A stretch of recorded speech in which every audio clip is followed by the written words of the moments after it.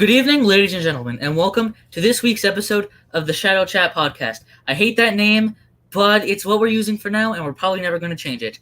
Today's episode, we're talking about non-human aliens from TV or movies, and I hate that topic, therefore, that's not the topic, and I'm changing it on the spot and removing those last few words. Yeah, good luck with that sport. Just the last few words. Okay. Still aliens. All right. This is turning into a purely sci-fi podcast. Yes, that's the point. So I'm going to bring in Omanal because he's been waiting patiently. Yep. All right. How the hell are you? I'm doing okay. If you hear some guitar in the background, that's because my son's learning to play guitar. And so Hey, that is awesome. That is cool. Is it electric? No, I don't think we do. my friend gave me electric, but he's doing the acoustic, which is probably the better way of going for the moment. Now, don't get me wrong. Yeah, it's better to start, but you know me, I got a soft spot for electric guitars. If there's no electric guitars in the song, then it's not real music. I wouldn't put it quite that way, but that's pretty much true. So it's not pretty much true. It's true. So, I mean, we did our exercises and everything else. So I want him to do this last little bit, and then he can go play on the computer for an hour or two. And then he has to go to bed before we put him in rock climbing tomorrow. So Cool. Sounds like a busy weekend. I try to, but the rest of the weekends, are like this if he's not around. Okay, I'm going to go over and invite Shauner because I know he wants to be here. And I'll be right back. Oh, he just left. Nice. I don't think that's what he wanted to do. My father has gone. He has left. That's right. So, Jack, are you in 9th grade or 8th? 9th. 9th, okay. Yeah. Well, I don't know. There's always that weird thing with ages, so. That's true. Yeah, I know this one girl who everyone was like, "Hi, you're only a freshman, yet you're like 15." It's like, I was held back in kindergarten. Well, you know what? It sounds horrible, but I've known people have done better by being held back rather than being pushed forward. So. Yeah, it's just weird getting held back in kindergarten. Well, you know a girl who was held back in kindergarten, and she's friends with my best friend's sister. No, yes, and I was like, wait, you know her, but she's my age. It's like, no, I was held back in kindergarten. Do you remember? Like, yeah, I forgot about that. But yeah, no, it was. With homeschooling my son, who knows what grade? Well, I guess he's equivalent to 9th right now, 8th, 9th. So. Yeah, homeschooling is better, is objectively superior. Well, the nice thing about homeschooling, especially now, because you live with your parents, that helps. But when I have to share him back and forth, that lets me get him anywhere, and then we can go traveling. Like we took him to Hungary, Hawaii. I took him up to Montana, so I don't have to worry about school years. So that's nice. Yeah, I'm planning on going to Austria in a few years. I think I drove. I can't remember if it was Switzerland to Austria when I was 8 years old. They let me drive a ferry. I don't know how they let people do this back then, but they, it was a ferry full of people, and he's like, "Come here," set me in the seat. It's all about the green stuff. Someone slipped someone some cashola, and that's what happened. Well, I wish, except I saw what my parents had, and they didn't have. I know they weren't slipping money; they were too cheap. I think it was just I was sitting close. I looked interested, and the guy was like, "Oh, come here!" That happens a lot when you're little, but nowadays people are so freaked out over everything. Yeah. So it looks like Connor might not make it. His studio is blazing hot, and I get it. Our place just started to cool down. Now the sun's going down. We're only going to be doing this for maybe a little bit less than 3 hours, then go jump over to Nathan's chat. And I don't know where Nathan is. Maybe I should go invite him. Oh, about that, you're a liar. Anyways, that's. What, it's still hot? No, it's definitely hot. Everybody where I live, because we live up in the mountains, but we go down below the mountains for school. But still, even up here, it's like finally it's been like not 100 degrees. It was like bordering 100 degrees, 90 degrees most of the time, and I'm incredibly dark right now. So what's your elevation? Like 3,000 feet. Okay. I mean, I thought it was funny because I took my son up to Montana so we could go look at the mega floods. And his mother was complaining that it was 100 degrees down here in Texas. And in Montana, we're like, hey, it just hit 50 is the high. Oh, no, we've actually had 109 all week. Today was actually about 102. But, you know, after... But it was finally getting colder. It was finally getting colder. And then all of a sudden, we're like, okay, maybe we might start making plans to order some jackets. Maybe we might actually not be dealing with like 90, 100 degree weather. And immediately there's a heat wave. Oh, we had our for July, I think we had something like 30 days over 100. The high hit 109. I was checking with my parents. They said, hey, we got a cool spell. I said, it dropped 7 degrees. It's only 97 degrees instead of 105 is the high. So, yeah, I understand. But we'll see. We're finally getting rain. We had almost 3 months of no rain, and but I was kind of fortunate I couldn't plant anything, so I didn't lose any money. Boy, corn got hurt here pretty badly for that. Okay, I'll be back. I'm going to go see what's taking Nathan. Sure. If he's working on his other show. And he leaves again. I feel like he doesn't want to do that. Well, you know what? Here's a nice thing about being old. It's a boomer moment. You're allowed to get away with stuff. Just like when you're really young. I'm just learning. The problem is when you're in your 20s and 30s, they expect you to be competent. Yeah. Whereas, see, enjoy this time is like, I don't really know what I'm doing. I'm just learning. And see, people give you this. Or if you're like, I'm an old man. Yeah, I'm just learning this. It's okay. Yeah, that's the worst part's when you're in your 30s, because then people expect you to be good at everything. Yeah.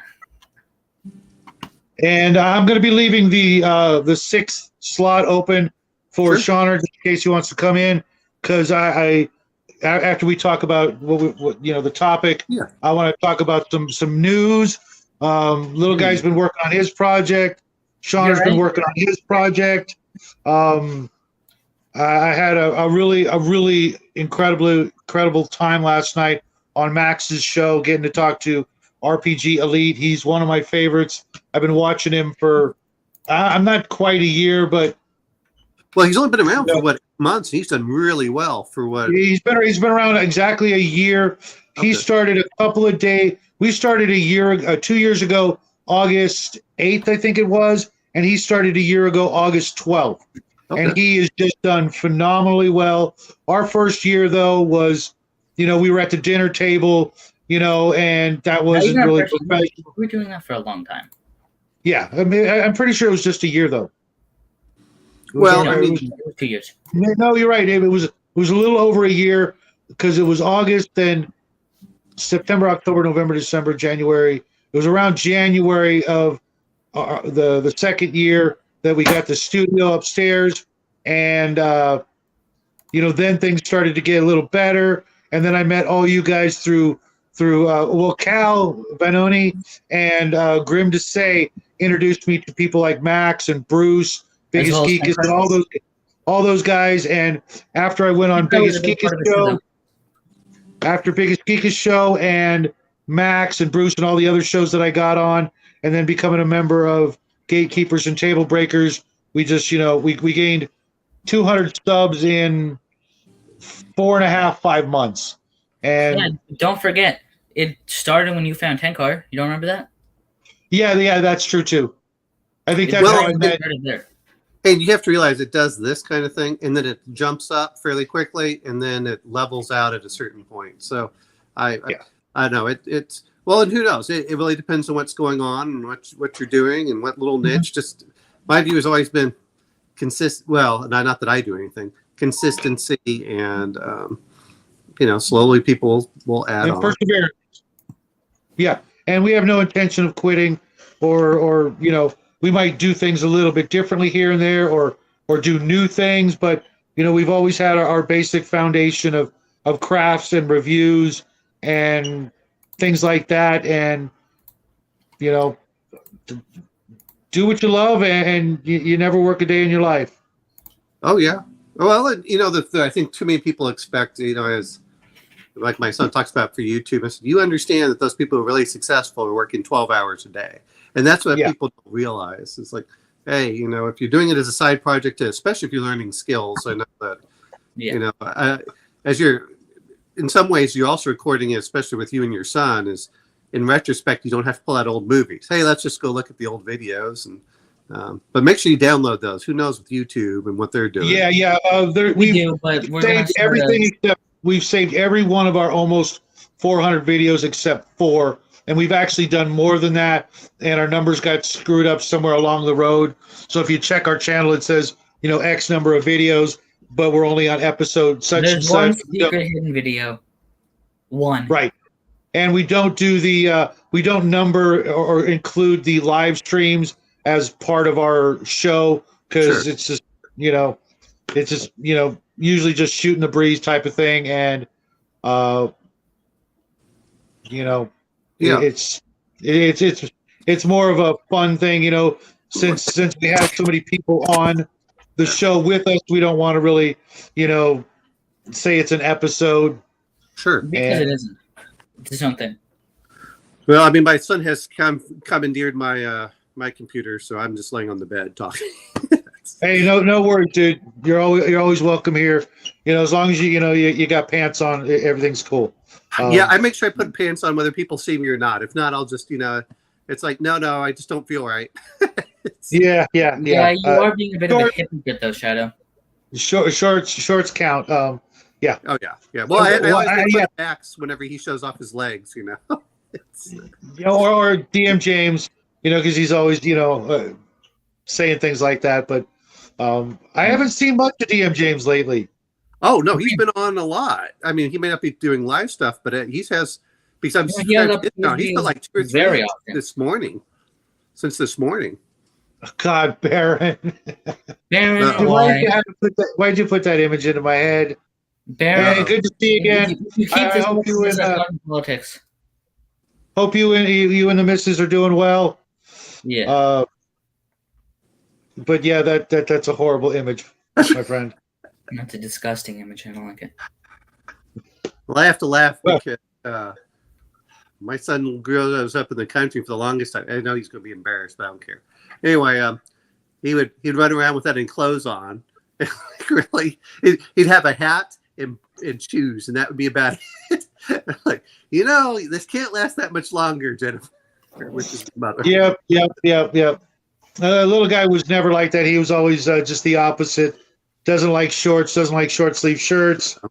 I hope he's learned his lesson over this summer because, man, I only wear shorts when I'm required to. Well, you know what? I'm gonna, and I have to say this because I used to go out in the woods a lot, and I know you guys are more probably in the desert, but I used to go out in the woods a lot, and so even during whether it's Kentucky or wherever I lived, it was always hot and sweaty. But I'm like, look, I don't want my legs torn up with all these things. So the same when I was in Virginia. It was, everything was knee high. All the shrubbery, minimum grass, etc. You never know what's there, bugs, etc. But once I got to where we live now for the last almost 12 years, shorts and a tank top or a t-shirt, or better yet, a Hawaiian shirt because they're cooler. And I'm good. Well, I mean, for work, a lot of times I'll wear long sleeve shirts just because keeping that sun off your arms makes a big difference. People don't realize it. It's like, oh, you're wearing long sleeves. I said, no, it actually keeps you cooler when you're out in the field if you have to be in that sunshine. But you always want something with it. Unless you're like me and all your clothes are black, and then you not so much. But he doesn't wear that much pure black shirts anymore. Well, instead of that, he just cycles between the same 3 shirts. I mean, I'm not, I'm one to talk here, when I'm wearing my black t-shirts, but when I go out, when I'm working, and then I'll be out in the field a lot of times, I wear long sleeve shirts and I'll wear a cowboy hard hat. And, not everyone's like, oh, that doesn't work. Doesn't matter. The point is I'm easy to identify. If someone shoots me, they can't say, oh, I mistook him. Like, nope, I'm wearing a safety orange vest. You can't mistake me. If you shot me, you intended to shoot me.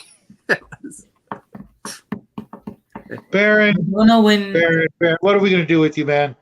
I'm not seeing what he's saying, unfortunately, because my son's on the computer. So, you trust me? You don't. We're not going to mention it. He's being. So we have Nathan.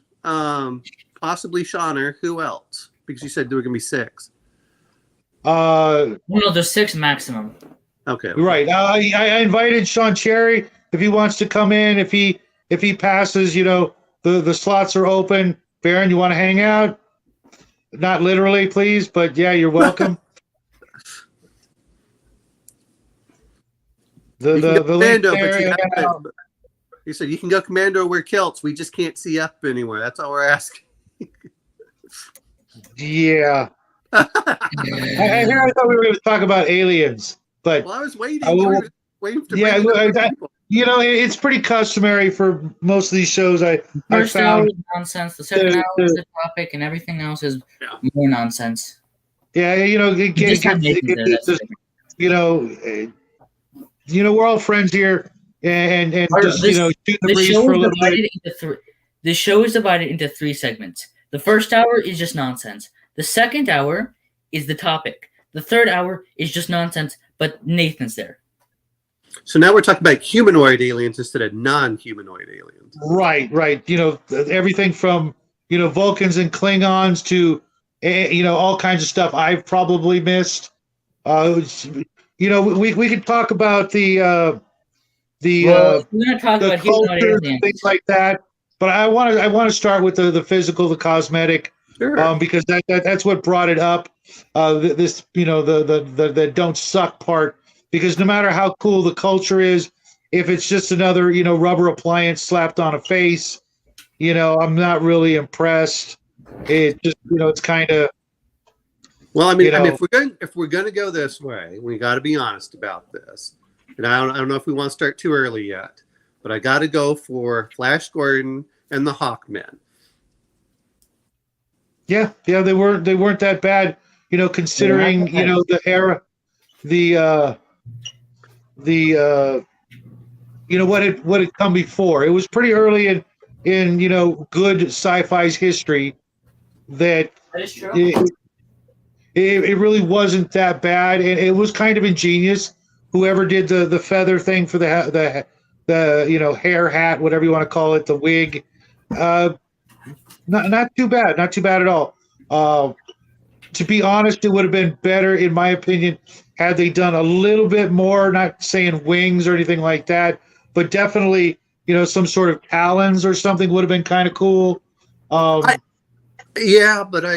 Perhaps, but I would. We have to look at 1930. Well, Flash goes back to 1930s, which I have never seen. I can think about the cartoon and the movie, and the Gil Gerard TV show. You mean? I don't. Well, there was the cartoon in the 70s, and then later on came the Flash Gordon movie with Sam. I'm sorry. I thought you were talking about Buck Rogers, not Flash Gordon. No, I don't know why. I don't know. No, I was talking about Flash Gordon, and I'll tell you this much: if you've never stood next to Sam Jones, because I'm 6'2", and he's right up, and he's a big guy. I mean, I have a picture of him with me, and I'm like dwarfed by him. It was funny. I actually saw him. He was in an episode of Blake 7, and I'm like, I recognize that voice, I recognize that face, but for the life of me, it took me a good couple of minutes before I'm like, oh my God, and it was cool. I really like seeing people like that in things before they were famous, so to speak, like Tom Baker in the Sinbad movie when he played the bad guy, and Patrick Troughton, he was also in a Sinbad movie as a good guy, and he was great as a kindly old wizard, I think he was a wizard, right, Sport? Yes, pretty much. I mean, what happened was I went to Comic-Con. Oh, this must have been 6 years ago or so, and unfortunately, I had to work. I bought a weekend pass, but I had to work that Saturday because my inspector had to do something.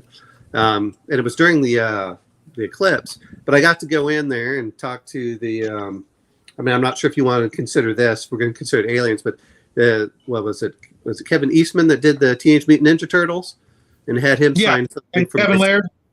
Very nice, right. Because they're all going in for the signatures. And I said, look, and I know that if you personalize it, it reduces the value. I said, look, this is for my son. Could you sign it off to Connor? And he was just so happy because he knew that it was the difference between someone trying to go for it for money and trying to do it. Yep.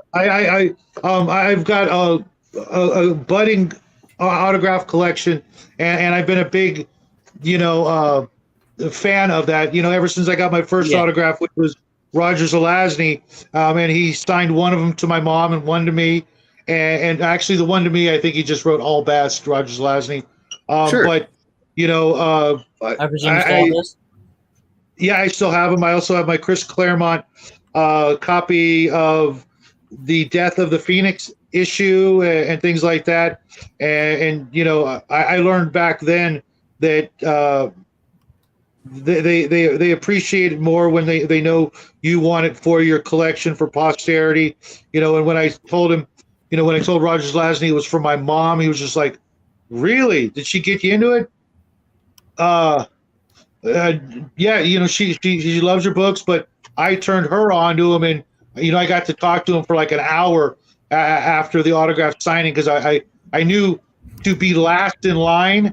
Yes. Because I overheard him saying, his ride to get picked up wasn't going to be there for a while. I'm like, no, you can go ahead, letting people ahead of me to get their autographs, and then they'd leave. And I'm like, I started talking to him, and it was, I did the same thing with Claremont because I'd learned, and I just, said, no, go ahead. Sure. I'm waiting for somebody. And then I'm last in line, got to speak with Chris Claremont for a bit.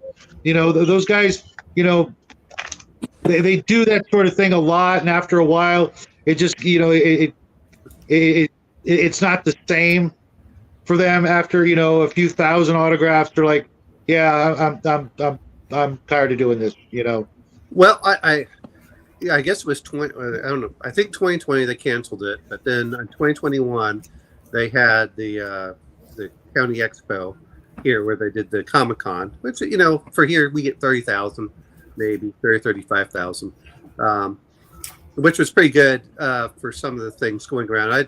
What I tried doing is going to the guys who aren't famous, who I like their art. Yeah. Speaking of which, I'm not sure if you can see it, but let's see if I can. Of course, I've got dust all over it, unfortunately. Let's see. But I liked this art right here. Okay, that's cool. Yeah, well, I liked it because, and it doesn't really show as well, but it's got kind of this translucent background thing. But I liked he did the giant stuff. But of course, those guys are just happy that someone's willing to talk to them. Because, they don't have this big long line. And you're like, oh, okay, I can spend 10, 20 minutes talking to these people. And I'm like, oh, okay. You get certain specific things. So those are the ones I like to go to. Well, not only that, but it makes them remember you instead of the other way around. Yeah. If you think about it, how many people do they actually remember after, thousands of autographs, etc. There's probably people that do stick in their head, and then if you bump into them again, in real life at a con or whatever, you can be like, yeah, I'm that guy, so to speak. And sure, yeah.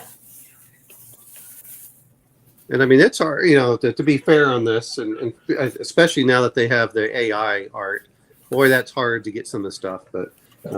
That's true. But yeah, I'm trying to think. I gotta do something real quick. Sure.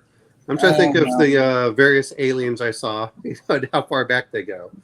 Yeah, I'm gonna say this, and it'd be better if I actually found my book.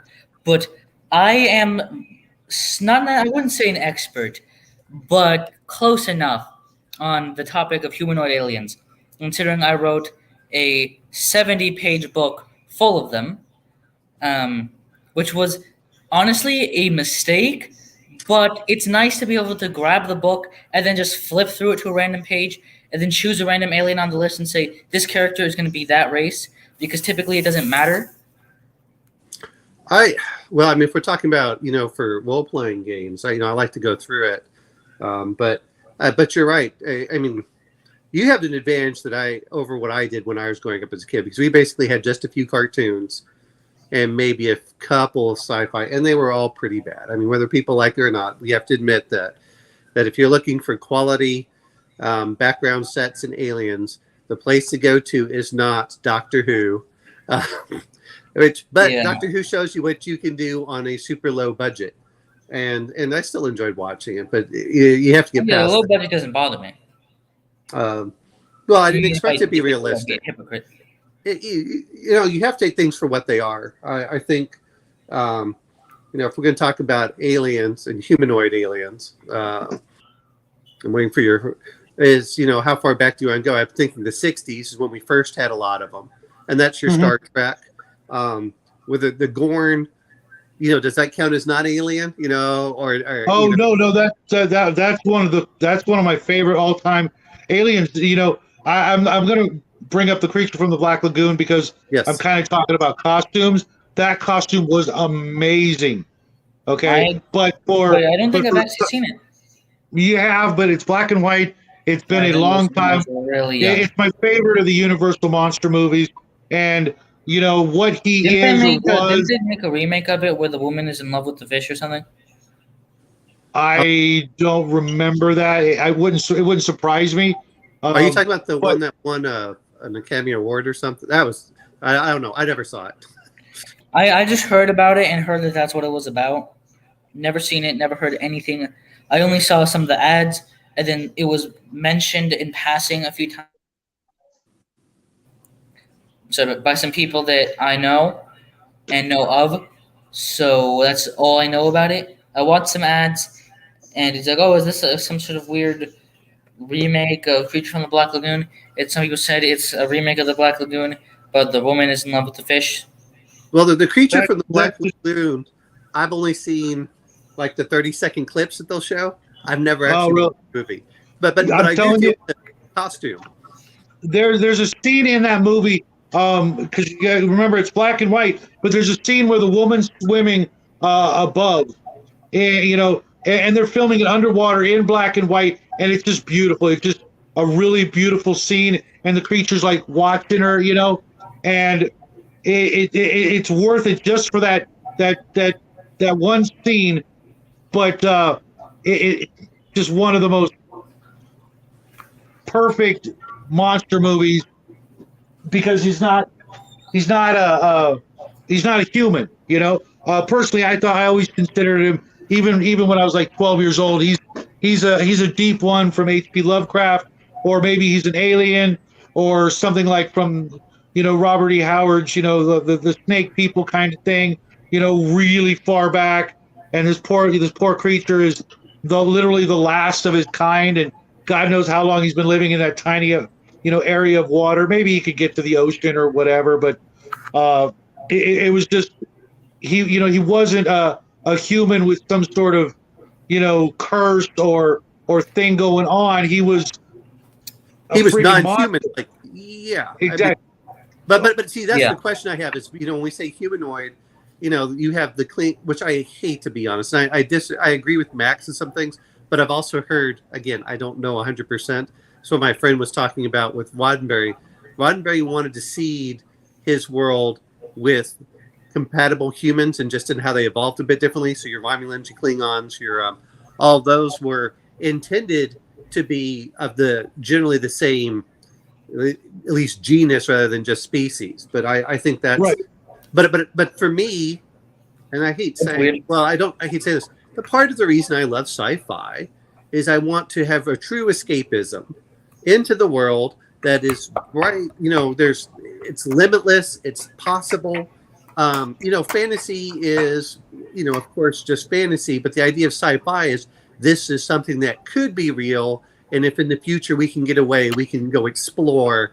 And that's what I love about science fiction so much. And I think in some ways, like we talked about the dystopian stuff, the dystopian doesn't make things better. Part of it is, it's the same thing of, when you had the settlers, going west or people going from the Americas, from Europe to the Americas or vice versa, is they were looking at, let me go explore this vast territory, set out my stake, and just try getting away from the oppressive aspects of the rest of society. And I don't. Go ahead. Oh, I never really thought about why I like sci-fi. I think I just kind of do. I don't think there's a reason. And I don't know, I realize now that, if I'm going to be honest, a lot of what I write is, even if not intentionally, kind of ends up being a political message. So Well, you It's wouldn't be the okay. first. Well, wait a minute. that might be part of the reason why it kind of, not evolved, but slowly turned into a dystopian setting, was because of the political aspect of it. Well, here's the point of whenever you write. It's okay to put in politics, just don't do an absolute 1-to-1. And the other part is, and this is why I get so mad about when you start hearing Monday, well, this represents, this president or that president. You don't want to do that because what you want to do is you want your message to be universal. And if you don't specify it's one person, then you don't tie it to a certain timeline. What people will do is they'll take that message and move it forward to relate to their own life. And that's what you really want to do. So it's not that you can't hide political. I mean, if you've ever read Heinlein, oh my God, that guy puts everything into his philosophy. Yep. And I don't mind it in certain ways, but you have to understand a lot of times he's using that as a method. And if you actually read his books, he changes his mind, over 30 years. And that's fine. I don't mind. That kind of takes away from the mystique of it. If people can go, oh, this is obviously Hitler, because you gave him a mustache, a certain kind of mustache, then you lose a little bit of the timelessness of whatever you're trying to say, because generations from now, people are going to look back on something like we look back on Star Trek and go, oh, this was this. But 50 years from now, they're going to go back and go, oh, no, they were talking about, something else, that hadn't even come out yet. Well, but good stories are, you'll be able to relate them to your own life. So if you take universal message, this is the problem that I have with modern day, is they don't have if you have a universal message, and I don't care whether people talk about the stories, and this is, some with Jordan Peterson, if it's a universal message that you can carry forward, something like the Bible, different generations can all get something from it. And you go, okay, the problem I think all too often is people want to stay at a very superficial level. I mean, whether people like it or not, Napoleon was viewed the same as Hitler in many circles within, the same thing with some of the Roman emperors. But if you keep it very vague and you do the universal, because human beings are still human beings. That's the thing that people forget about. Doesn't matter what color or shade you are, human beings are human beings, and there are bad human beings anywhere around the world at any time. And that way you can carry it forward. So it's okay to put some of that in there. And in fact, you should be drawing on some of that. The thing is that when you just simply say, when it's so overt, a perfect example is Wonder Woman 1984, it turns out you turn off half your audience and you just make a bad movie. Because because you're trying to focus on one individual instead of trying to say, let's take the universal themes of human beings. I still find whether people, Hercules, all right, what is that, 2,500, 3,000 years ago? But you can still say, okay, we can still pick things from him. And I think that's where you can see a lot of these writers. They pick those universal themes all the way back. And so it's okay to put in some political messages. But 1984 resonates more than when he wrote it, even though it's effectively, set at his time during the Spanish, Civil War. So, can you repeat that? The Spanish Civil War, the book 1984 by George Orwell. That was based off of the Soviet and what he saw in the Spanish Civil War. Yeah, but I'm not a fan of Orwell. If you've ever heard anything I've said.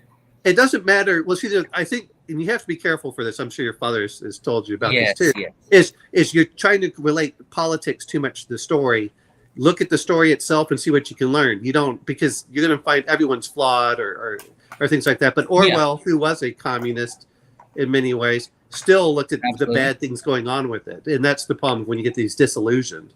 That I don't know if you've read Gulag Archipelago. You can't say everyone's perfect, and that's part of the reason that if you have flawed characters, that makes them interesting. And these modern day writers are horrible. Their characters are supposedly perfect, but then they have but they're not sympathetic. You have no way to connect to them. Real quick, hey DM James, we were just talking about you. probably why your ears were burning. I haven't seen you in a while, and I realized that you're putting out your videos really, really early, and I'm just missing them. So I'm gonna have to go back and watch some of your videos. But it's really good to see you again. If you want, you can click the link and jump in. We're gonna save a spot for our friend Nathan and our friend, of course, Donner, if he changes his mind. But that still leaves, a spot right now. Donner said he probably won't make it because his studio is blazing hot, but I want to leave the light on for him just in case. Yeah. Sorry. There we go. Yeah, I actually got the little guy 1984 for his birthday. One of the books There's I got. Also, I believe Animal Farm is in there too. Yeah. And I mean, if you're really, to be fair, it took me 4 years to go through the audiobook, but Gulag Archipelago, I highly recommend because you can see modern. Don't have the book, but it's on my list. Well, I got the audiobook because I would drive a lot, so I was driving, probably 6 hours a day or so. And I listened for 1 or 2, and I've started listening to everything in like time and a half. All right. So yeah, we recently discovered that, and the Doom Master is now in the studio. How you doing, James? Hello. I'm doing. Hey, Jack. Hey, Shadow. And Omenau, of course. I see Omenau off and on throughout the day. Yeah, I've been doing most of my streams and stuff like in the AM. I've noticed I've gotten a lot of subscribers, 3 or 4, but they're all Russians. So apparently my D&D content or my RPG content is making strides in Eastern Europe. So there you go. That's very good.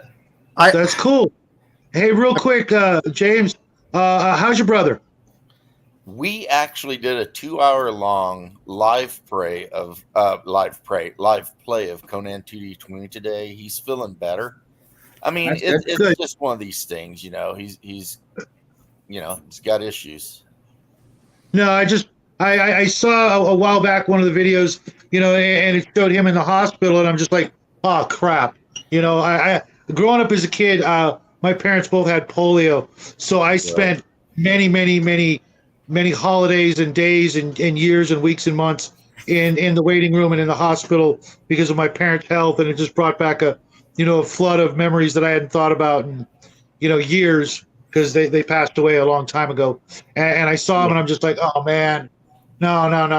Because I just met your brother, like a week and a half ago, and I'm like, oh. Well, this is something he's been dealing with for a couple of years, but I mean, on a happier note, Jackson's haircut looks pretty slick, man. I like that. Look at this guy; he's growing up fast, isn't he? Yeah, well, he's doing the JROTC thing, and he wanted to make sure he had his hair cut before first day, so he wouldn't, get that stigma of being the long-haired hippie, who's there for God knows what reason, and instead he's grown up to be a fine young man, doing all kinds of volunteer work already. Couldn't be prouder. Technically my second week of volunteering, there was a school shooting. I'm sure you've heard me talking about that. It was a complete disaster, and turns out nothing happened. I'm going to bring Thank a little God, right. Yeah. I remember seeing something. There's like all these kids are running around screaming, crying, and then my flight commander is just there eating his hot dog, standing there. I mean, I had Army JROTC when I went through school. I'll say this much: when you go to college, learn about CLEP test because that can get rid of. I got rid of 12 semester hours in 2 days. So, is Nathan coming in? Oh no, he's getting coffee. Okay. Yeah, he's getting coffee. And Arman, dude, I don't know what's up with my tablet. It just will not let me spell your name correctly. It wants to spell your name AMMAN, and I'm like, no. So I'm just gonna spell your name whatever way I can. It's not me. My tablet is It's a brand new tablet, but the keyboard is just crap. It hates the spacebar function. It does not want to put spaces.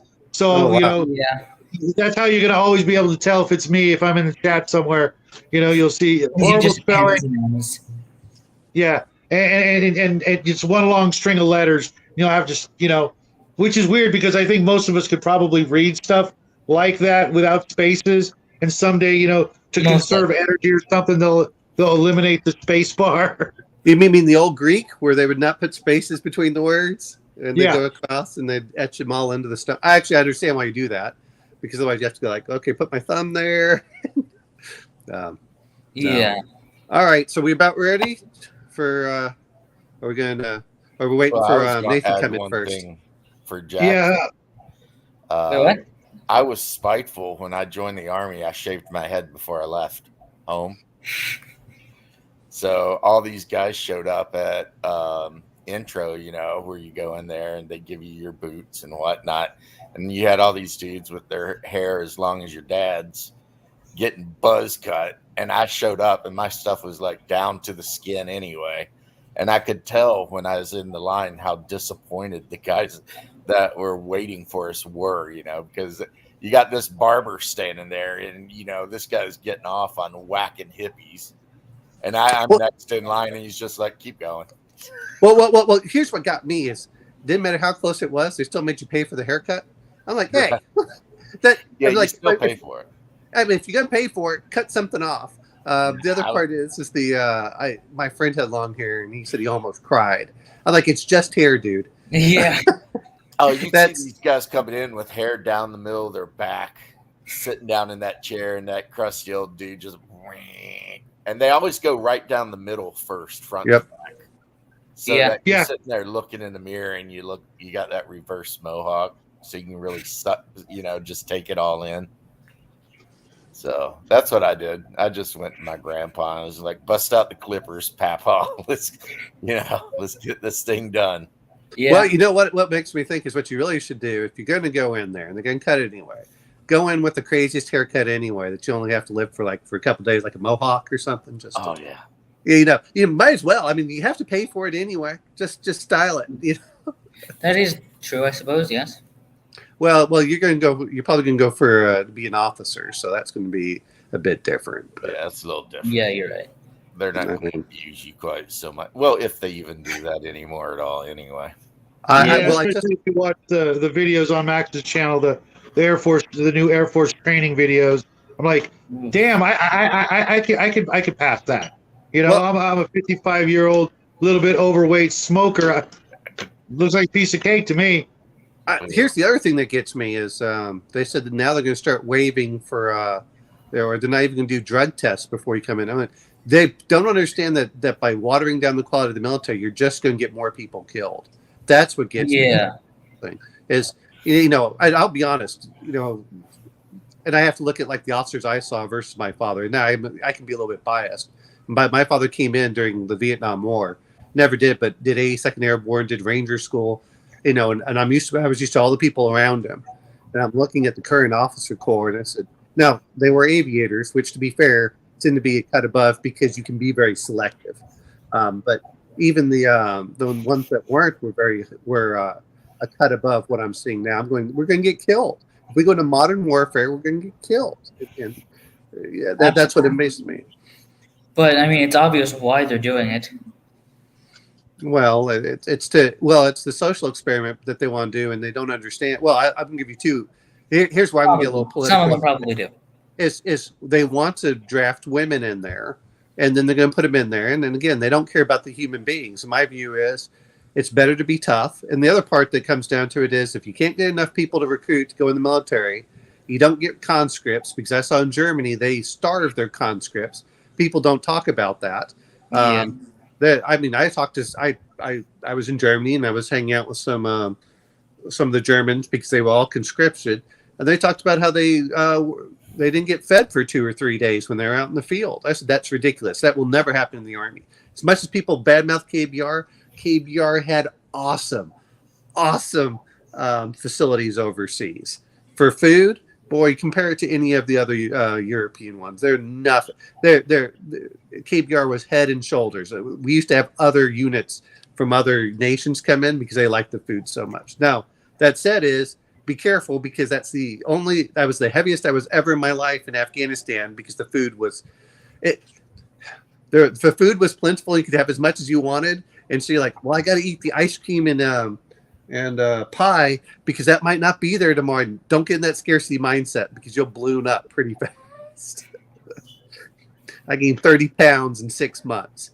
And what's funny is I come back to the United States where I have all my selection. I lost that within 6 months. So, yeah, but I'll say this much. If you wanted steak and lobster, you got it every Friday. And steak and lobster was not the best food. It was overcooked steak with rubbery lobster. So everyone's like, oh, yeah, it's the greatest. Like, no. It's like, no, how could you do this? So it was always Mexican food was the best for that day. Of course. Anyway, sorry I went on my little rant there. But so we talk about aliens? Or we're going to... Yeah. Or is Nathan I don't back? know what's taking Nathan. But... he must be grinding the beans, you know. Yeah, where we were talking about? The Gorn from Star Trek. I'm gonna say it was, in my opinion, one of the best old school sci-fi humanoid aliens. I know it was a little cheesy in some respect, but you know what? It was pretty damn good. It really was. I wish I had seen more of that. That was the problem that I had with all of these. And I that's one of the reasons I think I was so attracted to Star Frontiers as a role-playing game was you had humans, you had Velocyte, they were all different. Yazarians were the closest thing you had to humans. And they were still very different. And now you see the whole thing with the Hadosian. And why couldn't you just take what the Yazarians had and put them in a fantasy setting instead of trying to make them... You know what? I don't know if you guys watched... Total Party Skills video on it this morning. No, I don't have one of the books that he was. He had one of the old second edition Starfarer's Handbook that talked about them in Spelljammer. I didn't know they were also in Spelljammer, and the origin is vastly different. What they did in the new Spelljammer almost looked intentional. Like they wrote it a certain way so that they could then come back and apologize for it now. Really? I mean, it literally looks, and this isn't just me. I was thinking that when I first heard about it about a couple days ago, but then I was listening to Total Party Skills, and I'm like, that was one of his conclusions. He had like 3 conclusions, and I said, can it be all 3? But it really looked like it was a premeditated attempt to do something and then apologize for it to get publicity or attention or something like that, because everything that was I like the Gorn. I didn't know that was a thing. I mean, what's next? They're gonna go out there and flog themselves in public. It was just the weirdest thing listening to the whole both sides, the way they were written back in the 80s to the way they rewrote them now. And, I don't want to go too much into it, but it's just, It's absolutely ridiculous. And anybody who in the current day takes offense to what was written, even in the current day, then you're pretty much a racist. Because we're talking about a fictional the takeaway, thing. Shadow. The takeaway is, in the minds of some racists, any sort of ape-looking creature is automatically a black man. And that's kind of racist. Not kinda. That's extremely racist. If you're a Yazarian and you immediately think black dude, you're racist. What's funny is for Yazarians, crazy. I thought that they were a combination of Flying Squirrel and Batman. Is the way I looked at them. Rather than in Star Frontiers, absolutely, they're like Flying Squirrel, bat type thing. Yeah, kind of a little bit simian, maybe, but only in the face, kind of. Depending on who drew the image.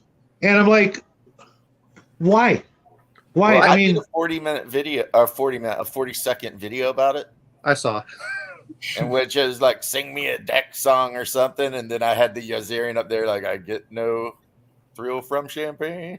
Yeah, You know, just a little homage to Blazing Saddles, because this whole debate they're having should be ridiculed and mocked. You know what though? Yeah. Here's the Really not a should be. serious position. well here's the thing. I didn't care about Spelljammer, and what amazes me is the number of 5e lovers that don't care for Spelljammer. I think the problem really comes down to, and is they're intellectually bankrupt. They don't know. They have to pick something old instead of just updating a little bit and changing a little bit of it. We're going to change everything because they want to put their own mark on it. They don't know what to write. They pick something. Well, but I agree with you. Created anything since the earliest days of 3.0. They've literally not created anything. They just keep rehashing TSR stuff. Yeah, and running exactly because I think for them, at the uppermost levels, they think that it's easier to do that, so you don't have to pay anybody for their creativity. You just tell them what to do, and that nobody can claim credit for the creativity part. Therefore, nobody gets paid extra because they're just going to fire these people anyways and keep rotating them through the mill, so to speak. And therefore, they maintain as much control over Dungeons and Dragons as a whole, and nobody can take any credit. I did this, I did that. After they get fired or while they're working on it. I know there's some people that, what is his name, Chris Perkins? Oh God, that guy's so fake. Well, here's what gets me. It's not like they don't own it. You got Tracy Hickman and Margaret Weiss, who did Dragonlance. Yeah. They already have the stuff in there. And what amazes me, and I thought it was very interesting, if anyone, I know we're going off of the topic, is if you actually look at, what was that called, where they're talking to Larry Elmore, and they talk to Margaret Weiss about Dragonlance, which I think is actually very, he did good art for that, was she said, oh my God, whatever her name was, you can see leg, that's not the way she's supposed to be. And I went, oh, okay. But I thought that, the reference for it is that they worked together on all these things to give a certain image and look. And you can tell when people love the material.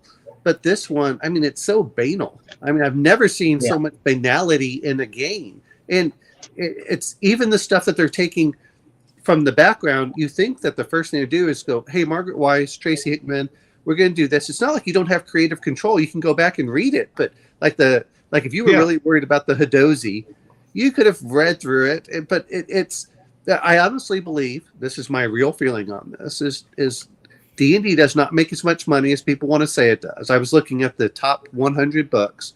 If you look at it, less than, 0.01% sell more than 100,000 copies. So even if it's in the top 100 or so, you're still probably looking at 200,000 or 300,000 copies of this being sold. That is nothing for Hasbro. Hasbro makes, if you multiply it by 50, that's what, $15 million. They might make $100 million a year off of that or less. I think it's really in the modern era with the ESG rating is D&D is used to flog. We care about all your progressive issues, and because it doesn't make us a lot of money, but it's high visibility and people write about it. That's all we have to do. In the meantime, we can do whatever we want with WotC, where they make their real money, which is from Magic the Gathering. Yep. And to be fair, some of the other stuff with the monsters, whether you like D&D or not, cool looking monsters can be used in any setting. So that's what they're really going for. And they don't care about the books because who cares? No one's going to buy enough. Even if the Player's Handbook, which is still in the top 100, I'm amazed. Even if that one sold 1 million copies, that's only what they probably make a profit of $10 or $20 million over 8 years or something. When you start looking at it, the profits off that are minuscule. And if you look at the Q2, I think, of Hasbro, they said they lost 21% from the previous year because a license expired. They're not going to make it. It's not like GW, which really has a strong background for that. And they could do the same thing with Dragonlance. They could do the same thing with, just like they could do the same thing with, everyone talks about Curse of Strahd. I haven't even read it. It's just so banal, and I admit that, we, in the 80s, we didn't have much. There was D&D and that was about it. There are a couple of others that tried to come out there, but they were not that common. I was around small towns, so games like Traveler just never showed up. I just never saw it. If it wasn't TSR, it did not show up. And then Call of Cthulhu, I started seeing, and then some of FASA stuff. They had to be big publishers, but after that, that was about it. And I think nowadays we have so much that they're in a market really of I don't know. That's the problem, is that they have got a lot of competition. Whether we like the games or not, I have to. I know Shadow doesn't like the 2D20. I do. I like the Mutant Year Zero. I like the World of Darkness. Everything has its strengths and weaknesses, and depending on the type of game, depends on what you have to do. But D&D, like you were talking with hit points, I wish that D&D, and this is what I was planning on doing with hit points. Once you hit 0, we start taking criticals, which means you start losing limbs and stuff.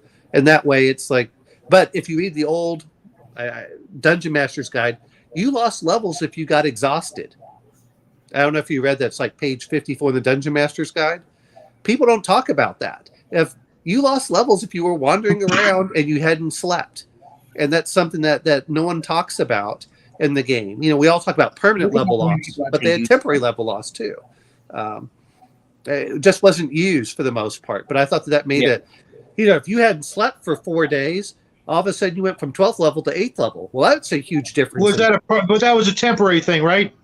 It wasn't until you got enough sleep. But that also the hit points. Yeah, I honestly don't actually ever remember that, and I pride myself on knowing, AD&D better than I know any other game.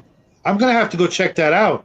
What's funny is, and I have to say this, I used to read the Dungeon Master's Guide, but I would focus in on the little tables I wanted instead of reading it in its entirety. And I was listening to Questing Beast as he was reading page by page.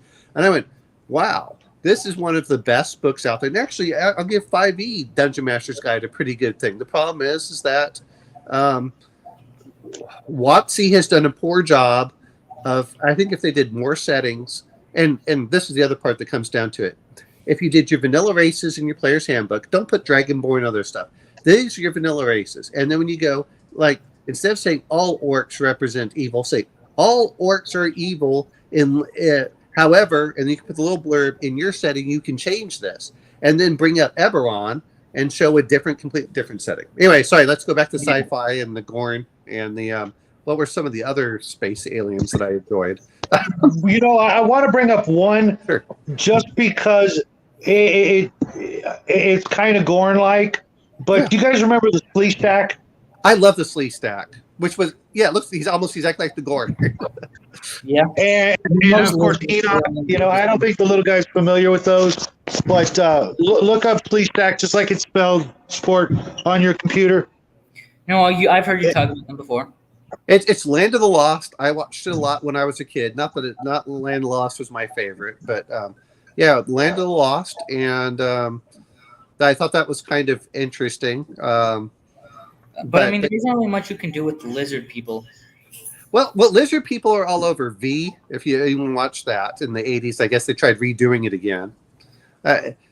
Hollywood is so intellectually bankrupt, and because they're all afraid of offending someone, it gets even worse. It gets just worse and worse. I haven't even seen the new Tolkien stuff because I just don't care. That's these were things I used to anticipate and wait for.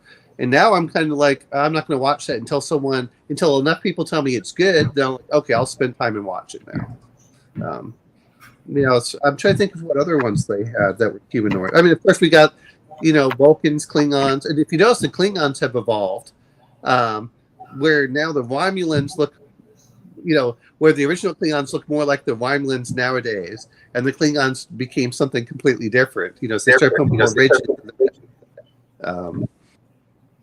I'm trying to think of what other humanoid, even aliens, even though Slee Stack, lizard men, we had. Of course, we always had the Martians with the big heads. Remember the big giant heads that have like the veins popping through there? And from Mars Attacks and all the old 40s and 50s movies. Yeah. Sorry for the explosions, guys. They're lighting fireworks. Oh, okay. Yeah. But they even had it in Star Trek, with Captain Pike. The Explosians, yeah. Those guys were actually creepy. in my opinion. They're nightmares. Well, to be fair, I had so many nightmares when I was a little kid that I was afraid to look into my bed. I was afraid to get out from under the covers. Not that it would do you any good. I mean, but it's so funny. And nowadays, I'm just like, what am I afraid now? I'm afraid of the tax man and running out of toilet paper. Those are my big fears as an adult.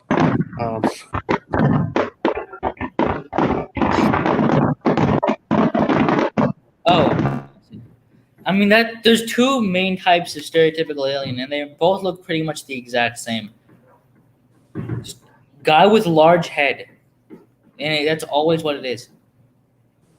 Well, those are your. I like the. Well, that's true, but the idea was as we get more advanced, our brains get bigger and bigger. So of course, I think even back in the 40s and 50s, they wanted to show the big brain underneath the big skull to really scare us on some primal level. Oh yeah, these people are smart, so we need to be afraid of them because they're just so smart. You don't. I'll tell you this much: having been around college professors, intelligence does not equal common sense. So just because, remember that. When you're completely shielded from the realities of the world, you come up with some stupid ideas. Yeah. And I'll be honest, as an engineer, I have been set straight many a times by construction workers. So and I'd always listen to them because I'm like, you guys know how you build it. Does this make sense? And if they're like, like, okay, time to go back and redesign. Yeah. That's where you need to listen. That's the problem I think too often is people live in this headspace and they get in the echo chamber. And they don't talk to anyone like, does this work? At the end of the day, you have to ask, does it work? What's your end result? And then they get mad because it doesn't work. And like, well, anyway. Yeah. There's that. Let's see. What are some of the other aliens I remember? Like he was talking about the Hawkman for, yep. Jeffrey. Cause intelligence as an equal intelligence. Yeah. Yep. Land of the Lost Song. Yeah. Well, I'll say this much. I thought the 1970s version was much better than the Will Ferrell version. I was like, really? You guys? Yeah, absolutely. The other part is, whether people like it or not, it's not that my son hasn't seen violent stuff, but I would like to take him to some family-friendly things sometimes, especially when he's 7 or 8. Start making movies that aim for a general audience instead of trying to make it for, 15-year-olds or people that have the bathroom humor all the time. Okay, let's get it so you can take everyone there. And you can do double entendres so parents get certain jokes that the kids don't. But Disney used to. They were doing it back with Groucho Marx and Bugs Bunny. You have a little class, and there's nothing. I mean, even SpongeBob does it. Oh yeah. It can be done, and it can be done well. Yes, it can be done, but. Well, that requires writers and skill, and if you're doing diversity hire instead of merit-based hiring, that's what you get. That's why I hate this whole thing of diversity. It's not that you can't find great people; it's just that you don't like them because they don't have your politics or they disagree with you. If you look for specific kind of people when you're hiring for writers, you're going to look for a specific type of person, and when you find that type of person, if that type of person isn't somebody who is good at their job and it's anything else, you're most likely to find somebody who sucks at their job. Well, they weren't hired for being good. They were hired because of some quality that they happen to have that isn't skill. Well, it's just like all role-playing games. Just because your elf is more dexterous, his dexterity of 11 doesn't mean anything compared to your, dexterity 15 human. At the end of the day, you still have to have your stats up there. Yeah. That's one thing. But that's what's going on. And I'm trying to think of some other aliens that came out that were there. If we're going to talk about superheroes, does the Thing count as an alien, even though he's human and he got mutated? I would say no, because I don't think mutation makes you an alien. I mean, using the definition of alien, which I presume we're using, which is guy from space, then definitely not. But if you're using a different definition, then maybe. Well, that's the question, because when you look at Rockmen, where do Rockmen fall or something? I'm trying to think of, for movies. I would say somebody who is from another planet. Of course, I still like Spaced Invaders. I love that. That's all tongue in cheek the entire way. It's a great B movie. I'm not going to say it's going to win any awards, but it's a great B movie. Before we go too far, I want to give a double thumbs up for Spock and the Vulcans. I think they, with the minimalist of cosmetic features, they really nailed it. You know what I loved about the Vulcans is they were different than human beings. They gave a contrast. They had their own unique society, and you saw both the strengths and weaknesses of that society. You saw, when you look at it, you had McCoy, which was very emotional, and you had Spock, which was very logical, but you had to have Captain Kirk thread between the two of them. And I thought that was very well done. Actually, I didn't mind Star Trek The Next Generation on how they changed up Klingons either. I thought they did a good job there. Now, the problem is they go further on. Stop retconning everything, you idiots. Yeah. Well, there's Warhammer, but I loved Warhammer, but the Eldar are completely alien. They are not human in any sense. I love the Eldar. The Eldar are my favorite 40K race. And it's weird because all they really did up until... He thinks elves are the greatest in everything, with no exceptions, ever. No. The Eldar were very flawed. They found out that if they don't control their emotions, you get Slaanesh. No, that's what he says. Oh, okay. Not just when it comes to Warhammer, just in general. Oh, okay. Or elf-like, it is the greatest, no matter what. Oh, you know what? When I was young, because I was tall and thin. I was 121 pounds at 6 foot. When I was 17 years old. I matched an elf. I went and I always looked at. I hate saying, because I was a power gamer. I understood what had the best stats and things, but as I get older, and I know your father doesn't like this, but I do like the race equals class, because that stops players from playing non-humans. Well, I want to do this. Great, you're an elf. That's all you are. That's what your specialty is. Now, as much as we talk about it, that didn't define everything about you. They still had other stuff, but elves were fighter magic users in basic. Dwarves were basically fighters. They didn't have clerics. They didn't have all these other things. They didn't really have thieves.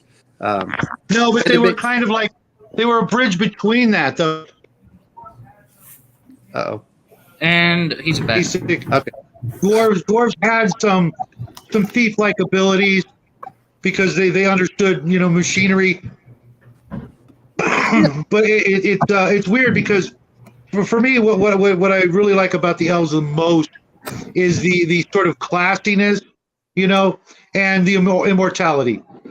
The other stuff is I also kind of equate them a little bit to like angels, because I think that that was kind of at least with Tolkien elves, it was kind of implied at the very least. And so being a bit of a perfectionist, that had a great appeal to me. But what's weird with 40K is up until the Gene Stealers and the Tyranids and maybe the Tau, which I know almost nothing about, they were just the fantasy races thrown in space, which was kind of humorous if you think about it in the old days. They just threw all the classic fantasy races, elf, dwarf, and just threw them in space and did the most logical thing that those races would do and become. And nobody ever looked at it like, this is kind of a joke, isn't it? You guys you're kidding, right? Well, you know what though is, and I'll be honest, because I have the original 40K thing. I looked at it and said, all you did was take the Warhammer Fantasy Battle and bring it to space. And I was like, okay, cool. And the other part was, and this is why I liked it so much, because for the longest time as a kid, and I don't know what rule set my friend used, he brought over a few miniatures and we played, we put books under stuff and we used books for terrain. And he brought over, and this was 1982, I think. He brought some miniatures over, and he had some, it was like a 3 or 5 page rule set of, shooting and stuff like that. And I was looking for a game. Very, very funny, Jeffrey. Oh, well, yeah. Well, this was right after, yeah. Anyway, but he took over but I said, okay, I'm looking for a game where I can use it. But I liked the design aspect, which is somewhat real, because you're like, well, the ranges are too short. And unlike Battletech, which has these weird things where he says, well, you're playing at a table. When I actually looked at the ranges for things, it's okay. They said, you can shoot 10 times further, but your odds of hitting go way, way down. I said, okay, well, that makes sense. They had Overwatch. It was a fairly good rule set for representing fairly modern combat in certain ways. You had to understand what the limitations of it were. But, I've shot, and yes, I've hit, a 2 MOA target at 800 yards consistently. But the average infantryman is lucky if he can hit anything past 100 yards. I mean, that's just the... In AD&D, Arn, the dwarves could also be clerics and assassins. Mind you, that's only 4 choices, but, that's actually kind of a lot of different choices. Well, if you think about it, it's more than 16 choices, I want to say, but it's like 20 different choices, I think, mathematically. Well, that's kind of a lot, and it just seemed kind of weird to me that they would do that with those races and just go races class. It's just for me, it never made sense when there were all these possibilities, especially when AD&D came out before BECMI, as far as I can remember, and they already knew that it worked. Well, I'm going to bring it back to the basic kind of rule set. But I'm going to bring up a little. The other point is, and I've been noticing, like you have, when you start reading the old rule sets, they start coming in there. Ranges are too short in 40K, but if you actually go to 40, if you actually do 40K and you read the actual things, if you multiply the ranges by 10, you actually get a more realistic range. I mean, that's what maximum effective range. But to be fair, no one wants to be shooting. What is it right now? It's 250,000 rounds are shot for every soldier on the battlefield killed.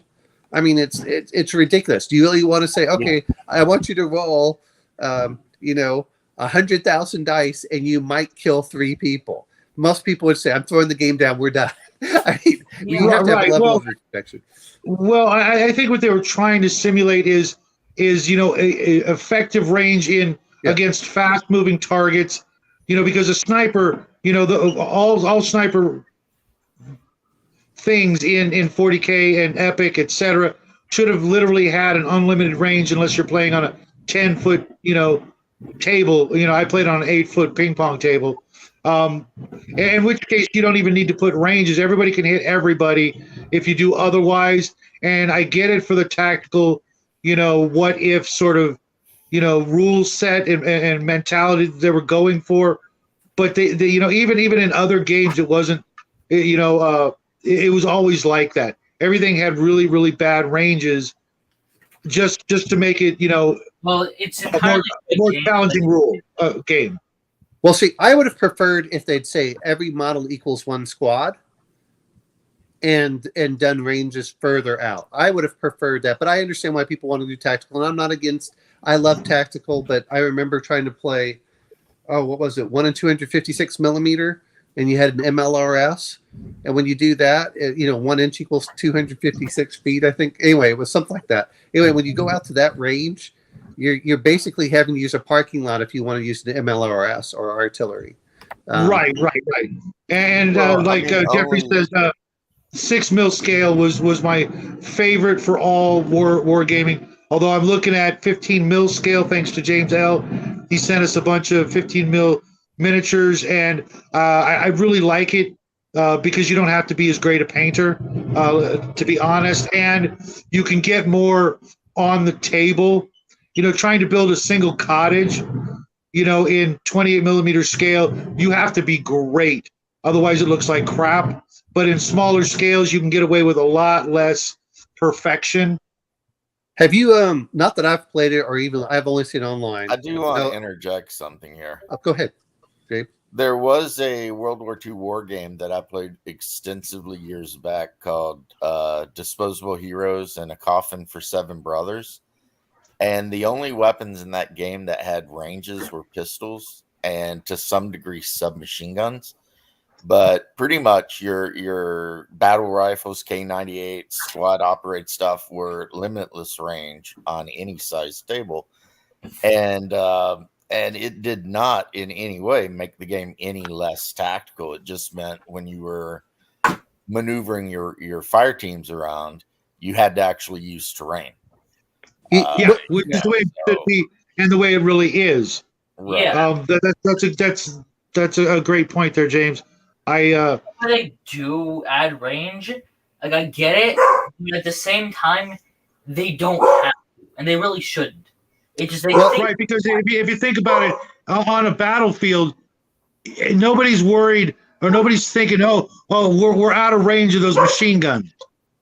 Well, I mean, the issue is if you're playing a game that's a 1-1 scale where 1 inch equals, say, 5 feet or a yard or whatever, and I've played a lot of 40K over the years, it is kind of ridiculous to assume that a Space Marine, which is a super soldier, can only effectively engage somebody with their bolter gun at 25 yards or 30-something with some of the later bolter variants. But in the World War II game I'm talking about, which was literally like a 12-page rule set, a soldier with a Garand or something like that, if he could draw a line of sight to a target, could take that shot. Well, I mean, modifiers for, of course, cover and how fast each guy was moving, but it worked just fine. Well, I mean, no, I don't disagree with you. That to me, if you're going to put a range in, if you're going to be using a rifle, anything under 100 yards is short range. And then if you're going up to 300 yards, it's still point and shoot because you're not getting that. It's not until you get to the 500-yard range or so where there's enough drop off where then you have to take your time and calculate things out. You're right. If we're going to do this 1-to-1 scale, which is why I like playing with the smaller miniatures for number one. One is you can put more people on the battlefield. You can put more terrain out there. You can do a little bit more maneuvering. It takes a little bit longer. 28 just seems so big, and then now they're getting up to what 35 millimeter. Yeah, I mean 32, something like that. Yeah, look, Jeffrey says a few things, and it's like, okay, Car 98. You can, if you're a really good shot with Car 98, which I own one, but mine's Serbian made, get a target at 1,100 yards all day long. But that means you have to be a good shot. The rifle can do it. It's up to the guy shooting. Well, it makes a good point, though, about rolling hills and the fact that your soldiers are going to be hugging the ground, hiding behind every rock. So that's a thing. But I would disagree with Omenal here about the whole I would say short range is 50 yards. And that's based on my training as an infantryman. 50 yards is short range. Anything after that, when you're dealing with targets quickly sprinting back and forth across the battlefield, can be very iffy. And even 100 yards is, I mean, in the middle of a firefight, when people are just running around willy-nilly doing their thing, even 100 yards is kind of, like you said, thousands of rounds to take out one target. I mean, you can go to the range all day with your M16A1 and drop targets at 150 yards and think you're just the baddest ass on the planet. But, because nothing's moving. Right. But when people are moving fast, dust is getting kicked up and rounds are actually whipping through the air, it's a whole different experience. Well, no, I just want to say, I think that on average, they said that soldiers only engage within 100 yards. I mean, that's why we went to the M16 as opposed to battle rifles. You're not... Back in the old days, I guess you might take shots at people 300-400 yards out in a European theater, but then you move that shit to Vietnam, or Iwo Jima, or Guam. Yeah, you throw jungles in the mix. Yeah, or the Black Forest regions and stuff. You're not even seeing people 50 yards. Well, I mean, I'm going to be honest about this, and the big thing is, we'll talk about weight. I mean, I have probably 200 rounds of 308 ammo. You realize people forget just how much that actually weighs. What's that? It's like 10 or so pounds. Oh, it's you do that on top of your rifle, and then if you put a scope, I mean, Well, I was a 60 gunner when got to my duty station. So it's like 27 pounds for your 60. And then if you have 100-round belt put in that thing, that's like another 7-8 pounds. I always laugh at these movies where these guys are just manhandling that hog around, Yeah. standing there braced up, just shooting at the. Like, no, that doesn't. I mean, I'm not a little guy. If you're not in prone position with at least the bipod down, and you got to grab that bastard and really steady in on it, you're not hitting anything with 60. Of course, that's not the point of it. The point of it is suppress an area so that the maneuver team can flank around and gank them at short range. That's how we were trained anyway. Well, and he says 50 yards point blank. Well, like everything else, here's the other point that everyone forgets about. I'm a great shot. Okay, here's what I want you to do. I want you to sprint for a mile and then try shooting, because your blood pressure's up in the sky, your heart's beating as fast as it can. That's the other thing that everyone forgets about. Adrenaline gives you the shakes. You get all on. Big time. Big time. Yeah, good luck getting a beat on anything, let alone steadying it. Just to not shoot up into the freaking air. That fact check true as an infantryman. His last thing is pin the target down and call in fire support. Well, even my friend who did some of the sniper stuff in Afghanistan said they didn't, their goal really wasn't to shoot. What they would do is they would go watch everything, and then they would call in air support. They said because they were more useful, where people didn't know where they were. I mean, that's far more people have died for that, unless you're trying to make a pinpoint strike and only take out one person.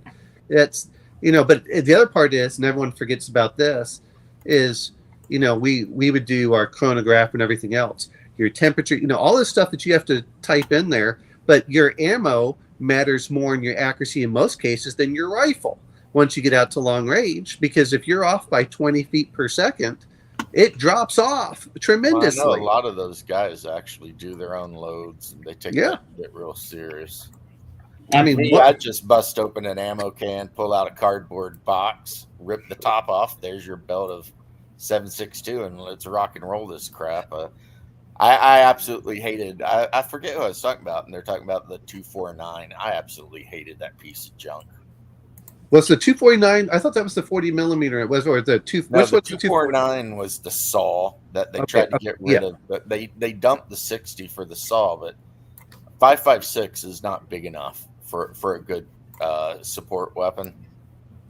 So then they eventually dumped the saw and went to the 270, which is basically an improved M60 with that 7.62 NATO round. And that's what you want, because you can reach out 1,000 yards with that thing and keep people pinned down, or if they're stupid, take them out. But well, I mean, if 1,000 yards, and people forget about this, it's even if your odds of hitting are low, it doesn't matter. My view is if I get hit by a bullet, I'm out. I'm staying low anyway. I think that's what people forget about is, most soldiers, and this is what I liked about the original 40K, Rogue Trader. If you were shot, you could only move your 4 inches, but if you didn't, you had that reserve move, so you could move twice as fast if you were not under fire.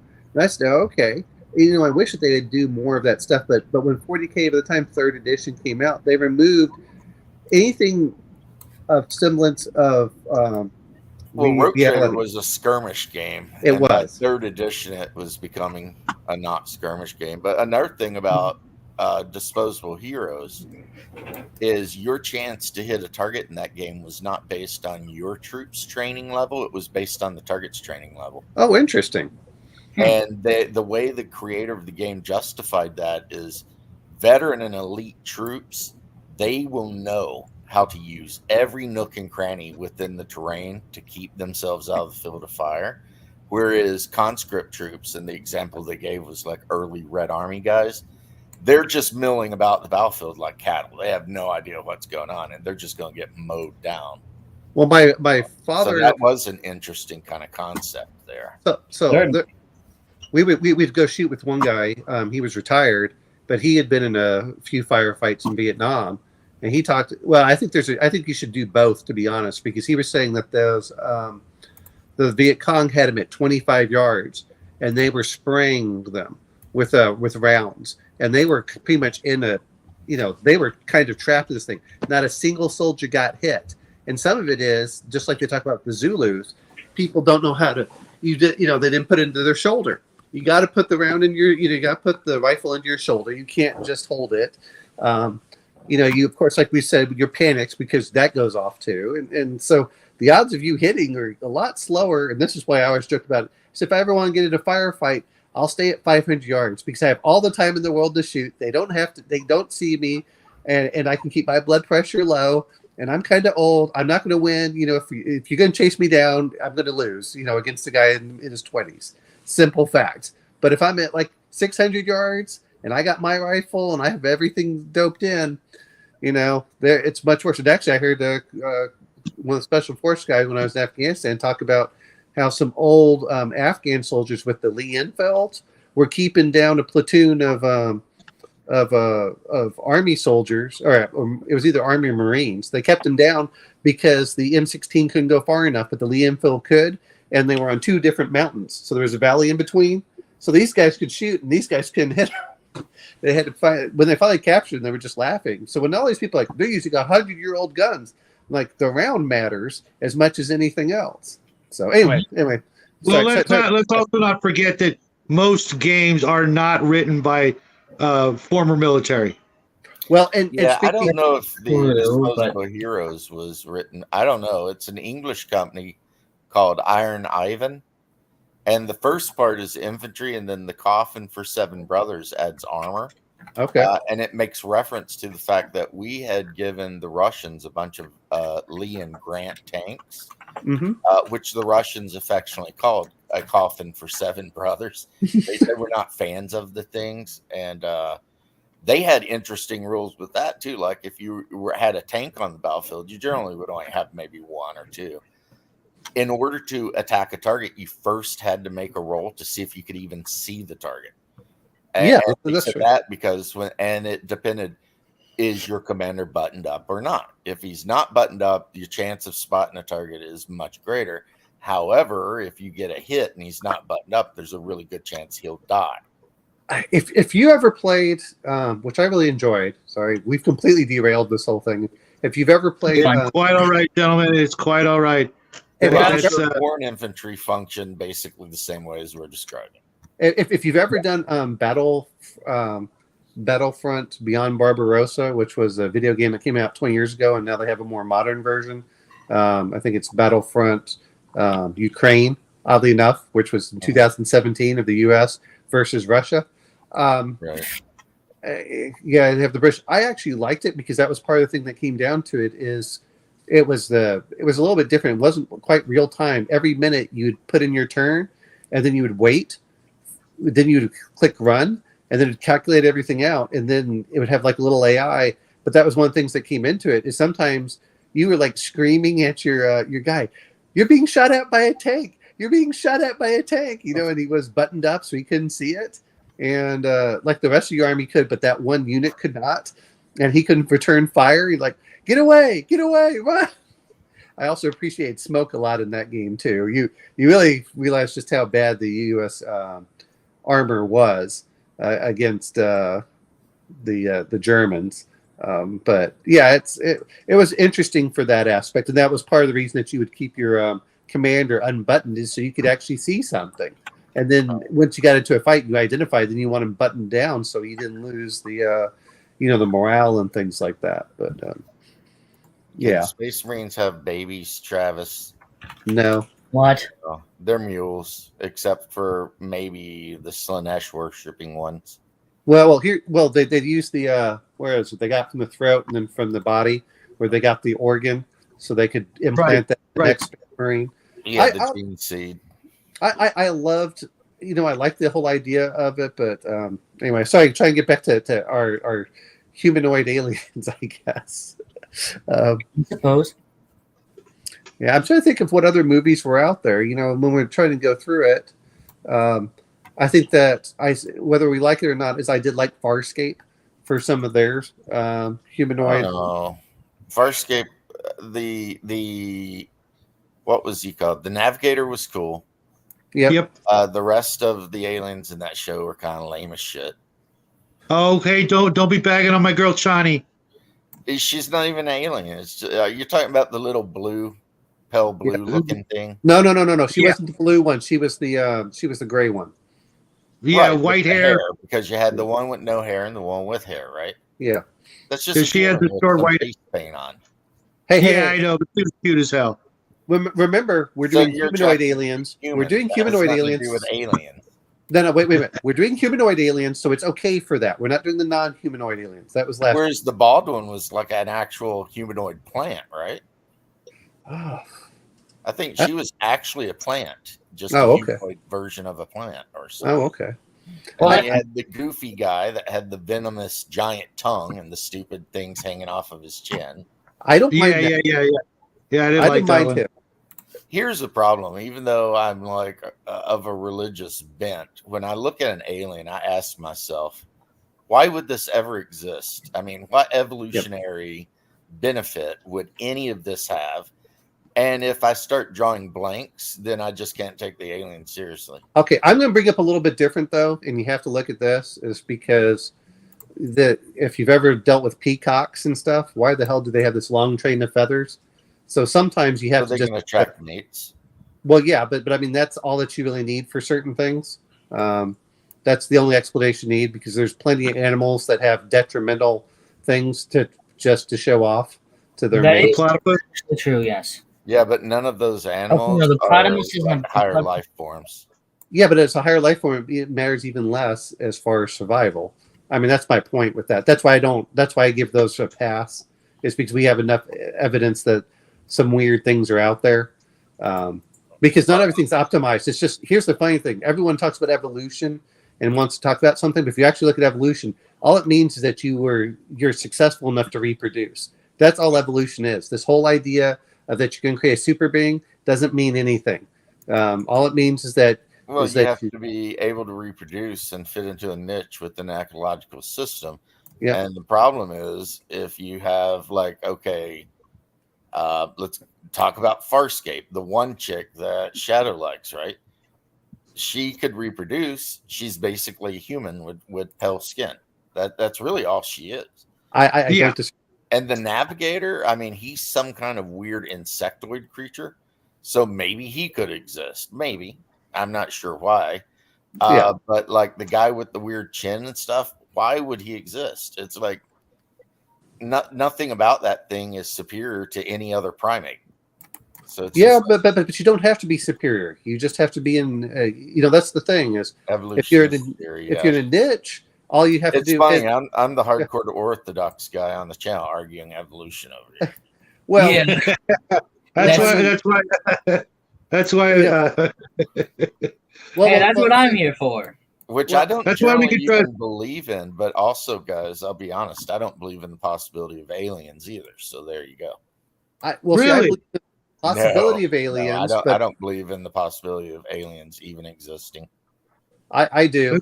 Just because the question is what would they form? What's weird about it? I lack the faith to believe that aliens exist. No, because it's 100% a faith-based proposition. Right. Well, I mean, my outlook is very religious as well. I think that the big guy can do anything at any time without any reason to do so other than a desire to do so.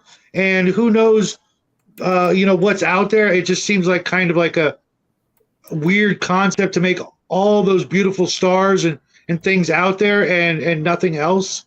There could be all kinds of cool stuff going on that we find out about, in the afterlife or whatever, that, just, it could all be a possibility, when heaven is described as, more than we could possibly imagine. And then I look up into space thinking that's more than I can possibly imagine. They just sort of come together for me, thinking that that's, maybe part of what heaven is. You like sci-fi and you want to believe it. Like I lack that level of faith. I'm going to be a little bit different in this. I'm going to be a little.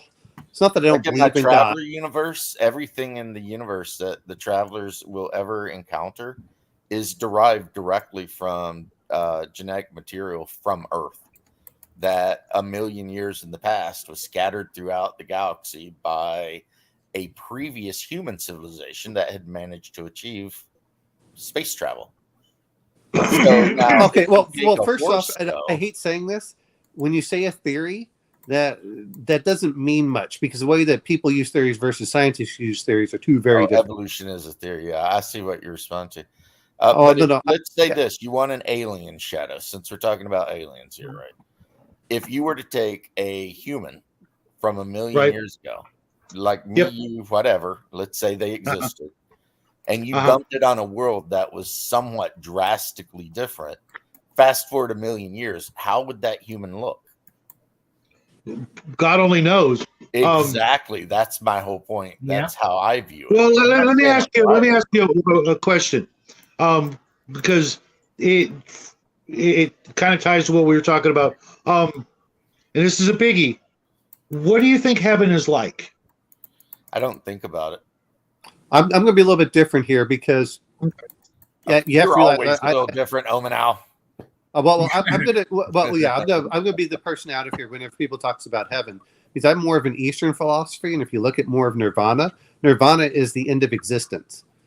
People don't understand that. They when people looking at the problem that I've always had with, it's not that I like looking at the fundamental aspects of different religions, but when you really go deep down into these things, the question really comes down to what matters. If you look at the difference between Christianity and the Eastern religions, Christianity believes that knowledge is can be bad, and then when you look at the Eastern religions, they view that as the higher point, but they also look at as eternal life is the punishment, and nirvana is to get off of the wheel of karma, so you die permanently. And so that's I'm going to pass on that. I want to live forever. One form or another. But see, that's the point. Is when we look at this, is we have to take different aspects. But the problem that I've had with heaven is, depending on how you do it, it's okay. You're blessed. Is no matter how they describe heaven, it doesn't sound like it's that appealing, and I don't mean that in a bad way. But it's always like, well, hell's bad, and I'm like, well, of course you don't want to go to hell, but there's nothing that says that heaven's so enticing. But I think that there's the metaphysical aspect that people don't want to talk about, which is it is becoming one with God, which is really what heaven is supposed to be. The problem is that they're trying to use earthly temptations for a celestial aspect or metaphysical aspect, and they don't understand that means nothing when you're eternal and formless. Gold and honey and everything else, those are material temptations. Because you've basically got a soul trapped in an ape's meat body trying to describe a thing he can never conceive of. Yeah. But that doesn't make that thing not exist. It just means we can't conceive of it, because I didn't say it was. We're limited by our current physical form. Well, and I think that's the whole point is, and if we really want to get to my view on this, is depending on what religion you are, and depending on how you want to look at it, is this is your test. This is the test of yourself. Whether all these people want to do the negative of what kind of person are you, and you aren't. And if you don't go through bad things, how do you know what kind of person you are? You have to be tested, and to be tested means you have to go through bad stuff. Right. And the problem is that too many people nowadays, when you look at it, this comes back to Jordan Peterson stuff. People are searching for meaning, and they somehow want to go fight for things that are irrelevant. No one cares about a fantasy race. No one cares. It's a fantasy race. Why do we love it? Well, we love it because we've invested part of ourselves in trying to realize certain aspects of humanity. And I went, no one, now they're so afraid of mentioning slavery. Well, if you can't deal with a fictional thing in a book, how are you going to deal with real life when things go bad? Well, they better not watch my Conan live play if they have an issue with slavery. But I mean, this was the point of, or prostitution, or getting drunk and high. But I mean, people. But here's the whole thing with role playing games, and this is why I was listening to RPG Elite talk about Vampire, and I understand some of this stuff. I kind of liked Vampire because it actually made players think about their morality and then watch it drop. It created a whole different aspect. Now, the characters who didn't care All right, well, that's fine, but that's not really what the game was intended for, where they just wanted to go all out. Now, there were other paths you could do, but I thought that actually took away from the game when you started going to the other paths you could pick. Right. I prefer that everybody's on the path of humanity. Yes, because if you do that, no, I understand why they want to do the hedonism. Okay, fine, I understand some of that, but that took away from the original core element of the game. But I think that's the same thing with D&D when they talk about evil. Is some of it is that there was an existential, this is good, this is bad. It's okay for good to fight bad. That's a very black and white thing. So there's that. So there are those aspects, but I think that all too often as I'm just reading all these things. Thanks, darn. And there's Chamirian. Hello, Chamirian. What's happening, Kai? How the hell are you, man? Path of Kings was me. I mean, you here? Well, and actually, Kai, we all have yeah. our opinions. I like humanity better because Put your real face on there, sport. Why? Because I want you to meet Kai, even in a limited fashion, if possible. Want to show off his haircut? Yeah. Well, no, just so he can, But I mean, put a face to it of the name. Yes, back to Humanoid Aliens. We're in the hour of the show that's supposed to be about the topic. Okay. So but back to aliens. My whole thing on this is, and I'm going to say, if I was playing God, my whole point is God makes the rules. We can call that science, and the old scientists used to study science to understand God. This whole idea of separating God from science is a new phenomenon. Not only is it new, but it's stupid. Well, the other problem was. Tell us how you really feel, sport. Well, this is the other problem that I have is before we had this, when you believe that you were trying to search for God, understanding science, to falsify your records in science means that you are going against God. So there was an external, or I want to say internal thing of I have to do the right thing. But nowadays, because they're chasing money or clout or whatever, we get this bastardized bad science, which leads people to bad conclusions, which means that they make bad choices. We can see it over the last couple of years of what's been going on, where you start finding out, well, wait a minute, that's not what they told us. And then, so, well, that's okay. You just had supper. You were just a guinea pig. I said, no, that's where the inhumanity comes in. That's how we get Dr. Mengele studying things on twins and the stuff that the Japanese did. A thought experiment here, though. Oh, anyway, go ahead. All right. Sorry, what am I running? Let's go back to my theory. Yeah. So some humans got dumped on a planet and I'm going to use Traveler for this because Traveler's so easy to figure out, So it's got like a very low percentage of hydrographics. The atmosphere is a little bit thinner but breathable. Gravity is slightly less than Earth normal. This colony normally would look like us, let's say, right? That's the proposition. But then the civilization that put them there collapsed. Fast forward 1 million years, what would these people look like? And I mean, as a serious thing, how do you think they would have adapted to survive? That to me is way more interesting when you're talking sci-fi than just randomly coming up with weird shit. I want to know why you think the alien race is the way it is. And since we only have one actual test group, humans, start with base human, put it in weird environment, extrapolate how it changed to survive there. You know what? I agree with you on that sense, but I'm going to, but for me, I don't know. I go way further back of, okay, let's see. Weird cat, weird dog. I mean, you know what I'm saying, though. Something Right. Yeah. And then extrapolate how it changed. Oh, no, I agree with you on that, but I think that's also the thing of, I can never remember if it's convergent evolution, divergent. Anyway, it's the parallel evolution where two different groups can come to the same conclusion. But see, that's why I kind of like saying, all right, this one over here on this planet is fungi, and this one is plants over here, and then this one's over here. But I agree with you. This is why I like 2300 AD more than, and to be fair, I haven't read a lot of stuff about Traveler. I love 2300 AD. The Kafir are one of my favorite alien races of all time. Well, the pentapods are completely different from human beings. They think differently, and that's what I really like. Pentapods aren't even a real race. Yeah, they are. No, the pentapods, if I remember correctly, are the things that these gigantic creatures that live at the bottom of the ocean on their homeworld send out.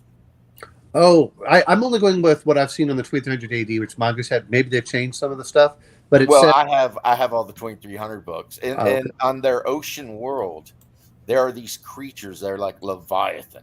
Okay, and they actually created the pentapods from their own DNA to send out to explore the world.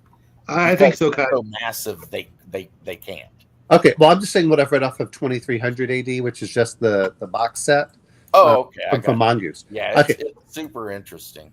No, I mean, but see, I love all that stuff. That was the whole thing of why I love Star Frontiers with the Draylocytes, is they were, you're amoebas, and you're different. Draylocytes are amazing too.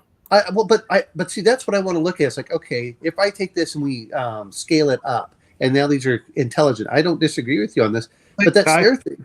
But that's the other part when we get into, why does race equal class? Well, because they're not human. Humans are supposed to be all these diverse and different things, whereas the rest of them just take stuff for granted. And that's part of why I like the old one. Now, I understand 1A D&D. I'm not disagreeing, Shadow, because when I was much younger, I'm like, I have to play a dwarven fighter cleric. Why can't I be cleric? Why is it NPC? Just because it's an NPC. Now years later, I'm beginning to look at panspermia is.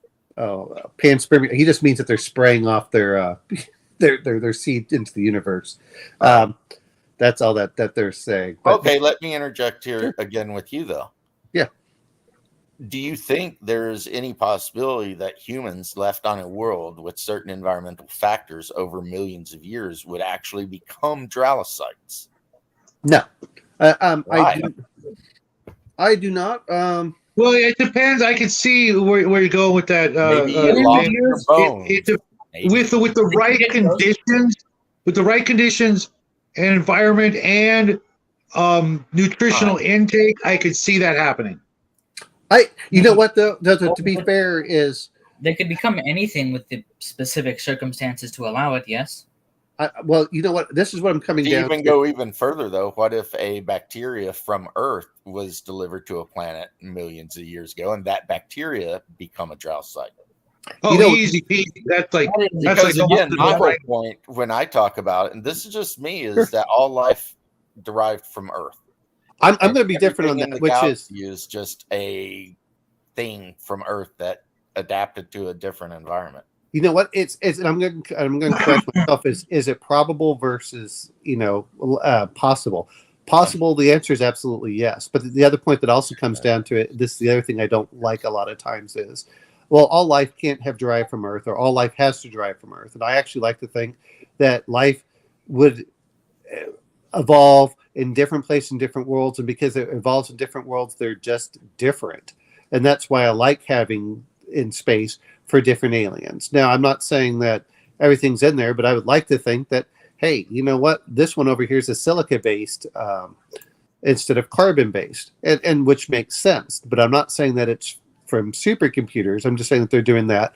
The other one that you get into is, left-handed helix versus right-handed helix. Or what happens if they do, that's the question is, like we have a double helix. What happens if they have a triple helix? These are things that to me say, okay, now from a standpoint of games, does it really make any difference? Not really. It's just interesting and cool to think about. Absolutely. And at the end of the day, I hate saying this. If I saw aliens from a different world, does that make me stop believing in God? And the answer to me would be no. Oh, I'm not coming at this from a religious point of view. No. I'm just saying from that standpoint is I've heard people almost act like that, and this comes back to my original thing, is it reminds me of Sim Earth, if we're going to really go back, and it's funny, these people who don't believe in God yet somehow believe that we're in a simulation. I'm like, then what is the difference from your standpoint? The idea that we're in a simulation is absolutely retarded. No. I'm saying let's assume we are in a simulation. Then who wrote that simulation? At that point, whoever wrote the simulation is God, as far as we're concerned. I don't have enough faith to be an atheist. I think I love that, James. Well, that's a good. Yep. Well, the whole thing is that I look at it is that, and even Richard Dawkins had to admit this, Mr. Atheist himself. Well, I can't disprove God. I said, then don't ever say that you're a scientist, because it's a science, and science is a method. It is not an end result. Science is a method. This is what always gets me. Is if Yeah. you can't prove or disprove it, then guess what? It's beyond science. See, the And if you comments are having a good discussion about body shapes on alien worlds. well, those are the things. I'm not against it. If you want to go over for, if we're talking about aliens again with the Promethean, that I hated the whole fact they did that. But if you make that assumption, then you can say, okay, they did seed other worlds. Are you talking the engineers specifically? Yes, from Prometheus. Yes. I remember, and I don't know where I read this from, guys, but there are scientists that say that our basic body form is the optimal body form for an intelligent species. Now, I'm not going to say that's true because we have, like I said, an observable base group of one. Well, so what do we know? But it's an easily understood conclusion when that's all you've got. Right. And until we find out otherwise, we're pretty damn different than everything else on this planet. Okay, so that alone, 4 legs and 2 arms would be more beneficial because it gets over the issue of 2 legs being very difficult to balance on, but you still have 2 arms to be able to grab things and use them as arms. Well, I'm going to bring up a little different point. Is that the problem that we're looking at from our standpoint is we're one of the few creatures that has both the tools and the ability to transmit things to each other outside of direct personal contact. Because, if you look at whales and elephants, some of these have massive brains. They are intelligent, but they do not have the ability to transmit information if there's not a direct contact. That's the interesting part is I can go back and I can go, all right. What do you mean by direct contact? You can't sound or sight or touch is what I'm trying to say. It doesn't matter how smart you are if you can't manipulate tools to do things. What about what is it, crows or ravens, Jack? What do you mean, what is it, crows or ravens? It's corvids. They're very smart. The whole damn thing. And they do and they do communicate. Clearly communicate. Your average bird species is a lot smarter than the average species in general. I mean, you need to be smart to be able to maneuver around when flight. Well, what I'm saying in this case requires 4-dimensional thought. Yeah, well, what I'm saying in this case, if you look at it, is that I can transmit information exactly as I intended by handing you a book. Okay, or you can go pick up a book from a long dead person to learn stuff. Right. None of these other animals have that capability. That's what I'm referring to. Is we have the ability to transmit information without direct contact, whereas the rest of the animals do it visually, or even like whales will sing to each other from long distances. And so, what happens is if that person or the knowledge bringer dies, all that knowledge is lost. And so whenever it's very similar to the United, whenever you have oral restarting from a base 0 and trying to build information up, but then the guy builds the information up and dies. I don't disagree with that. I think that's probably correct. I was just adding the fact that none of it matters if you don't have thumbs. Because you have to be able to write the book in the first place. And if you cannot manipulate writing utensils, it doesn't matter. You could be like an octopus could technically be the smartest thing on the planet, but it's never going to really be able to show us because it lives in the water. So how's it going to ever forge copper tools or what's it going to do in the water? It can't create fire. It can't farm. It can't create fire. It can't do so much. Yeah. Well, it could farm. Well, we have to be. All they can do is arrange things. That's what I'm trying to say. Yeah, dolphins don't have thumbs, so they could be absolute geniuses, and it doesn't matter. They can't show us. And that's what I was trying to say. Is our ability to transmit through generations. It doesn't matter how much LSD we give the dolphins. We're not going to get anything out of them. Jesus.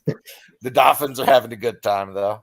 Well. Yeah, I was about to say, what if we find out that all this crap that we value is actually ridiculous in the greater scheme of things, and the mere ability to be happy, like let's say dolphins, is actually back to philosophy, Shadow. Sorry. I agree with you though that materialism is bad, and we probably should realign our expectations. However, fuck that. Are you kidding? Have you seen my collection? Stream, I think. Well, have you seen my collection? Fuck that. I'm the most material girl you're ever gonna fucking meet. Well, wait a minute. To be fair on this, we say this, and then what's the first thing we do? Hey guys, let's all meet and do this. That's interpersonal connectivity, which Look, it's just like you for all your stuff. Is we know for a fact that if there's a choice between your son and your stuff, you're grabbing your son because people matter. I mean, I don't. Well, Jack's like, I hope. Yeah. That is true, though. We live in a world where sacrificing your children is considered normal. For some people, you guys are getting deep and heavy with this shit. I'm just wanting to talk about weird humans on other worlds. Maybe the humans weird fat tissue pockets so that they can store liquid in their fat tissue, and maybe they got double eyelids, and maybe their skin's a little bit tougher to withstand. Or they have acid for blood, right? No, but I'm saying stuff that's like realistic. Like their skin might have to be tougher to withstand sunlight and also the wind storms. Or bones lighter or heavier. The simple stuff. We slightly less, so they're going to be a bit taller, maybe a little bit lankier. That's when I think about aliens. I'm thinking about that kind of stuff. You guys are getting off into like, string theory, freaking quantum, interlinked bullshit over here, and I'm like, wow, guys, this is out of my This is way out of my freaking what do they say? Wheelhouse. Way out. I mean, you guys are getting into like some deep philosophical shit. I just want to talk about a human camel. Well, you know what though is fucking love you, James. That's fucking classic. Brilliant. You know what though brilliant. is I agree with you on that, but I like to see it's the same thing of what's ideal, and if you regardless of which I always find funny is people forget that most evolution is accidental. Everyone wants to act like everything's perfect. They're like, well, you know what the difference is? Why don't we have 6 legs versus 4?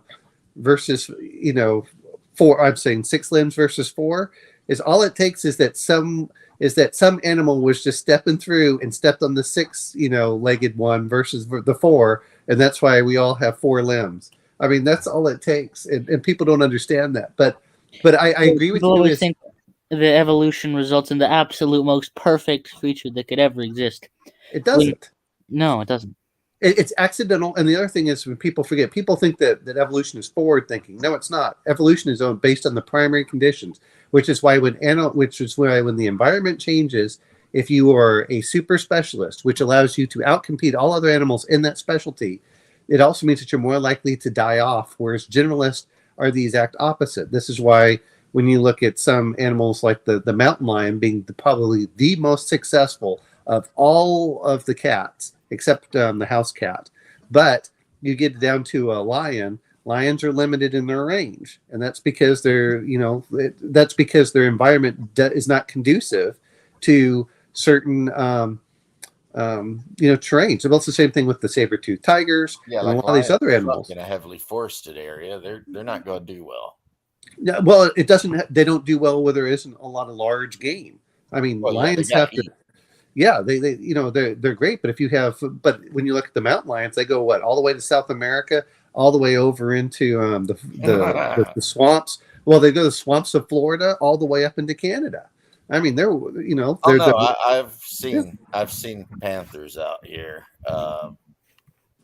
I've never seen one in Kentucky, but Florida, believe it or not, has an overabundance of bears.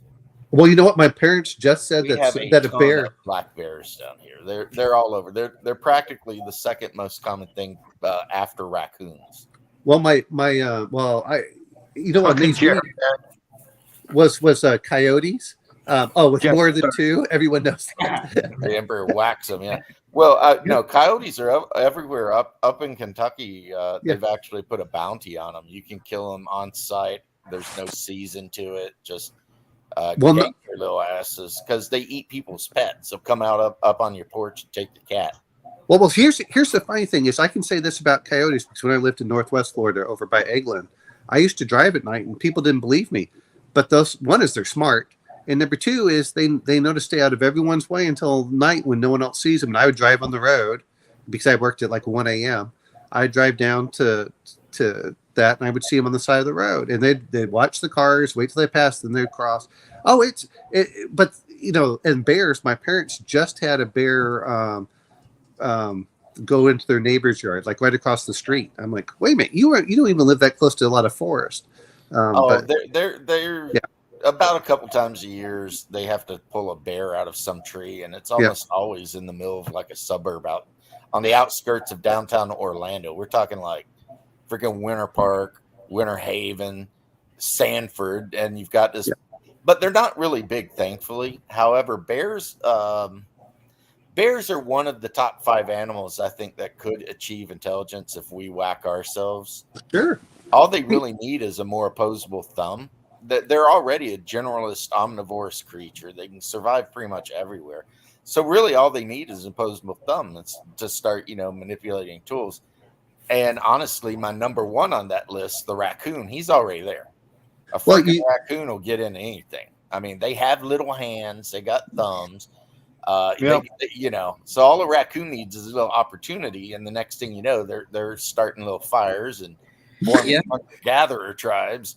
I mean, they can farm, they can start fires. They just need to get a little smarter, and they got a little bit smarter, man, and they're good to go. And then, like you brought up, corvids, right? The ravens, right? Their feet can function as hands. Yeah. So yeah, I mean, they can. Technically, well, they have a sign language, or so I heard. They actually have like a sign language. I've seen them on YouTube videos solving puzzles and taking shit apart and busting into things and. I hear they can like remember people, so like if you piss them off, they remember you. Yes, absolutely. Well, and like I said, they have their own sign language apparently. Of course. Jeffrey says I'm venturing very close to furry territory. No, you'll have to go over and talk to Max for that.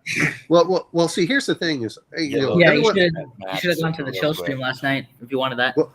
Well, see, what gets me about the whole furry thing is I'm just like. I just wanted to play an animal. I don't want to screw one. I don't understand why you're forcing the two to be together. And that's Max's thing, and I agree with him. I want to play a wolf like a Varg. Say I'm playing Traveler, and the Varg is the perfect example of my whole philosophy in Traveler. In the inn setting thing, they were just canines taken from Earth that were uplifted to help out the ancients with whatever they were up to. And then the ancients wiped themselves out, and the Varg were scattered across 1,000 worlds, and they just kind of figured it out because they had opposable thumbs and they were still dogs. But you know what? But I like the furry about playing a Varg. Well, see, the other part is if we're going to like half laugh of it, I'm dinging it because Max isn't here. Oh well, wait a minute. It's and this is what I like if you actually look at. And I know that not everyone likes this, but I actually like the realm of Pugmire with the dogs because it's like, are you a good dog or not? But it's tongue in cheek, aimed at kids. To be fair, but I really seen Pugmire. Is that what we're talking about? Yeah, Pugmire. Yeah, I love that. Their whole religion, man went away, and we think it's because we messed up. So if you're the goodest boy, maybe they'll come back because what do they call them? The unseen or whatever? Yeah, it's like their version of demons. I love the whole idea for Pugmire but it's somewhat tongue in cheek. It's not taking that. I think it caps out at level 10, so you don't get this super high. Well, it's just D&D with anthropomorphic. Okay. I'm gonna have to interject here just for a minute. If we're gonna talk about dogs, then we got to talk about the cat. No, that's Monarchies of Mal. That's Monarchies of Mal, which is the attaching core book. And they're totally different because the cats believe that man used to serve them. And then something happened and man went away. And the cats believe that if they do the right thing, man will come back to serve them. Whereas the dogs... I meant the other cat. Oh, James, I meant the other... Yes. What are the cats? The cats had to develop thumbs when they ran out of food in the cargo bay. Oh. So they open tins of food. Their great civilizational leap was the ability to use can openers. Because, I don't know if you've ever seen Red Dwarf, but the original cat was thrown down in the cargo bay of the Red Dwarf, exposed to pretty high levels of radiation. And after they ate all the fresh food, there was nothing left. She was pregnant. So, of course, there was a lot of inbreeding here because you have a baseline of 7 cats to start. Yeah. But at some point, their big jump was can openers. which is what allowed their society to even exist. But then they got into a religious war over the color of the hats that the people on the holy, what was it, Fujal? Yeah. Some believed the hats would be red and some believed the hats would be blue. So they went into this massive genocidal holy war for a very long time, finally fought themselves into a standstill and agreed that one group would leave one way and the other group would leave the other way and try to find Fujal out in the, the stars. And they left behind the infirm and the mentally retarded. So I'm going to bring up one little thing here. So when they encounter Cat on the ship, he's the mentally retarded. So if anybody wants to buy Monarchies of Mao on drive-thru, it's 10% of its normal cost. It's like $1.50. Yeah, I bought all those books, and I'm not even ashamed of it. Well, you know what's funny is that I got it. They had a one day where it was free, so I got the free PDF as a purchase just because they today it's free. And then entered the furry zone. No, seriously, Jeffrey, there's nothing furry about. Pugmire is basically it's like if you took Gamma World, because that's really what it is, and then you kind of made it more fantasy and less weird sci-fi, and the dominant species in one kingdom are dogs, and across a dark forest full of badgers and other shit that want to eat you is another dominant empire, which is the monarchies of Mao. And then there's a couple other things. There's like some lizards that kind of roam about in caravans. But literally, just the whole point, like the magic items in the game, a lot of times are items of technology left behind from the time of man. I also like the fact that they sail the acid sea on ships of plastic. Yeah, you have to have plastic hulls because it'll eat the wooden hulls. And then the other part is that there, you find you can find CDs. They're like, ooh, what wonder is this? Or like a DVD that'll play music or something. You're like, whoa. They go into these ancient crypts from the age of man because part of the dog's religion is to recover the items of man and protect them. Yeah. To be the goodest boy, though, you should always bark if the unseen come near, and they have this like their 10 commandments of dog life, and it's kind of hilarious, and at the same time, it's very sweet because the dogs are just so good. They really that's what boys. I mean, I'll be honest. As much as I assholes though. As much as I knock 5e, I have really liked the Pugmire aspects because we were all talking about dystopian, and while it feels like it should be dystopian, it's not. It's a thing of hope and reimagining, and it's aimed at younger. To me, that's the perfect game for playing with kids like 8 and above. It's just because of that. Well, Jeffrey, that's only because you like to have sex with animals, not us. No. Yeah, no one's wanting to have here's how goofy I am. When I got my hands on this game, I immediately sat down and made a character based on my Pomeranian that I've had for like 12 years. Yes. Because he's a Pomeranian, that makes him like he gets charisma bonuses, and then you're like, well, what class could he be? Is he a mage? Is he a rogue type or fighter or whatever? And you get your little skill set, and then it's like, I'll tell you what, I love that game, and you guys can say whatever you want about me. If I could have got my group to buy into playing Pugmire, we would have. I love that game. And you said something super important. I think the dogs are just so good. The game is optimistic. It's like the dogs say they messed up. Something bad happened in the past, and mankind is gone, and they don't know why. But they're trying so hard to be the goodest boys they can be in the hopes that maybe humanity will come back. You know what I like about it is it could be one of two things. Either humanity died off or humanity just left the earth. I mean, it could be either one. It doesn't, there's not this, and, it does have, but to me, it's aimed at that perfect age group where, we always talk about how everyone wants gritty or dystopian. It doesn't have that feel. It feels like, well, like you said, it's optimistic. Yeah. And the laws are, rule 1 is to be a good dog.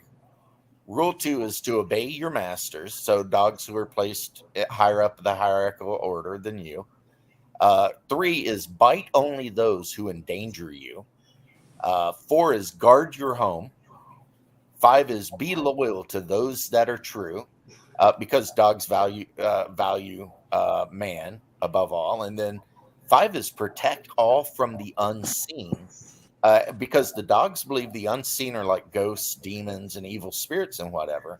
And they kind of believe the unseen are the reason that humanity vanished, because the dogs didn't bark at them. They didn't warn the humans, and the unseen managed to take the humans away. So the dogs have this whole, we're super optimistic. At the same time, a little bit of underlying guilt, like we have to redeem ourselves.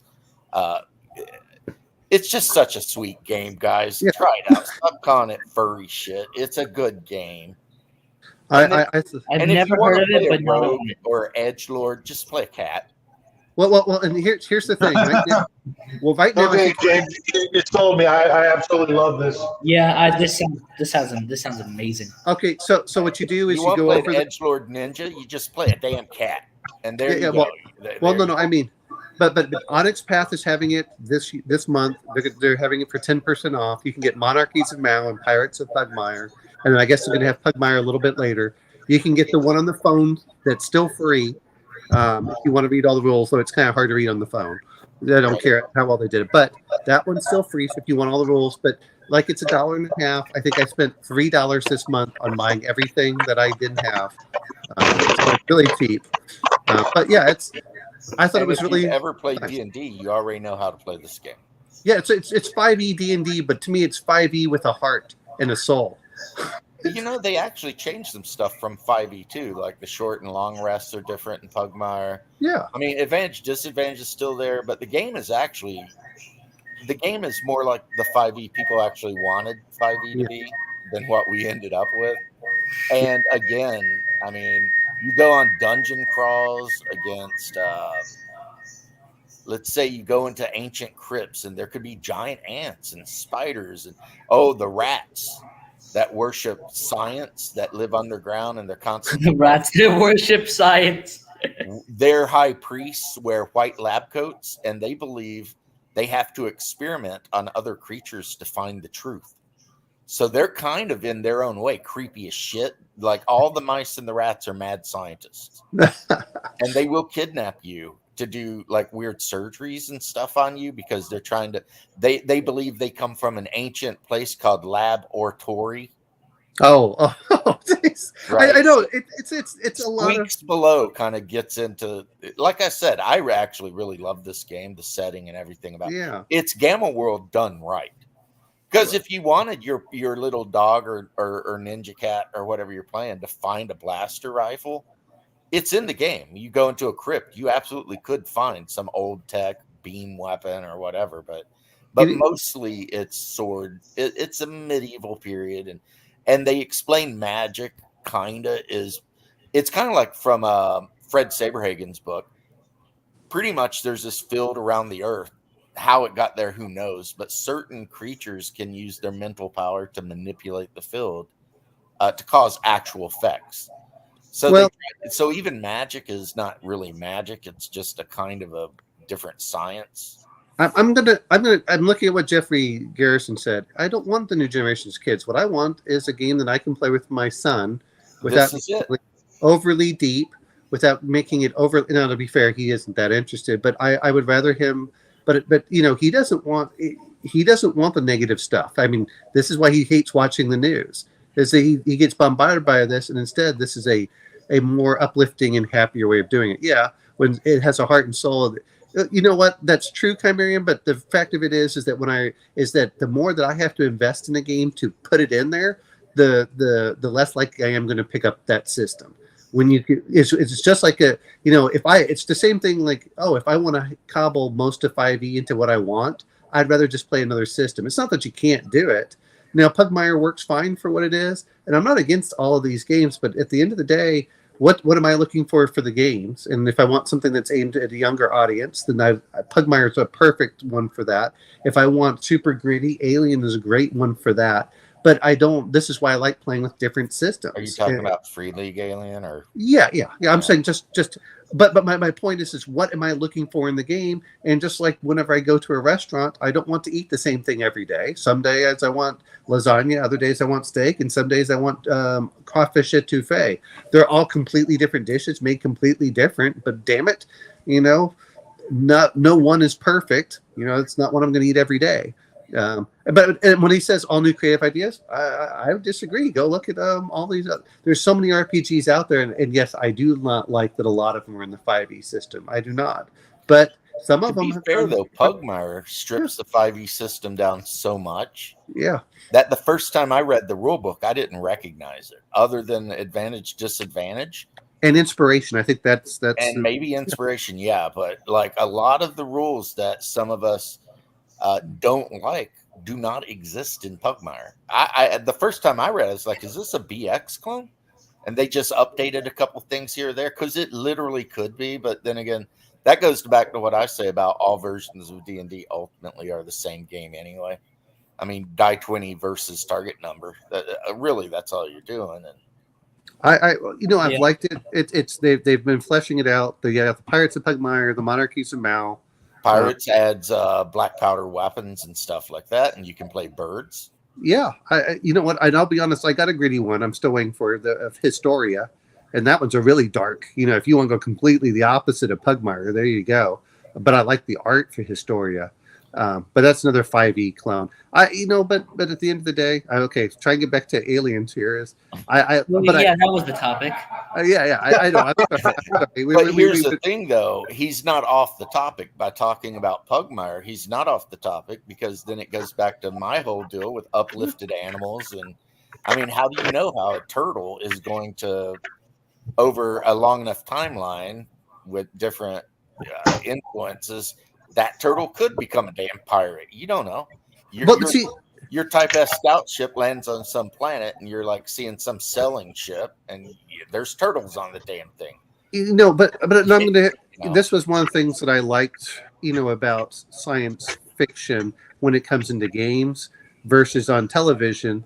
Is there's always a budget. There's no budget in my imagination. There's no budget on for a book for the most part. Is if they want to. Well said. That's actually. Yeah, I agree. I mean, because, and that's why I thought for a while, and now we seem to be going away from it. But in the '90s, they seem to be getting more and more away from all humanoid aliens, which was basically the Star Trek. And I'm like, oh, it's just another person with a prosthetic. They started saying, oh, okay, we're going to start going into different cultures and different ways, and whether we all want to laugh at it for Futurama, if anyone remembers Zoidberg and his why not Zoidberg? And how his entire race died off because he couldn't breed, and they could have the eggs. And they were stupid because of what you said. Yeah, every generation they all died, and then they hatched and had to basically trying to relearn their whole society. You had that. What was the other one I was trying to think of? But see, in cartoons, that's one of the reasons I love cartoons so much when they're going to do it, whether it's gritty or not. I mean, if we're going to talk about humanoids, let's all mention Robotech and Zentradi and the Robotech Masters, and even when the Invid started picking human beings. I enjoy that the stuff. Invid originally like crab-looking things? Yes, and they evolved into human beings. I mean, that's the interesting thing. Through protoculture, which basically translates to new life, I think, which is kind of weird. It's a plant that allows you to evolve. Well, it did evolution, and it was also for power. I mean, it's very similar to Transformers and their Energon cubes. Right. Now, I know a lot about Robotech aliens and stuff, but wasn't like the power source some kind of plant or something? That was protoculture. Yeah, it was. Okay. It was almost like a kind of like a mind expanding kind of drug kind of inferences from what I remember, not just from the cartoon, but the paperback books, which, believe it or not, I actually, at last count, I had turned on my collection of Robotech books to over 20 people, including my mom, which is kind of wild if you think about, Yeah. 30 years ago. I remember reading those for the Sentinels because I couldn't get it. I was waiting for the cartoon, which never made it. I mean, they made 3 episodes, which, to be honest, I finally watched like a month ago. But I remember reading the books for the Sentinels, you know, when I was a kid. But that was the whole point of why which really drew me to science fiction, and I think this is why I'm getting burned out on a lot of it. Is the point was that it was intended for hope and to go outside, and if you didn't like, you know, it's just like like I said earlier on, the old settlers, it was the way that if the world gets so bad, I'll just pick up and leave and go start another one somewhere else at. It's the adventure of meeting out. You know, we always assume that everyone's going to be warlike, you know, but not necessarily. Is at the end of the day, if you can probably travel to other worlds, you're probably not fighting as much over resources because you can just grab them from anywhere along the way. So, you know, yes, you do have some of it, but, you know, let's not forget Enemy Mine. I enjoyed watching that movie from years ago. I enjoyed watching that movie last week. Oh, yeah. So, what movie? At the very end when they go Enemy to the Mine. home world and Uncle stands next to what's his name while he sings his prayers and his name's added to the lineage of, you know, Silask or what. I mean, that shit was awesome. What movie? The effects were What movie? Enemy Mine. Oh God, yeah, that was a really good movie. Accident. That was the other thing too. The whole war was an accident. It was a misunderstanding. But I was going to say this: in the age of Robotech, I was a mech warrior. I got into Battletech about that era, and then I was an elitist because my friends were like, "Check out this Robotech stuff," and I'd be like, "Yeah, that's stupid." Well, you know what's it had its really weak moments, but it had some good moments too. I think I just preferred the human-centric, grittier Battletech. You know, it was like it was definitely the different forces were really understandable because they were duking it out over resources and water and whatever the hell it was, and you had kings and dukes, and so you just kind of knew it. Just appealed to my young D&D brain. Back in the day, but I like Gundam though. You know what though? I'm a fan of Robotech, but I do like Gundam. I'll say this much: I loved reading the source books that they brought out for each of the houses in 3025.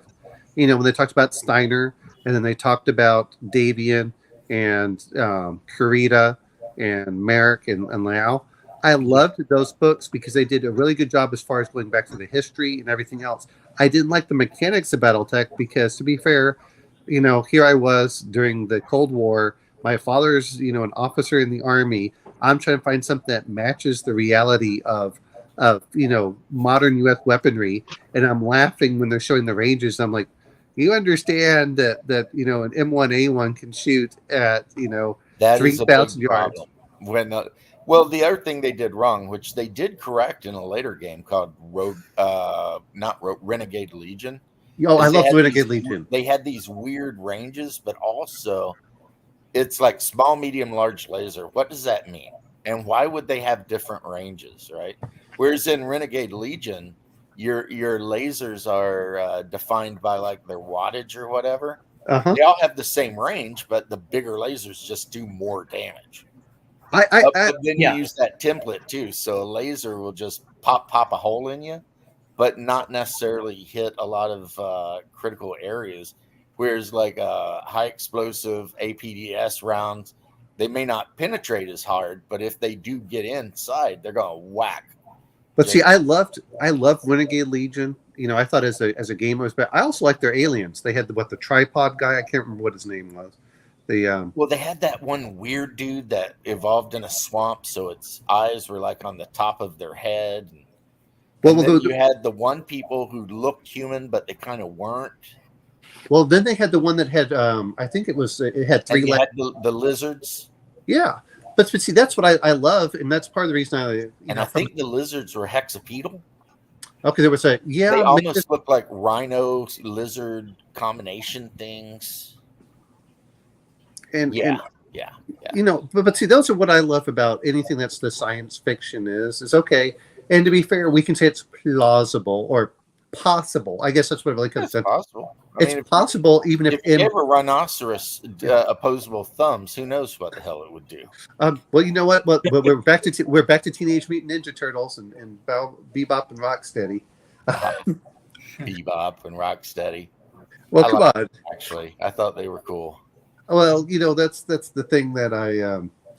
Speaking of things I hated as a cartoon as a kid, whether it's He-Man or anything else, it's super dangerous to go in there. Like, well, then why have you gone in there in like the last 4 episodes if it's so dangerous? I'm like, stop it. Make it so it's like really. This is why I loved the Japanese animation, because people died if they made the wrong mistake. You're like, I still remember all my friends going, "Oh my God, was it Roy Fokker when he died in Robotech?" They're like, "Oh yeah, that was heartbreaking." And that's the way it should stupid. be. But stupid. Remember when Ben died, when they were all trying to leave during the explosion? He was the one caught in it. I mean, death had an actual impact unlike that. And I'll be honest, I think that Gargoyles was an excellent cartoon too, where they had death in there. And then Gargoyles was actually way ahead of its time. And it was a Disney thing. Here's what gets me: it was a Disney thing, and they had, but that would never be allowed now. Played Worf, wasn't he the voice of like the main gargoyle? No. That was Jonathan Frakes. No. Jonathan Frakes was the evil bad guy. Yeah. The evil human. No. Which looked exactly like him, which was hysterical. Yeah. Well, they did that. They did Demona, which was what was it, Mira Sertanis or whatever her name was. There was some great voice acting in that show, and the stories were good. It was. I watched it with my daughters, and it was one of those shows where they liked it, but I liked it too, because it appealed across generational. The first 2 seasons, the third season went completely to crap, and I think that's because they got rid of the main writer. But what I thought was interesting on the is that they took the stuff from Shakespeare and they incorporated it, and then they took some other things in there. And I really love whenever you're talking about elves again. With Oberon and Titania, I love those, because they were almost alien intelligences. Yes, they had their own thing, but they were not, they weren't these all good beings. It's very similar to what you have with Symbaroum, or if you go to, what was it, Hellboy #2, where they had, I like those kind of elves. They are sinister. They're changelings. It's you may not know this, but did you know there are elves in Traveler? I didn't. Well, see, like I said, I've only dealt with 2300. The only book I've read is the core book, the 2300, and the Aerospace. That's it for Traveler. So this one is fair. Near the Sword Worlds, there's a collection of worlds called the Darien Confederation, and the Darians, describe them, are just straight up elves. And at one point, they had a godlike technological advanced civilization, but they were messing around with they claim a weapon or a tool or something called the Star Trigger, and they imploded one of their stars and it wiped their whole civilization out. So now they live in the ruins of how Traveler, they rank civilization level from 0 all the way up to G. Okay. And these guys were like G level ancient technology, and now they're like mid human levels of technology, like 11, 12. Okay. One difference they say though is the way their hips are designed. Like humans, our hips are designed so that our toes either are slightly curved inward or outward. But Darien hips are designed so their feet are absolutely parallel. So you can tell if you're tracking a Darien through sand, because their feet will be parallel on the ground instead of angled in some way. But otherwise, they pointed ears, golden hair, silver hair, absolutely beautiful with weird colored, violet eyes or whatever. Humans love them. They look like elves. The Darians say that they had visited Earth back when humanity was still like Stone Age or whatever. So there's this whole argument that maybe we based our whole concept of the Fae and elves on the Darien. But then in the lore, they inadvertently blew their shit up. So now they're just kind of hanging out on stars. Has anyone watched Family Guy when they were talking about the ancient history of Ireland? And I wish Connell was here. Yes. Where he comes over and he says, and they're showing like spaceships and everything else that looks like the Jetsons. Yeah, and the guy's like, "Hey, Oh, man, yeah, and then they he just do created this new alcohol. beverage in his basement." Hey, Oh, yeah. whiskey. He's like, "Hey, so and so, we had to turn us all into like energy, but first we're going to try, what it is? Yeah, right. Davis's, What is it? Glory be, we'll all be perfect energy beings. But first, let's try this beverage. First, let's The try next this. scene, they're just brawling and the whole place is burning. Yeah. But see, I love that aspect to all of it. Is that's sometimes what I think that when we had I do agree with the comments. Alpha Strike is best BattleTech now for me too. If Connell was here, he'd say something like, just replace alcohol with St. Patrick, and it'd be completely accurate. Well, I mean, it's not true. He'd say that. I'll be honest, as I listen to lots of people and talking about ancient civilizations, but I still don't like it.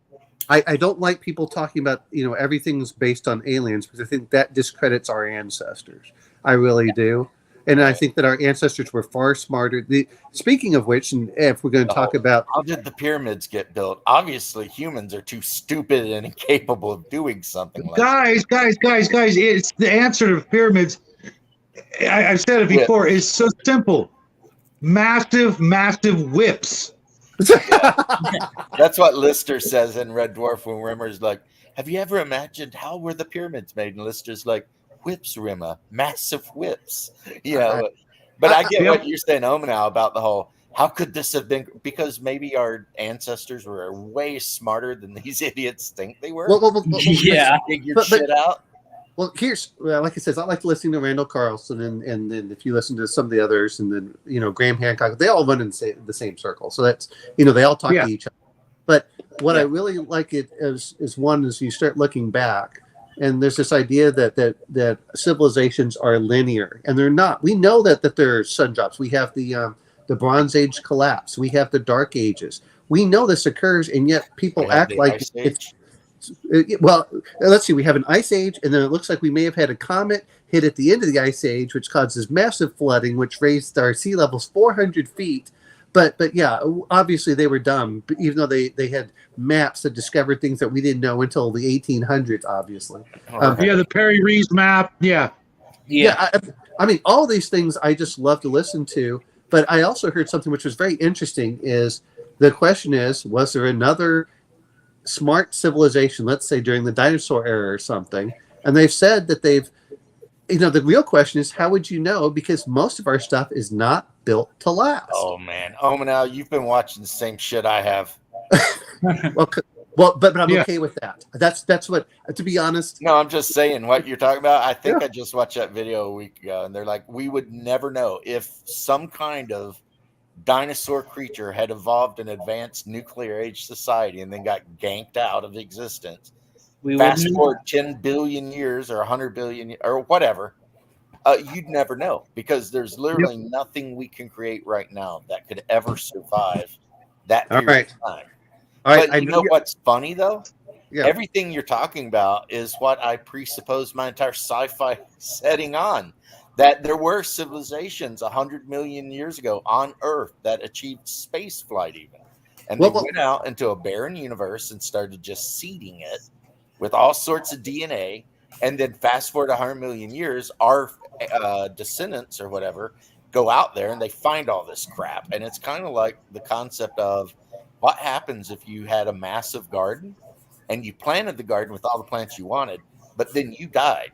And then like someone come up 100 years later and they're like, what the hell is going on? Those apple trees over there all over the place. And weeds everywhere. And that's basically my whole idea. Okay, so has anyone read 1491 or 1493? No. Okay, so they're the Best Western ones, so.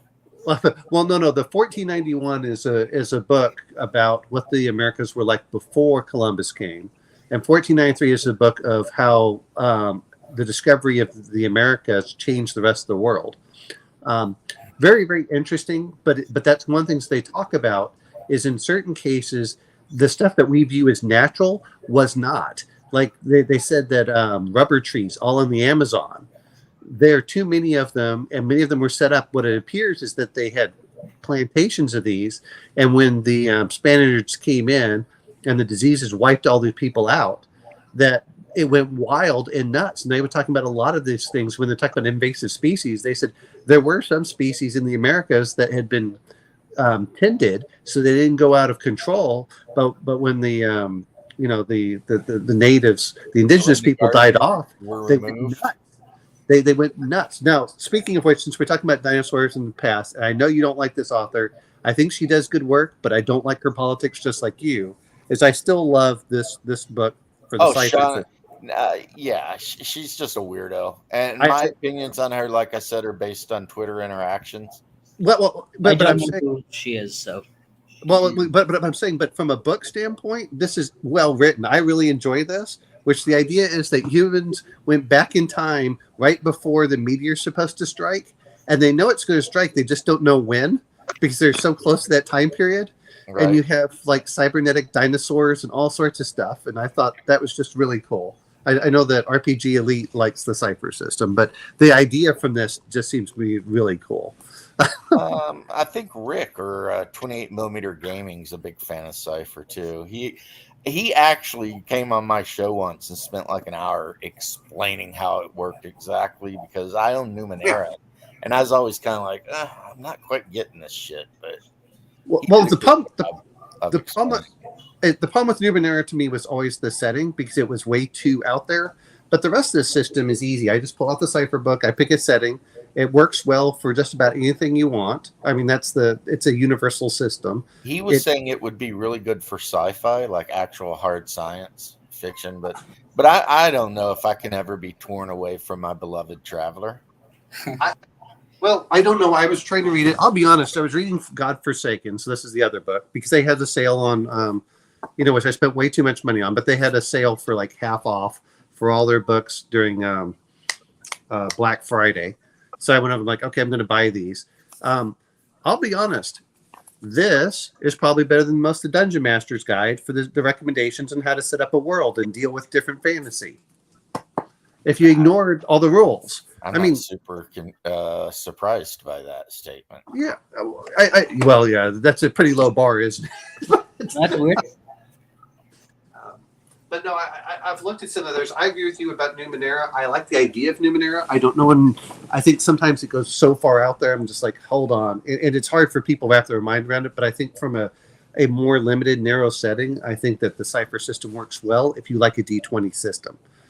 I like the idea of GM intrusions, which is, hey, I'm going to add one experience point if you let me do this. Will you let me do this?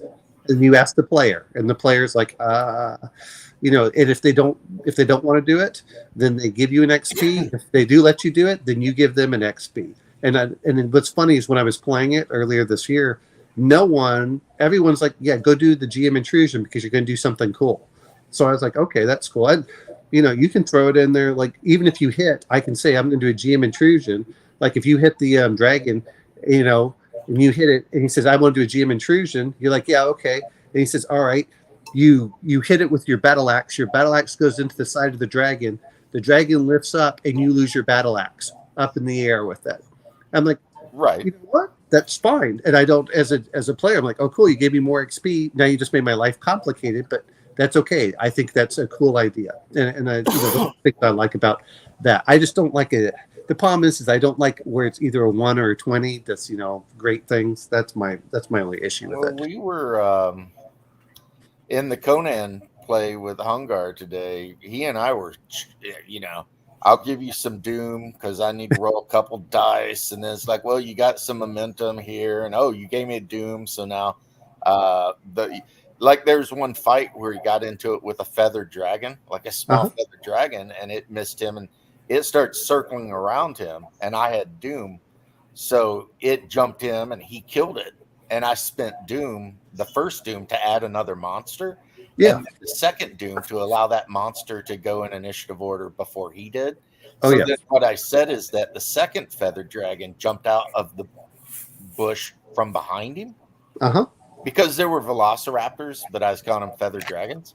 Yeah. And he's like, oh, and I was like, the phrase "clever girl" comes to mind because the first one had circled around to turn him, and then you have that whole interaction with I have Doom because in Conan the players always go first, but you can spin Doom to let the monsters go first. It was I like that kind of interaction in a game.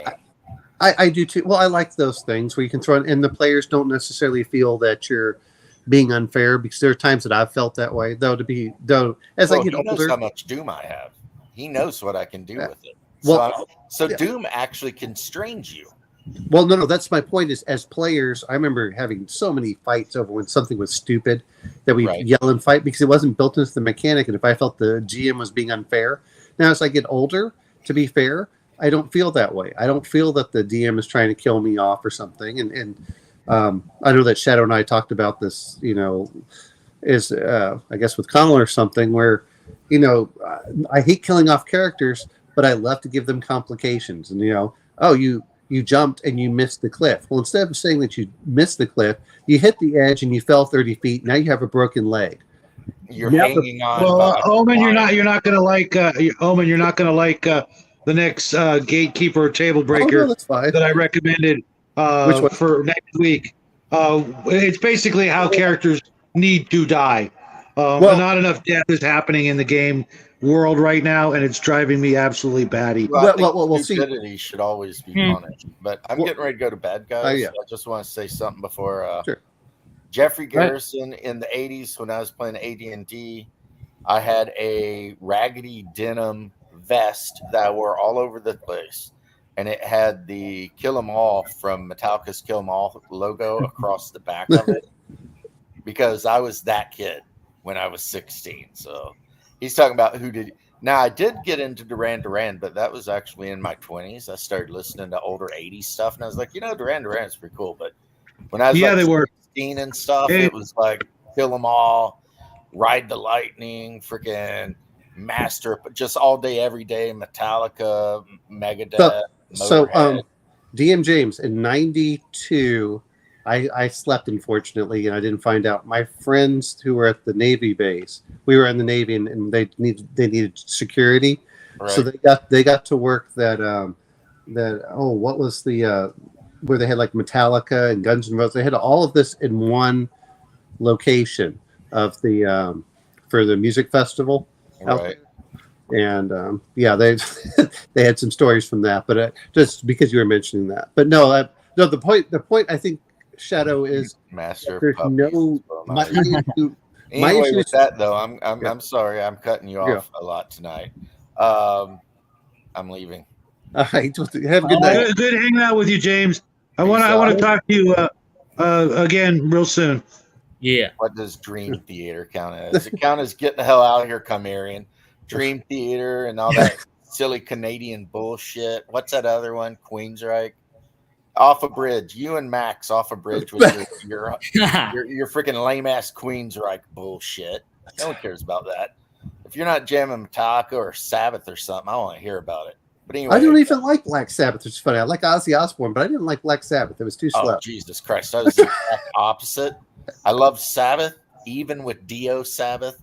Ozzy, Crazy Train, all that. Again, he can get off the bridge too with his whiny shit. Yeah, Stop talking to me. Stop talking. Okay. Good night, buddy. Good night.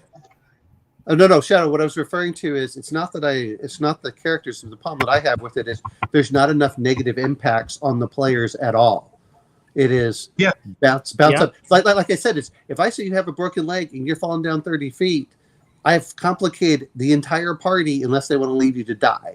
And that's my point is I want them to feel like, I want them to feel like they went through something epic. And if I just kill them, I don't feel like it's epic. And then I have some guy sitting on the side for a while. And then I'm either going to have to intrude later or it's like, come back next week. That's what but I also want them to know that there's a fear of death and bad things. Like I said, is if you fall and break your leg and I suddenly put negatives on you, and now you can't do certain things, I think that's a huge, that would be hilarious, pulling my leash. But now the players have to think of how did they get this guy out. Now they have to drag him through the, catacombs out of there. that's the whole point of why I want to do it. Is now the players are being forced, and now if you're dragging him, guess what? You only have one arm. You can't do two. You can't do this. And that's what I really would like to have more of is, the same thing of not that you always have to lose it. If we want to go through like Star Wars, okay, guess what? Han Solo is trapped in carbonite and Luke lost his hand. Now we're getting back to negative crap. It's now what do you have to do? Now the players have to... The problem with that is I've had experiences where if people lost a hand, they would either commit suicide, by intentionally dying, or they would just quit. They would retire their character. I mean, this is a long time ago. Yeah. And just like I've encountered people who would rather die than be taken prisoner. Well, you know what? That's the other part I hate about it is, okay, fine. If I knock you down to 0 hit points, maybe instead of killing you, you're now found yourself in a dungeon, because that's classic. Everything from everything else. Go ahead. Sorry. It absolutely is, but a lot of players are whiny bitches, and they get spoiled after a while, from not dying. Even back in the old days, I heard people say, "But we're not supposed to die. We're the heroes." Blah blah blah. And I'm like, yeah. Well, you got to earn that title and that claim to fame. And Conan. I remember one of the Conan books. Conan got taken prisoner. No, it wasn't Conan. It was Carson Napier of Venus by Edgar Rice Burroughs. He got captured like 4 different times in the same book, and when he wasn't getting captured, his girlfriend was getting captured. Well, I don't see a problem with being captured. I mean, in the game I'm playing right now, we've been captured in the first 5 minutes. Well, wait a minute. Let's remember when they put Conan and crucified him. And I don't mean in the movie, I mean in the books, as Shadow probably remembers. They crucified him and let him out there to die. And that's they put that part of the movie where the vulture came down to attack him, and he bit it. I mean, that was classic Conan. And and they don't bring Conan back for 7 months. He had to survive. That's my point of the whole thing is I want players, and you're right. If a player says, well, I'd rather die than lose my hand, okay, that's up to you. I'll kill you off then. Well, because they act like it's an either or. Like, no, you haven't. Yeah, well, I don't mean either or. It's like, well, if you do this, I'm just going to leave. It reminds me of when I was like 5 years old. I guess I was technically 7, and there would be some kid going around. Well, if you don't give me the ball, I'm not going to be your friend. And I said, okay, fine. And guess what? Next week. Thank you, Jeffrey. But it's so true, especially today. Yeah, well, you know what? That is. They are whiny bitches, but if you're gonna be a whiny bitch about it, then guess what? Then I'm probably not the game master. You can game master. Well, I don't want a game master. Then shut up and suck it. I mean, I hate saying this, but again, like I said, and this is why I was talking about it. Is if I want to play a happier game, then fine, we can do Pugmire, but I'll still knock you out. I'll put you in jail. I'll make you work through it. And that's the other part is I think. The players want to do with agency, but I said, I have no problems. I want negative impacts on you for bad decisions. And to be honest, it's not that I won't kill off characters. I will kill off characters. Absolutely. If I ask you, are you sure you want to do this? And you do it anyway, the dice are the gods from then. You're going to die, and I'm not going to give any sympathy. It's just like when we talk about dragons. Yeah, if you're going to fight a dragon, the dragon is going to generally kill you. That said what I always want with anyone is when you walk up to a dragon, the first thing you should do is, if it's intelligent, is it will probably talk to you, just like Smog did. It's trying to learn about you, and you're trying to learn about it. And the other part that may come down to it is, he goes, like, I know that Max talked about that blue dragon. I guess that he and Heathen Dog talk about this, where the dragon says, give me all your stuff. They're like 3rd level. There's a certain point, it's like, can we at least keep the underwear? That's what I would do. And if they like, if the players are like, well, and I think that's what it really boils down to is their stuff. Many players define their character by their stuff, and I'm kind of guilty of that too in a way. I was trying to explain to Sean what one of the things people like about campaigns and Dungeons and Dragons is the continuation and the improvement, not just in, leveling up, but the power they acquire and the stuff they acquire possibly kingdoms and connections, etc. I love my stuff. If we had to evacuate because of freaking earthquake or fire or something, I'd be like, okay, you guys get in the car. I'm going to stay here and try and put out the fire. Having been I know it's stupid, but well, you know what? I understand that, though. To be honest, is if I ever get it, because I have a piece of property now. If I built a house there, I would probably stay. And it's like, well, why? Because it means something to me. It's that we're saving as part of it. But you go, is it stupid? But I remember we had a Category 5 hurricane coming at us, and we had 24 hours to evacuate. And I mean, it was like 160 miles per hour or something. And I had been in Florida when Hurricane Andrew came through. And so I saw it level everything. I'm like, okay, I'm going to stay if it was a Category 3. As soon as it hit Category 5, I'm like, okay, we're leaving. And my parents were all right. All we took was whatever we could fit in the car and the dog. And at the end of the day, that's all that matters. But I agree with you in certain ways, which is if I have time, I'm loading up my guns. Well, I'm loading up stuff I don't want people to get into anyway. Guns are something that people could do bad stuff with, so I will take it with me. But I'll take some other things there with me. But, I love my books and everything I do, but at the end of the day, they're just books. You can buy PDFs and I'll feel bad about it. But yeah, well, see, I have things that I consider one of a kind, irreplaceable. Yes, exactly. And they wouldn't fit in 2 cars. They wouldn't fit in a U-Haul. Right. Well, and it's not that it's how I know I would act afterwards. If I came back and the house was just flat ground, I know that the rest of my life I would be just a raging asshole. Well, I don't know how I would handle it. Otherwise I would just shut down. And I figure you would until you got grandchildren. that's the way I got a few years for that, so let's hope everything's kosher. I mean, all we got to worry about here is fire. That's true. Maybe earthquake, but I doubt it. Well, even with earthquakes, it really depends on how your house is built, and there's a lot of stuff where there's some weird things that happen with earthquakes. But you're right about stuff. And actually, you know what? Speaking of different systems, that's kind of the thing I liked about the John Carter is if you spend experience, you got to keep your item. I mean, even if you lost it for a while, you would find it at a later point. But this is what I like skill-based systems is because you're less. And this is part of what I liked about Conan, since there isn't that much magical stuff. And if I do give you magical stuff, I'm probably going to tell you at some point you're probably going to lose it. People don't get attached if they know it's not going to be there for very long. Or it needs to be destroyed like the One Ring. Well, exactly. Well, the One Ring, what I want to say is it has a certain number of charges, or at some point is, you're going to have to use something to exactly, you're going to have to do something to destroy whatever the bigger evil is. That's exactly what I feel like. But I agree with you as all too often is players feel like they're losing agency whenever that happens. And then the other part is that they feel like the stuff matters more. And you go, okay, look, guys, I understand that, but this isn't like, I think D&D does that a lot more because those pluses matter a lot when you start getting +3. Oh, well, if I don't have my +3 sword, then I can't fight certain monsters. And that's part of the reason that as I get older, again, and I know you didn't like Conan, but some of the complaints you've had, I'm like, well, that's not fair because you can do that in Conan. Like when you said you wanted an equipment list, I got an equipment list for Conan. It's in the base book. Now, when you start off normal with pre-gens, you don't, but because but I love the character creation system. But I think that's one of the reasons I like the skill system, like Call of Cthulhu. Unless you're the one thing that you want to keep is your books. That's the only thing you want to keep is like your spell book, your grimoire, and stuff like that.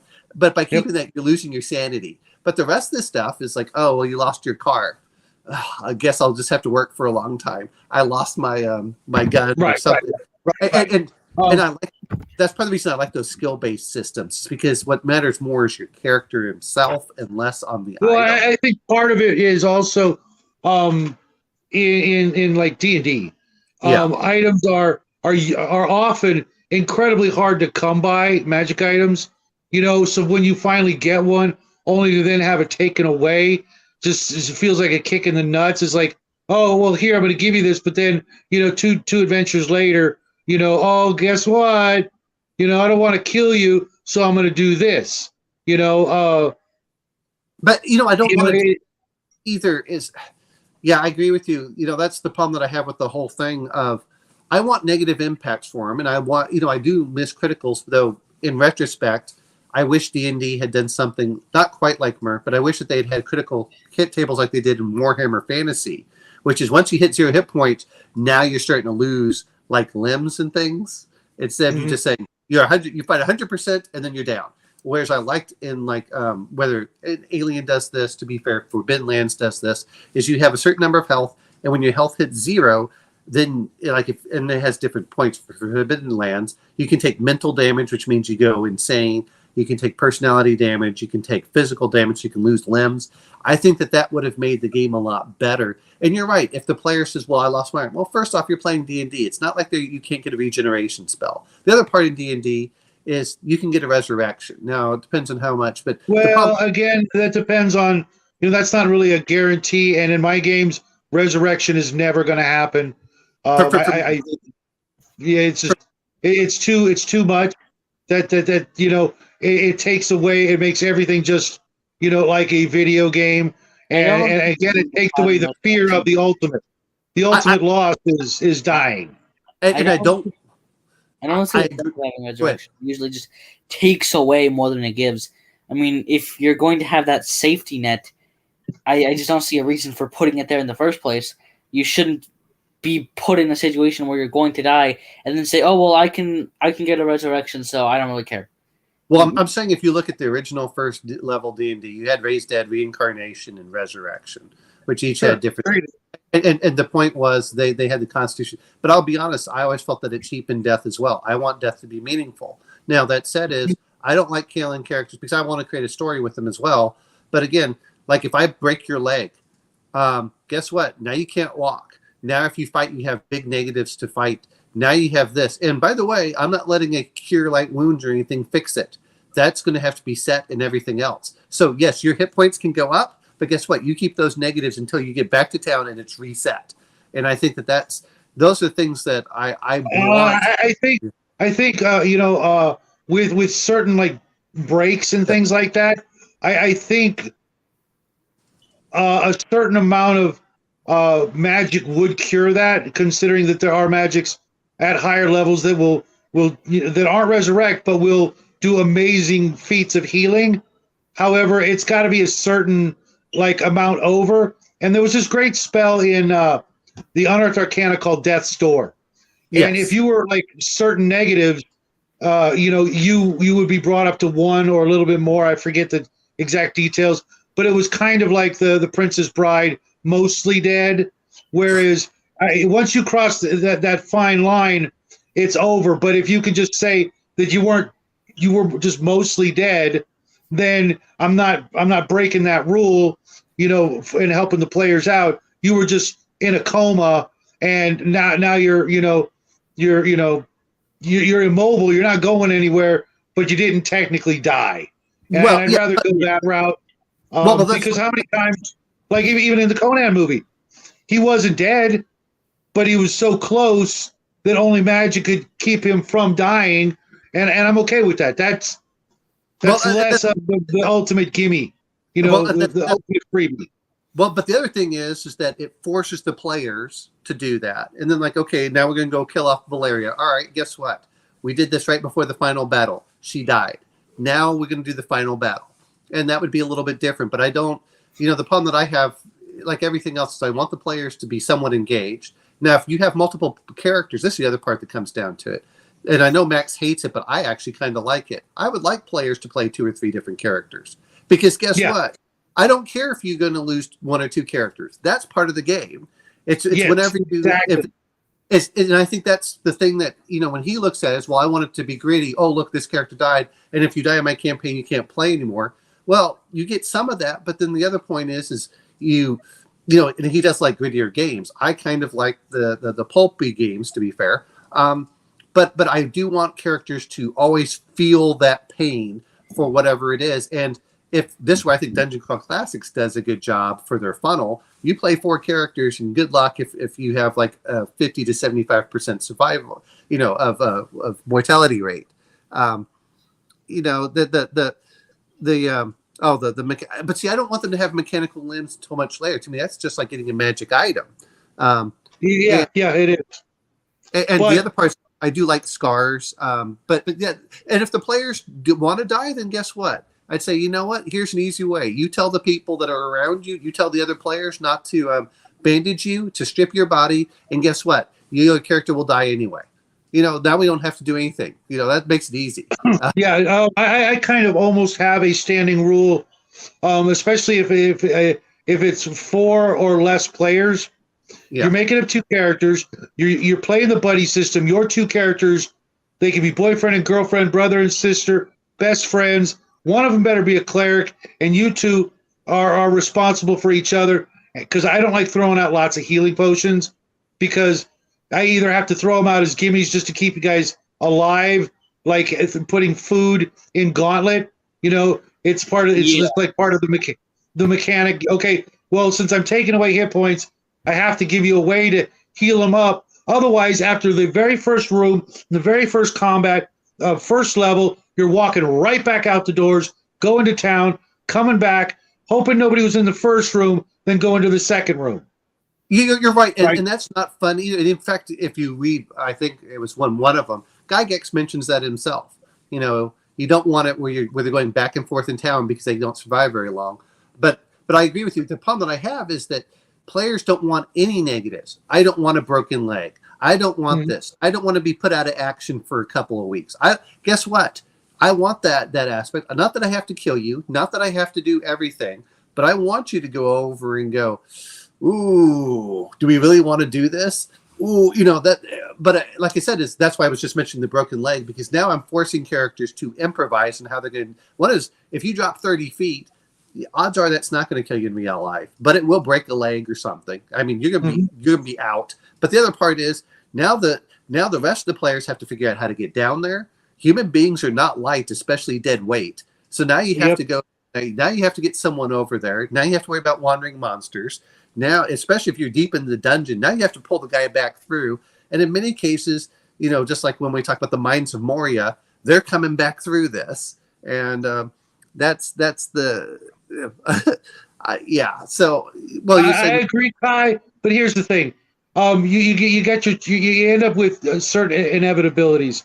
Total party kills, which equal players having to sit around making up a whole new party and starting all over, which can get people to go, you know, this is fun, but I'm out of here. Okay.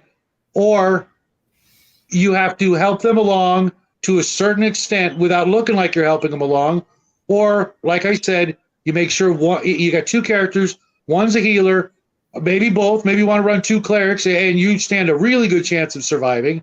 That's why I like non-humans, because they could split class. You could be that fighter cleric, that thief cleric, that magic user cleric, and the healing potential was on you. You could do it yourself, and you stood a much better chance of just playing the game and making some progress along with, you know, some adversity, but me not having to do a damn thing about it until you actually earn treasure. And now, do you want me to put some healing potions in that treasure? Not asking the players, but those are my choices. I can put some healing potions in there, or maybe I put a scroll with some 2nd level spells, or a +1 magic weapon.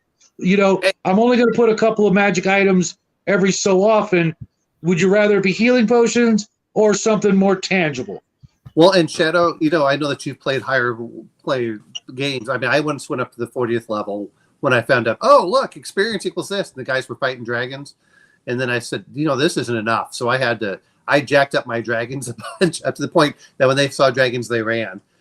These are 40th level characters, to be fair.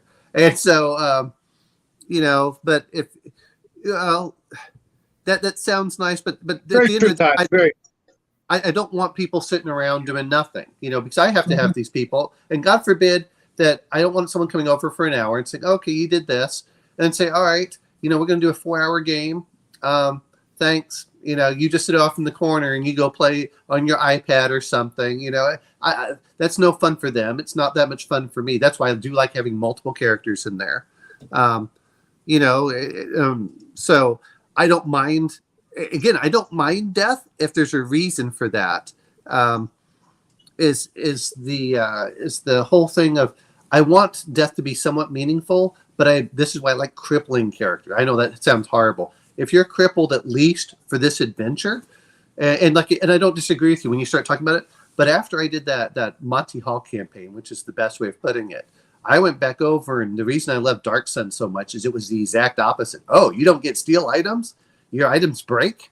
I said, oh yeah, that I did a 180 from and also Dark Sun was very much less of a feudalistic society, more of a almost Middle Eastern feel to it. Maybe it's just my memories of it, but it was also very dark and gritty. But you got to start at second level, big whoop. Okay, I got an extra 4 hit points. No, third level. And your okay, I knew it was something weird. But it was very different, very hard, and it was just another alien world, in my opinion. Yeah. And what the heck is wrong with that?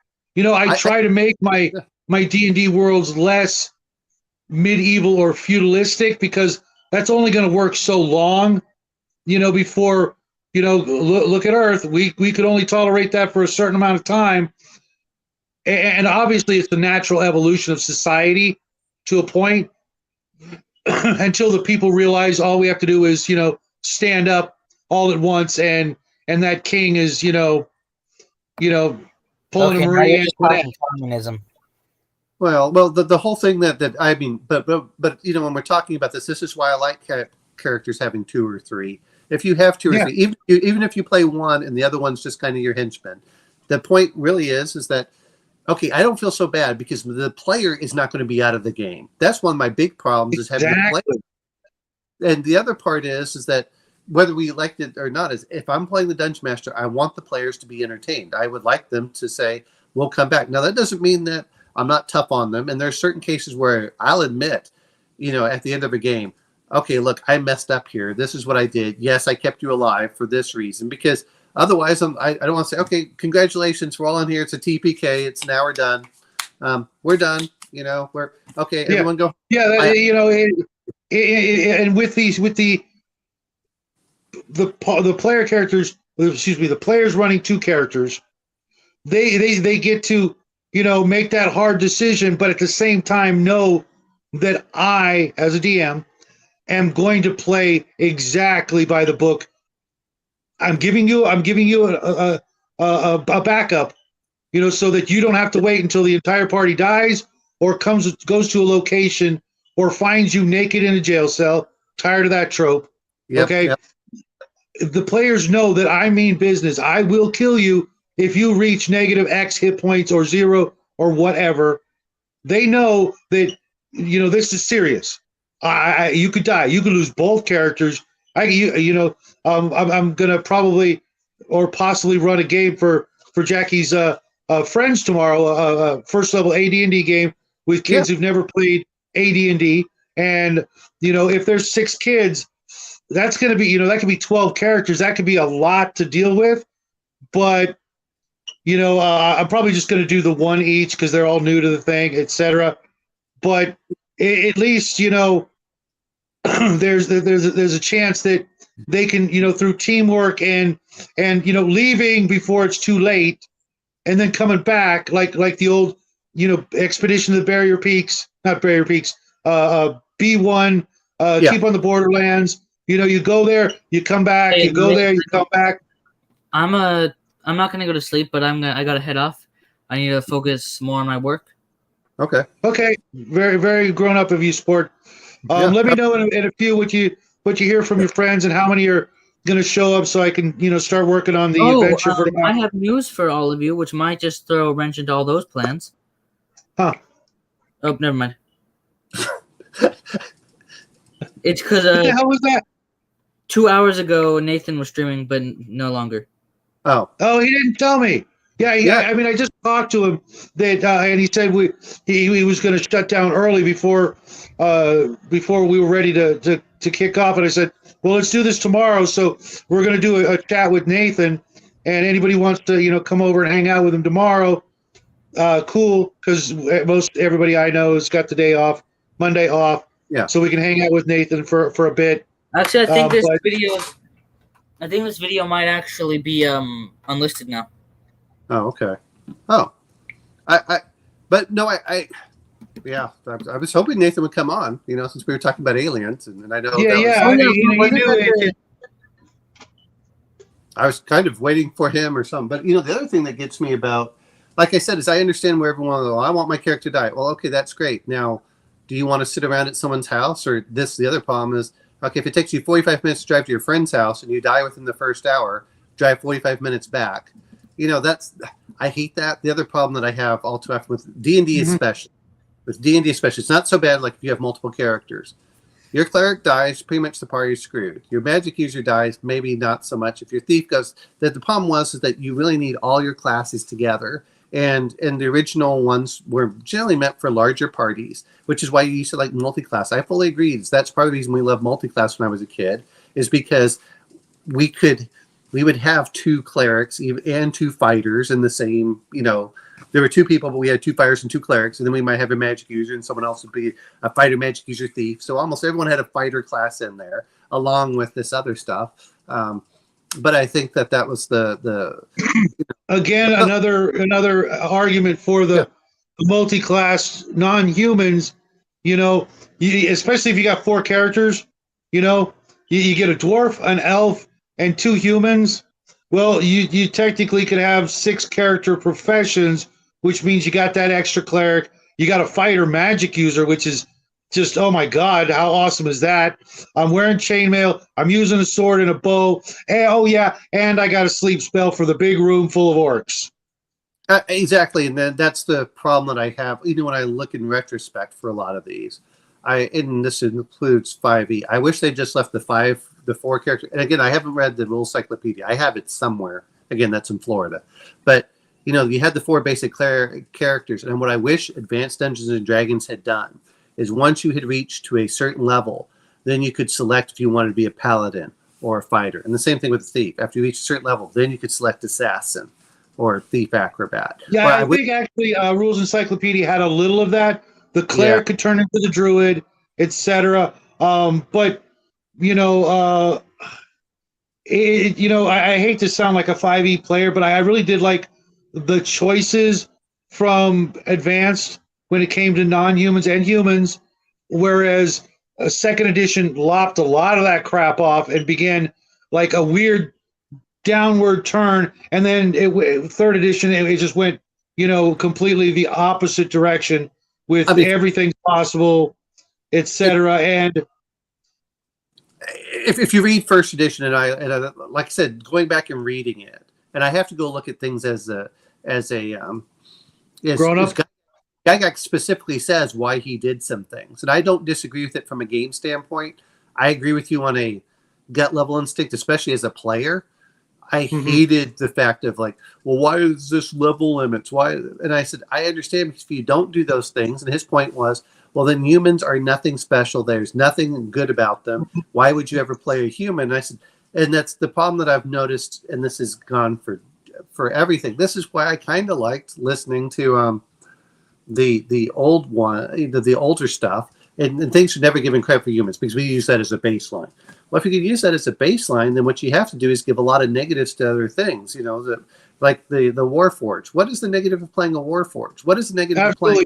None. It's other than you look like a monster.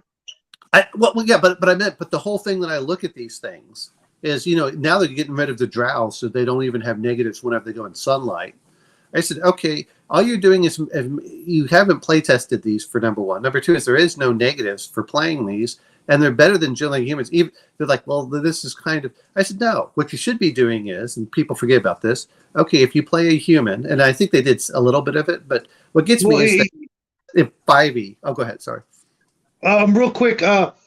Here's the thing. One, I believe I believe that it's feasible for there to be a species that's better than humans. Okay, if you're talking about like aliens or whatever, I don't think humans are the end all be all until God comes down and says that's the case. Therefore, but an RPG with a PC race. Now I don't really care if it's an NPC race. But with the PC race, I don't want one that's clearly superior.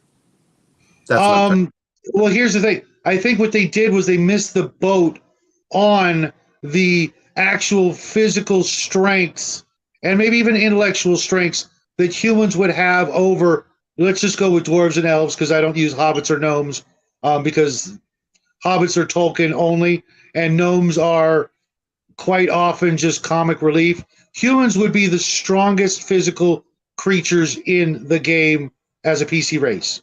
Well, in one of you they were. I mean, they had 18 over / well, they had the possibility of Well, dwarves could have that too. No, they had 1899, didn't they? Oh, really? You may be right, but that again, that kind of makes sense. Maybe some other abilities, or better yet, which would make more sense, especially to elves, is an experience point factor. You're playing if you're playing an elf, it takes you twice as many, or three times or more to go up. If you look at basic, now they did cap them out at a certain level, to be fair, but if you look at basic, the elves took twice as long as your basic magic use. It took like 4,000 XP versus 2,000, whatever it was. Right. But I'm not disagreeing with that. The thing is like everything else, is what I wish they'd done for humans was, and this was part of it, is if they had given, and again, when you get at the high levels, much talk about this for the dual classes, and people are like, why don't I like dual class? Dual class was really meant once you hit like 10th or 11th level that you could dip in the other classes, and that you could, the other part is, I'm reading the Alexandrian, he did a good job when he was describing stuff of, in many cases, the 5th level wizard didn't go with the 5th level fighter. The 5th level wizard went with the 1st level fighters and farmed them up. So when you had, what was his average? Maybe 15 hit points. Your 15 hit points was still better than that 1st level fighter, and you got an attack as well, or a little bit better. But now you could go through and you would farm those characters up. You get a little XP. And then with the advent of the weapon specialization, if you think of the implications of not just the +1 or the +3, if you double specialized, that 1st level fighter was fighting like a 6th level fighter. With if you add the 3 to hit on the combat chart, you're looking at the same numbers to hit. So it made perfect sense for a character to want to go, well, I'm going to go, I don't want to be a lord, but I want the fighting ability. I'm going to go to, like, say, 6th level, whatever you get your 3/2 attacks, from that point on, then I'm going to become a thief, like going through the bard, or maybe I want to become a magic user because I've saved up enough money to pay for magic user school. And hell, I'm only a 27-year-old fighter. I'm 6th level. I got the money. It's going to take me, the DM says, 10 years to go to magic college. I'll come out a 1st level wizard with, 56 hit points. It makes perfect sense. And then go all the way up in magic user. And who knows, maybe you come across one of those potions that de-age you. Right? Well, and that's the thing that I don't like. Again, when you start looking at everything, as I said, okay, why isn't the world just popular with all these super high level? I said that was the thing I didn't like about. So again, there are a lot of problems with D&D. I understand when I look at it from the wargaming aspect. I understand perfectly where everything came from. I really do. But man, if I have to do this other stuff, I really do think, like what was it, the dungeon master or whatever his name is for Dungeon Craft or whatever, he says he's had a campaign with 6th level characters. I said that's probably where it's the most fun overall. But at the same point, like how you are, which is again why I like Conan, which is it's a skill-based system. If you want to learn sorcery, you can learn sorcery in that game. If you want to learn to be a better fighter, you can do that. Now it'll take a long time to get those. Right.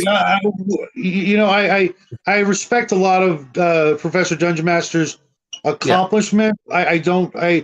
He and I could never hang out and be friends.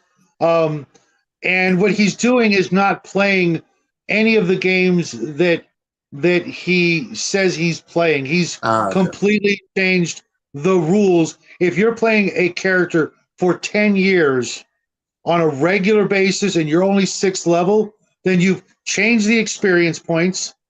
Yeah. Okay. So drastically, and you're doing God knows what other things to change the game. That's fine. You got players that are willing to come back to do that. Cool. But I've never met players that wanted that from the rule set of D&D. Playing another game like Traveler, I've had players that have played Traveler for years and years and years with very, very little thinking of actually, I can train to up this skill level by 1, etc. No, they're too busy actually living life. They went there 4 years in the service, and now they want to go adventure and live life. And sure, you got the time when you're on shipboard, and you can throw on the VR goggles and do classes or whatever.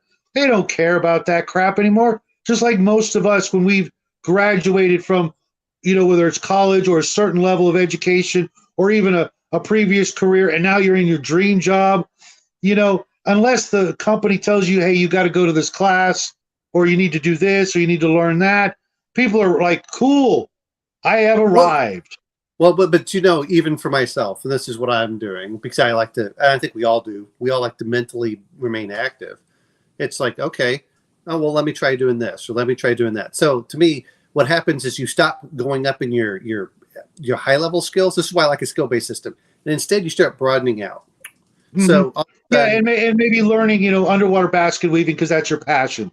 You couldn't get paid for it, but now you can afford to be a concert pianist, even though you're never going to get a job at it. But you've learned a musical instrument or a hobby or a craft or something like that to continue to grow in. But it's not something you're really going to get paid at until the advent of YouTube or something like that. Well, Traveler has that 0 level, which means that you've learned the skill, but you're not. But what is it when you're like skill level 4 or something? That's ungodly high in Traveler. You're never going to. I mean, not really. Actually, look at it like this: a skill level 3 in medicine is like a doctor, and 4 would be a surgeon. Okay, but that's my point: is to get a 4 in multiple skills is what. Oh yeah, no. Yeah, you're lucky if you've got 1. Just because the odds of when you're rolling up your character, unless you keep rolling on the same chart every chance you get, which people do. People, not in the game, but in real life, people focus.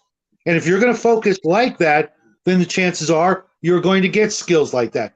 But if you're, all over the place, me personally, I'm more of the jack of all trades kind of character. I'd rather have a 1 in 10 different skills than 2 5s.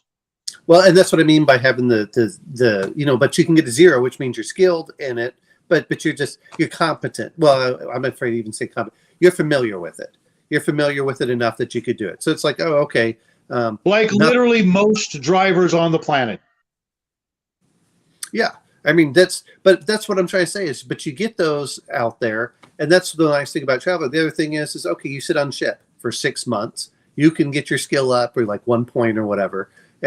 Whatever. I forgot what the rules are when I was reading the companion. I have no problems with that. And to be fair, okay, over 10 years, what does that mean? At best, I've gotten like probably 10 0-level skills. I mean, that's what, or I got like 1 or 2 skills that are higher, like the 2 or 3 range, or maybe even a 4. But Traveler is, and I hate saying this, it's one of those games that I feel like the real goal for that is to build your ship up, to build up your connections, to that's part of the reason I also liked, like I said, for Star Frontiers, is at a certain point, it doesn't matter that you have the super gun skill. What are you going to do with it? Well, we got to go travel. Well, what are we going to travel? Well, we got to get a ship. What does that mean? Well, we got to get more money, which means we got to. But the other part is, for me, for D&D, not D&D, for any game, is exploration. And space is the ultimate exploration. Absolutely. I mean, there's only so many descriptions of forests I can tolerate left in me, or swamps or deserts or glens or meadows or mountains. Cool. Tell me they're green. Oh, the mountains are green. Why? Well, it's not plant life. Go find out why. Well, the ocean is orange. Why? Well, you can drink it, but it's orange. Why?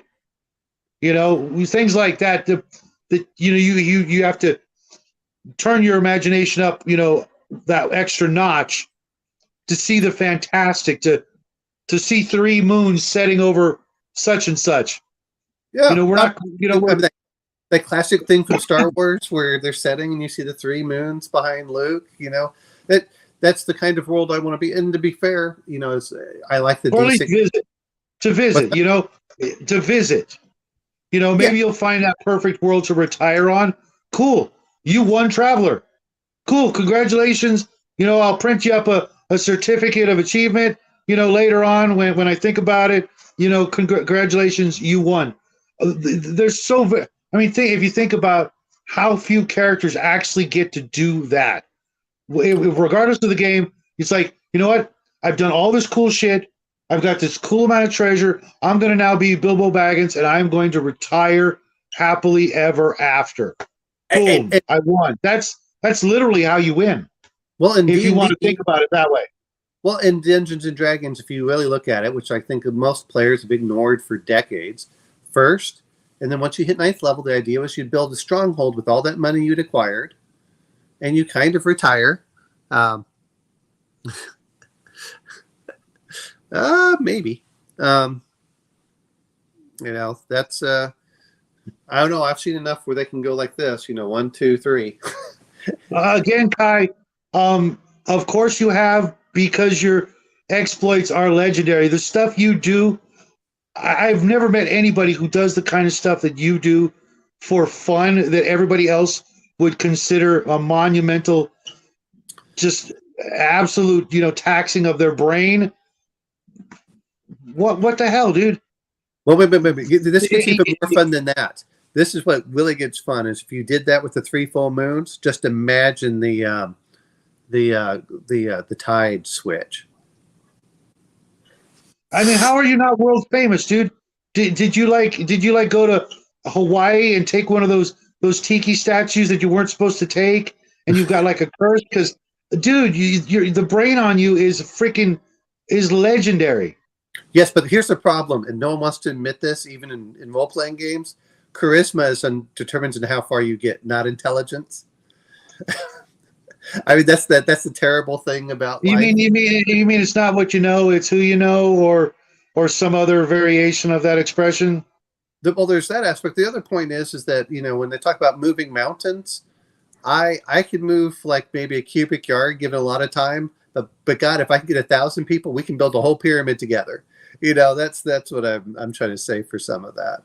And I know that a lot of us, myself included, is that, boy, if I just kept my mouth shut and just tried to be more pleasant, I would have gotten a lot more done than trying to prove someone wrong. You know, because no one, you know, the goal at the end of the day is to get a whole group of people together behind you rather than just yourself. But yeah, no, I mean, there's some really cool software out there that will do that too. But for me, with Kai doing that, it's like, okay, Kai, how much does that change the tide on the universe? I mean, could you imagine just what the tide? I mean, our tides go up 6 or 7 feet, depending on where you are, and some of them go up 40 feet. Holy hell! You've got 3 of them at once. You could be looking at 180 feet or some. I don't know. Math's not my thing.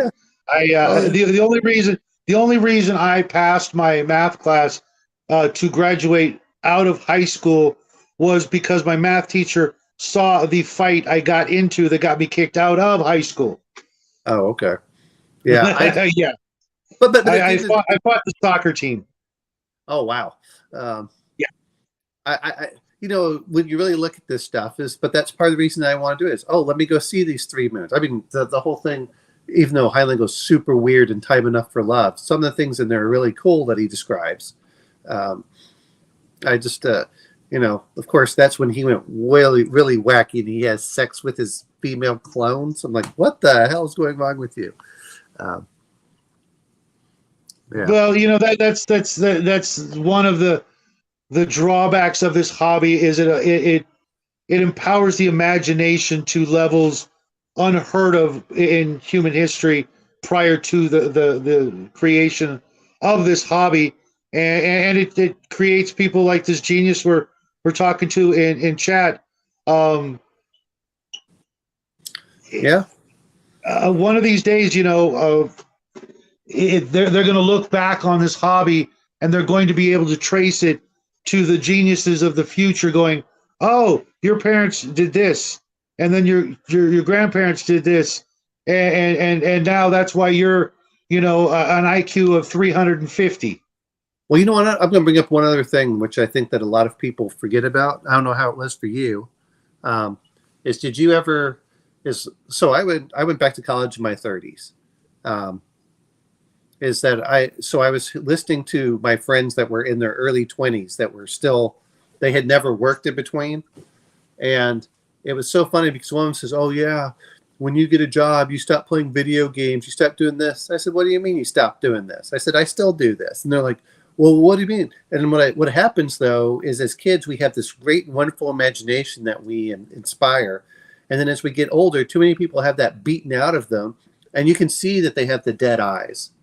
And I said, this is not a hobby for people with dead eyes. This is a hobby for people that dream, that want to expand things out. So, I think that's one of the things that I look at. It's what's kept me interested in the world, whether I like it or not. Is it's too easy to. This was something when I was in the Navy. This sounds funny. Is my grades actually improved while I was doing the role playing, and what it was is it allowed me a fantasy space to get away from all the other bull around me, and because it gave me that little respite mentally, that was my little mental area to escape to. It was easier for me when I reintegrated back into the real world, that I could refocus.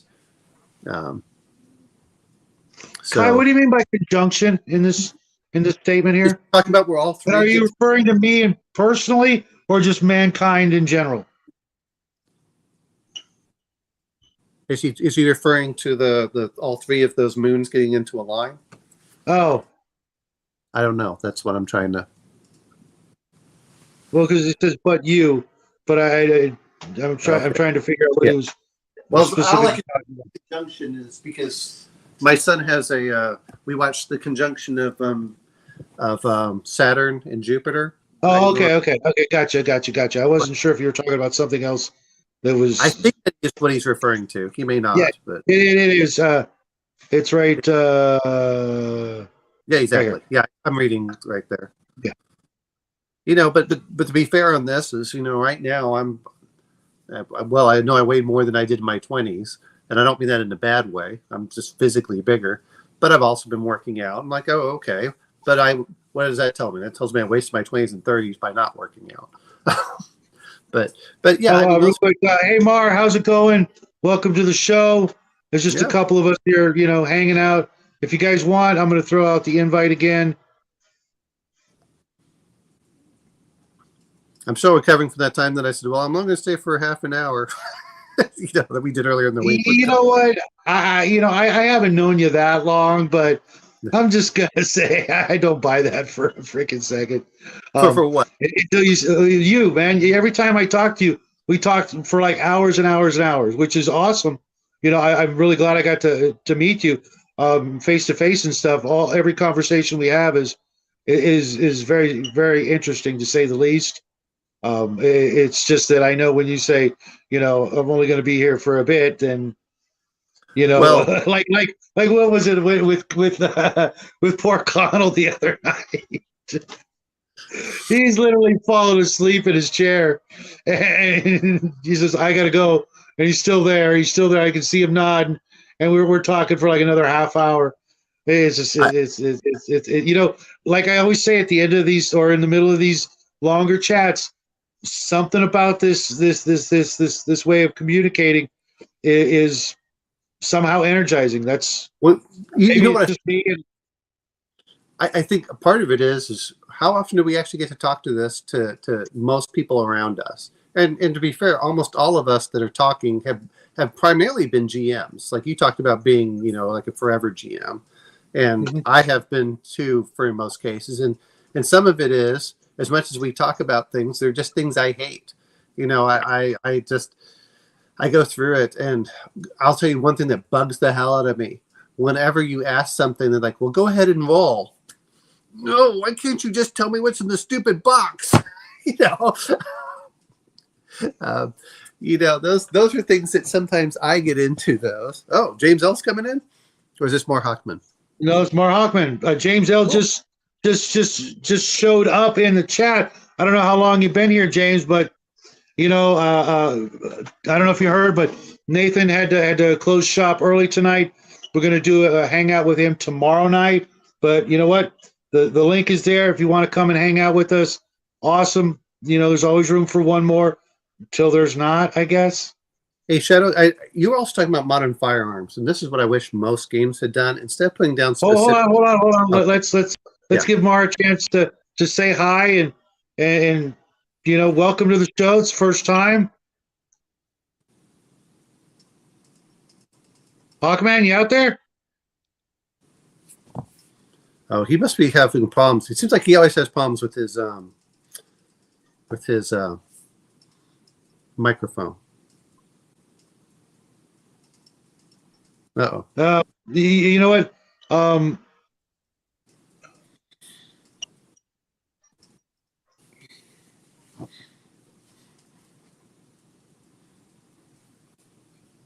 You're more than welcome to come right back anytime, Mar. I've only talked to you in chat before. Oh, sorry, James. We'll get some rest. Hang out as long as you can. Okay. I hope you feel better.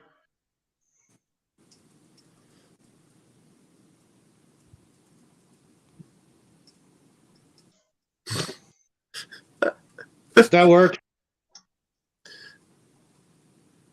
Oh, that helped me shape what Oh, no way. Hunger, how the hell are you, buddy? I was just talking to your brother earlier, and my son and I were real worried about you because we saw you in the place, and we just met you, and then the next thing I see you're having some problems. Just leave it there. Oh, okay, yeah. Well, Shadow, you were talking about while we wait for him to come back in. Oh, there he is. All right, we can hear you. There you go. How's it going? Nice to have you hanging out with us. I really don't understand why that's been happening, but it's something that started 2 weeks ago, and I think Windows changed something, and I don't know what changed. Anyways, though, enough about the microphone problems. I'm one of those people that I love sci-fi, and I've seen so many different things with so many different ways of doing aliens that there's a few of them that really stuck in my brain as favorites, simply because of the fact that they're just off the beaten path, so to speak. Okay. Sorry, I have to tell my son to go to bed. Well, be right back. No worries. Okay, no worries. Yeah, it is kind of late for the little guy, isn't it? Yeah. Well, he stays up usually until midnight or 1, but I need to get him in there. All right, let me try. Okay. We'll save your seat. We'll save your seat. So tell me a little bit about yourself there, Mar. Oh, well, I mostly do. I don't really play TTRPGs that much, at least not in comparison to video games. But okay. Yeah, but you do like role playing games. Yeah, you like role playing games. Okay. Just trying to get like a baseline. It's just one of those things where when I was in the military, which I was in the military for 20 years, I didn't really have as many opportunities for doing TTRPGs as, computer games. So, Okay. I mean, it's just one of those things where I always thought it was a fun idea. I just never did it. And now? I mean, so sometimes I play online. Don't really have anywhere like I do like in-person games, but you take what you can get, I guess, huh? What is up, guys? Hello. Just kicking back, chilling, talking weird crap, till the wee hours. We started out talking about aliens in sci-fi TVs and movies that basically weren't just a rubber mask or something glued onto the actor's forehead, and that lasted all of about 10 minutes, and then we get to whatever the hell sparked our fancy to talk about. Star Trek has done some that were like really, really off the wall, weird alien ideas. Now, I gotta say, Star Trek, the Romulans were like my favorite alien because they were just like evil humans. But if you want to get deep into the best alien, I think it'd have to be from the movie Alien or Aliens. The xenomorphs. Yeah, they put the face hugger on your ass, and then you got an alien jumping out your chest a few days later. Hey, I won't deny that is one of the most not just terrifying, but really very unique, for its time. Now, so many things have been kind of copied or borrowed or whatever from it since then. I like the first Alien movie. It was good because it was the original. The second movie, Aliens, is my favorite. It had Bill Paxton. Game over, man. Game over. Have you ever been, freaking confused for a guy and she comes back with, "No, have you? Oh, don't say bleed at me." What does that mean? I'm sorry, what does that mean? Suka bleed means son of a bitch. Oh, okay. I'm sorry. I'm still working on English. Real quick, Jeffrey, if you can do it, that's awesome. If you can make use of it once it's done, that's even better. My son and I used to play Minecraft, but it's been a few years. I put a controller in my hand and I'm asleep within 30 minutes. I have done things in several different games that are not necessarily iconic D&D maps, but recreating art from one game in a different game, and it's a lot of fun. And you can do all sorts of fun, neat stuff. Oh yeah, I had a lot of fun playing Minecraft with my son. Years ago, but it's just been a while, and I don't want to say moved on because he still plays Minecraft, but I just I have this thing with my eyes, like I read a lot, but because I read a lot, I nap a lot. So after reading X amount of pages or looking at the screen, I'm ready for bed. And I could have literally just woke up. My son will go to school and I'll go, okay, I'm going to read. And a half hour later, I'm asleep again. I take multiple naps a day, but, I play Conan, goof off on YouTube with, my brother, obviously. Ungar's in the stream. What up, son? I think he's watching something else. He's had a long day, and he's welcome to come on back in. I was actually at the hospital when you guys started. Oh, really? Yeah. Today? Yep. Oh, wow. I just got home about an hour ago. Oh, so you saw your brother on the show? No, I got home. I had to check my Conan and stuff. I looked at the video that we did today and read the comments and stuff. Had a lot of fun on that video playing the Conan 2x20 game. But yeah, it's been one of those days.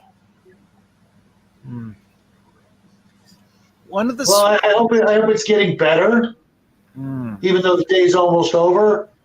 You and your brother have, especially your brother, not gonna lie, have been really good to us as friends, especially my son. I mean, if you think about it, he's a 14-year-old kid hanging out with some of the smartest guys out there, and he's been made to feel incredibly welcome. A lot of other people would be like, get out of here, kid, you bother me. But Ironically, me and my brother were talking about you and your son today. Well, I hope it was good. We were But at the talking same about time, how I don't give cool, a shit. No, I'm kidding. we were talking about how cool you were and how cool and intelligent your son is. From watching your videos when he's on them, and from watching the live when you and him were on my brother's. I mean, the kid's got a good head on his shoulders. Yeah, he does. He's a 14-year-old kid, and he's going to be an amazing adult, in my opinion. Well, and I already consider him one, but at the same time, I won't do anything to push him into that until he's good and darn ready. Every kid we know was robbed of 2 precious years. Yeah, and it's good to see, kids still being raised in a good way. I've got a 17-year-old, a 12-year-old, and an 11-year-old, and I try to raise them the right way also.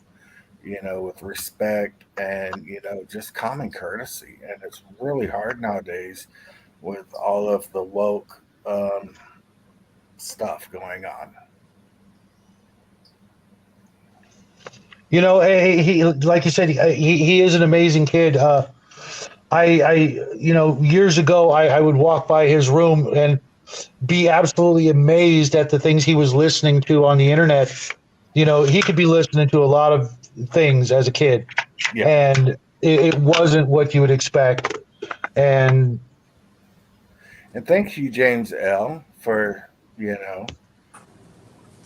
I love a God bless. I can use all the blessings I can get, all the prayers I can get, and I'm trying my best. Amen. My son and I have, we were literally, very worried, because I just saw, the thumbnail of James, and then I saw you in the hospital, and it's like, I just met the guy, what the hell, it happens.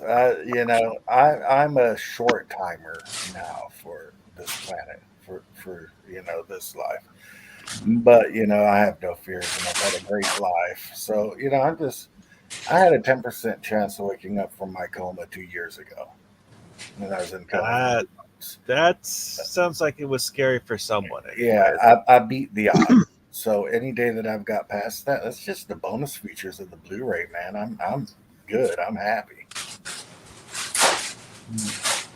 Well, I know my son and I feel very lucky to have met you. Just as soon as I saw you and your brother together,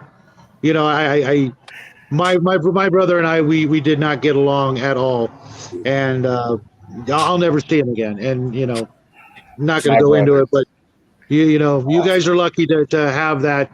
At least from my perspective, because my brother and I, the full Cain and Abel story, and it's never going to change. I can't see him again, even if I wanted to, kind of thing. He's away for that long, and you guys are lucky you got each other.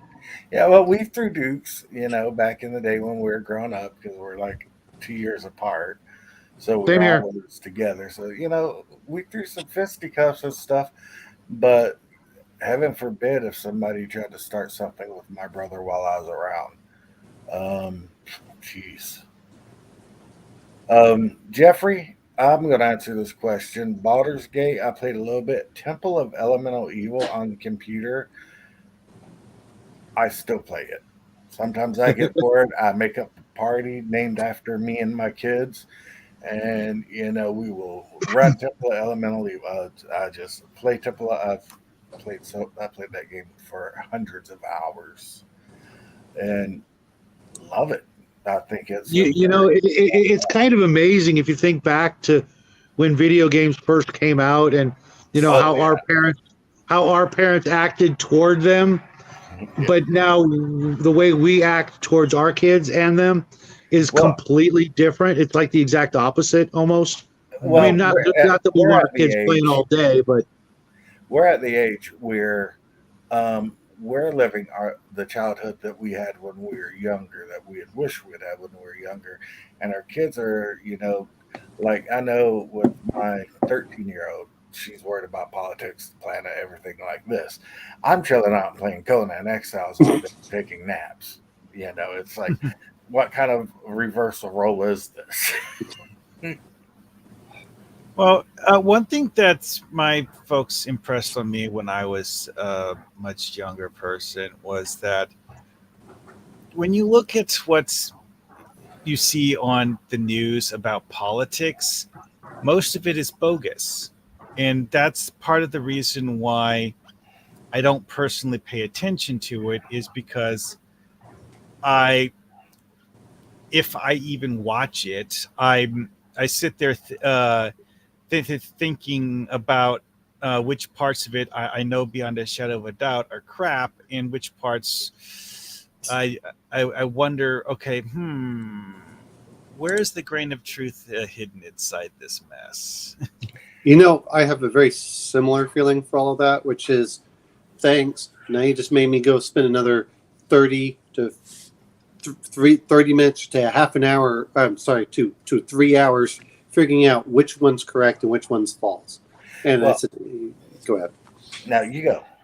No, that's that's the whole thing. Like, I tell my son over there, he's worried about politics. I said, son, you're 13. You can't vote. You can't make any real difference anyway. Go focus on your life, because the best thing you can do is improve yourself now. So when you can vote, then you can make a more informed choice. See, I have it easy with like politics and news, because the only news I've really ever watched is on YouTube, like Russell Brand. 2 years ago, he was #1 celebrity that I would love to punch in the face. He was. Well, after the video he had the other night where he's sitting there eating on camera and you can hear him swallowing and crap, I'm like, dude, you're not that famous that you can get away with that. Absolutely. Yeah. Oh, hold on a second. I gotta go get me a snack. No. I'm not as bad as Mac. I'm not as bad as Max with that issue, but I do have that issue. I don't want to watch at about half level, that he has it, maybe even a lot less. But it's just, I was raised with manners. I know that word is like completely gone in present day society, but we had those, and from personal experience, I know that the reason people choke on food is because they do certain things when they eat. And number one is eat with your mouth open. If you can't breathe and eat at the same time, go blow your damn nose or something. I'm not a big fan. I had to perform the Heimlich maneuver on my mom numerous times. And trying to do that to someone in a wheelchair is really, really hard, and really, really scary when it's your mom. Well, it's even worse because you got to get enough strength. You can break her ribs doing it right. I mean, I can imagine. I had a maneuver done on me when I was young, and I've always been very, very careful when I'm eating, especially now. Like, there's so many things that I can't eat now because my body, I literally have 3% of my large intestine, and I've had 4 surgeries where they remove small intestine. So I literally have a hard time digesting anything. And like vegetables and stuff like that are basically just off my menu. So I have to eat a lot of proteins, a lot of carbs and stuff like that. But certain proteins I have to be really, really careful with because my body just doesn't digest. So, and news, when I was in my coma, this is a horrible story. For some reason, they had to have somebody in the room with me all the time because when I was in my coma, I tried to jump out of the bed and stuff like that without realizing. Actually succeeded from what I was told about 4 or 5 times. That freaked the doctors and the nurses out because I had all the tubes and wires and stuff. I can imagine. And, clearly the big guys got plans for you, whatever they may be. But like Dave said, love God, paint. That That works me for and me. JC, we're like this. We're so close. He lets me call him JC. You know, he's my homie. But I can verify. I heard things while I was in my coma. Like I repeated conversations back to my parents that had with nurses and stuff. I heard the doctor tell them I had 10% chance of waking up.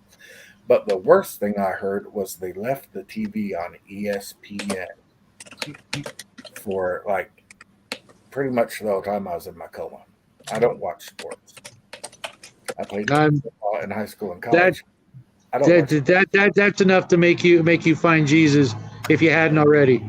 I have not watched network TV since I've woken up from my coma. I watch YouTube. I watch Hulu, HBO, anime streams, High Dive, and Crunchyroll, and that's it. And I normally watch anime and Korean TV because, my God, if I even hear the Sports Center song, the dun dun dun, yeah, I break out in cold sweats. Well, and you know what's funny is we were driving through Montana, and my son was hearing things from his mom because she's pretty liberal, and we saw this guy behind the counter who was black, and I said, and I could tell he was conservative, and I said, "Okay, son, you go ask him some questions," and he was like, "Oh," and that guy said as much as, you know, when we heard RPG Elite last night and things. The goal of the media is to turn us against our fellow human beings. And the other part, I've been saying that for years. And the other part is they don't want us talking to each other, because if you talk to each other, I can disagree with you, you can disagree with me, even if we get mad at each other. But guess what? I see you as a human being and as an individual, and they don't want us to do that. If they divide us, if they separate us, they're taking the power away from us. That's I said it last night with RPG Elite. You know, if we all stand up, their machinations fall down to the ground and become, you know, impotent. Like on the chill stream they had last night when they had one dude on, and you know, I asked him straight up because he's, you know, a black guy and he's a gamer, so I wanted to ask him. I play a black character a lot, especially like Recon Vietnam game. Yeah. I love that game. I always played a big black 60 gunner. You know, who wants to mess with Ving Rhames with a 60? You know, big bad Bob Watts. Anybody know who he is? Yeah.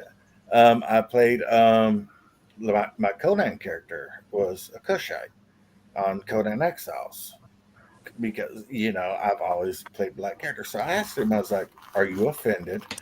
Me as like the whitest dude that you could ever meet, playing a black dude in RPG?" And he's like, "I'm not an elf and I play an elf. People are not dwarves and they play dwarves. You think that when I play RPGs that I'm always playing a black dude? That's ridiculous. It is a fantasy game. Play what the hell you want to play." And, you know, just because you hear these comments, especially from a lot of the leftists, and I'm not downing on leftists. I mean, you have your political views, I have mine. We can disagree. We can still be cool. One of my best friends is very far left. But me, I'm a gun-toting Republican. I carry a gun everywhere I freaking go because I can. A lot of the people playing the RPGs, you know, it's just like, if you're not Asian, you can't play an Asian character. Oh, can I throw in one little thing? How many of us all remember playing Oriental Adventures? And do you think any of us played white guys?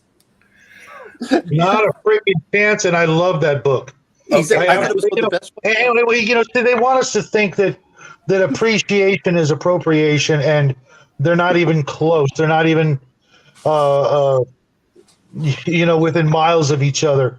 You know, they say imitation is the sincerest form of flattery, and that's what we're doing, is we're imitating something that we are, you know, a little envious of, and very much in appreciation of. We appreciate and want to know more, and you know, what better way to experience the way other people feel than to try to feel the way they do through role playing, you know, pretending to be, you know, a ninja or a samurai or whatever. You know, it's because we we don't play characters that we hate. Yeah. On Legend purpose. of the Five Rings would have never been printed if it was targeted solely for the Asian community. Yeah, And Right. that's one of my favorite games. I love Legend of the Five Rings. Make me a Crab Clan dude with a big Tetsubo.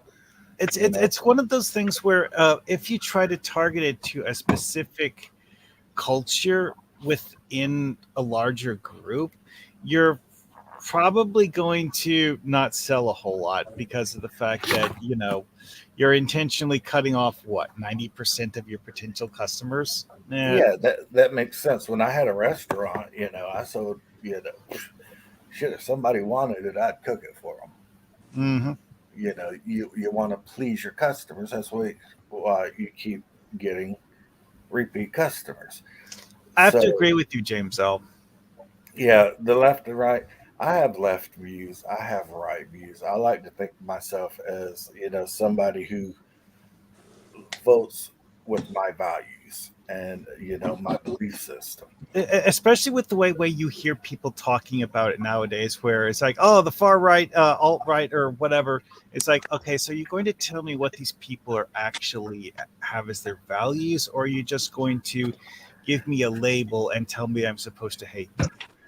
Can I bring up one other thing? Here's the other part that I hate. Oh, go ahead. Sorry.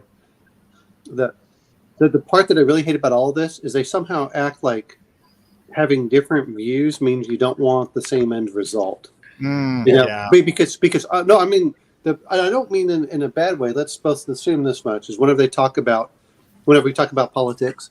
Hey, is that Nathan? Kat? Yeah. Okay. No, it's Wesley. Hey, hey Wesley. It's been a little while, but welcome back, buddy. Yeah. I watch your shows sometimes, and then I catch this every once in a while, and sometimes I catch it when it's already over. But yeah. Well, I mean, you know what? The coolest thing you can do to a fellow YouTuber or a YouTuber is just say hi when we're not actually around. It really lets us know, who our real friends are. Just a real quick, mini rant. It's amazing to me. I get like some really good views on shows that we do, but then I look at the thumbs up, and there's like, it's like a weird ratio, like 1 in 5. And I know on my tablet, I just have to move my fingers like 4 centimeters and push down, but, throw in a little chat, in the comment section, just saying hi. Drop a like button and leave a comment sometimes if I remembered, and try to push you up on the algorithm too. And that way, Well, it's not so much that, to be honest, I've got a long way to go before that matters, in the numbers. But just knowing who's coming in and saying hi, makes our day. We see a comment, and it's like, that little endorphin rush, and it lets us know that, like I said, who our real friends are out there. My personal habit is if I push on a video, I hit the like button before the 5-second mark has gone by. I just because, if it's a DM James video, boom, I'm hitting that like button as soon as I walk in the door, so to speak. Hey, you gave me a comment, and I've got like 23 followers on my channel. That made me be like, yeah. I'm not that big, but I know what it feels like, and I know how inspiring. Even if you think say you've only got 10 subs, that's 10 people out there that give a damn about what you have to say. Period. If in my own neighborhood, there aren't 10 people who give a shit about what I say. And my whole life, there ain't 10% of people who care about what I say. It's like Wesley's a ledge. What's that, James? Did you mean legend? Oh yeah, if you've seen his work, this guy is just amazing. If I had half your talent when it came to painting and doing all that crap, I'd have a real job, but screw that, I'm retired, so I don't need a real job.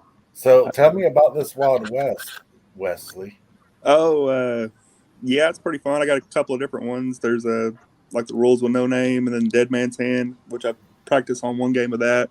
The cards are kind of like playing cards, like poker cards looking kind of, but they also have like a what was little that? bits of stuff from the different movies or something. So when you play the card, it has a little bit of that flavor, I guess, kind of added.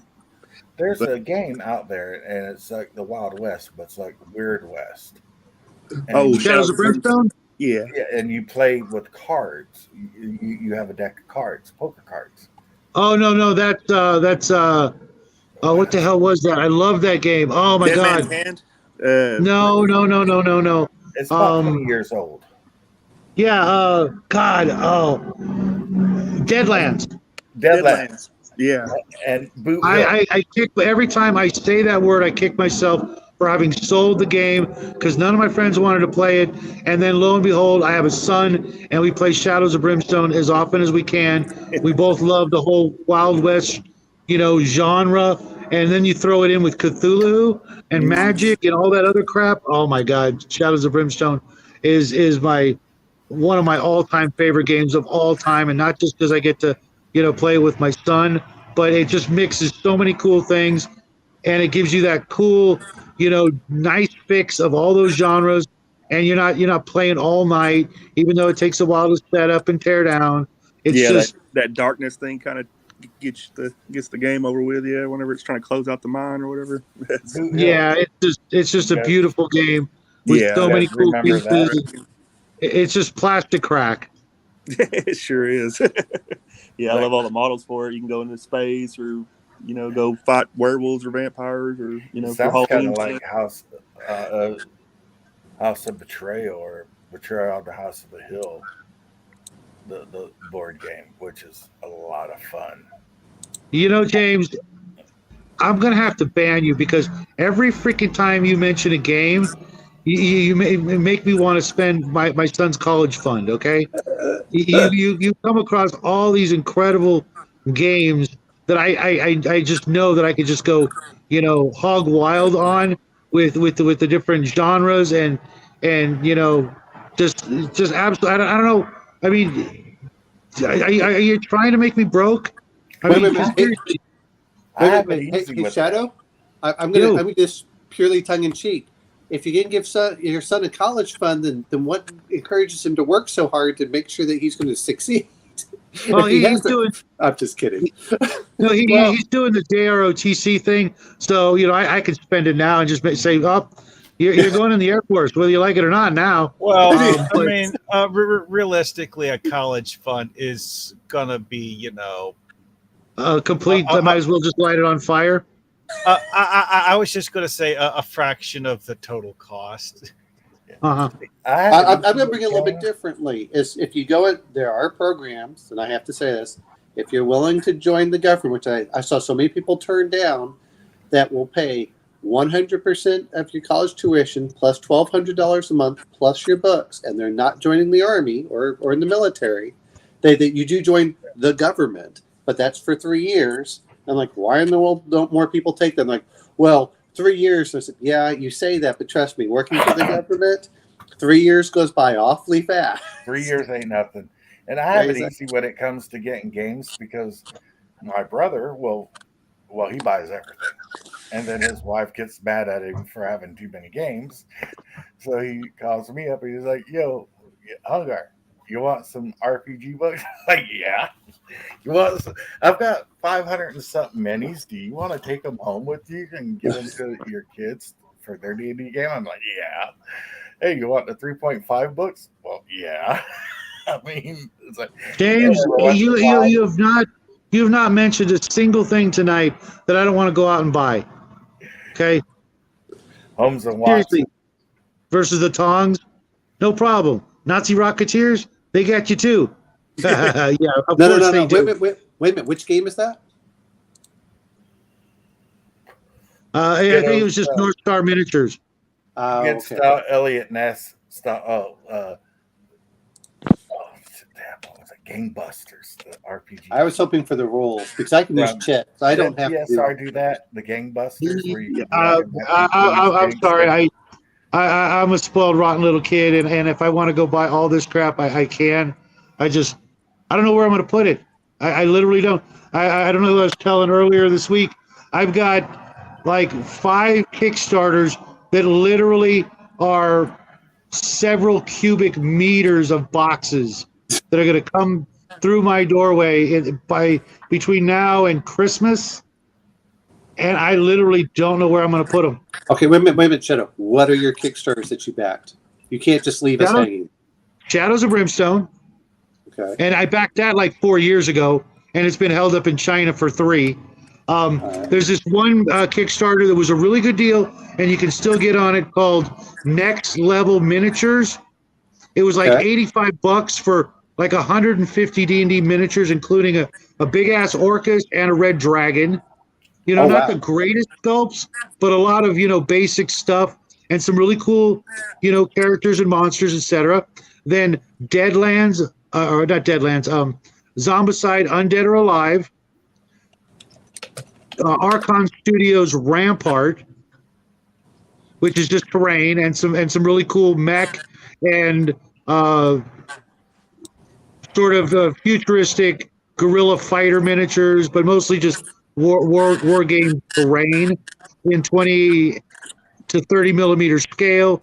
Then I've got a Cthulhu Wars Kickstarter from way back called Catastrophe, Cataclysm, which is just a bunch of cat monsters for the Cthulhu Wars game, and then something else I can't remember. Well, let's see. Go ahead. Yeah, those are the only ones I remember. There's one more, but it's. Let's see. The ones that I'm still waiting for are Kingdom Death. I'm still waiting for waves 3 and 4. Oh, dude! God, that is. God, that was just a beautiful set of miniatures. Didn't like anything I heard about the rules, but I'm like, I just want the miniatures. Keep the books. Just send me the miniatures. But like, nope. It's $1,500 or some crazy shit like that. Yeah. I spent like $2,000 on when all was said and done. I have that one. I have the as much as everyone complains about Mythic, I back their Monster Apocalypse because that's something I think my son will play with me. Oh yeah, absolutely. You're gonna have a blast with him with that. I had some of the old stuff, but the new one, I mean, that's the kind of thing that he will play with me. Unlike most of the other games, that's kind of, you know, he likes giant monsters and stuff, so that will work. Mythic, that the one that comes in that huge box with all this stuff, I think. Yeah, if you look at if you've ever played Monster Apocalypse, it basically was almost every faction with almost every miniature. With every, and the regular box was huge. Let alone all the expansion sets, and I'm like, and it was only like $450. I was like, oh, that's I can afford that. Like, okay, real quick, Omen, write this down because it's a game that if I would have known, I would have told you a long time ago. Okay, it's called Giant Monster Rampage. Okay. Anybody know what it is? All I can think is the video game Rampage. Nope.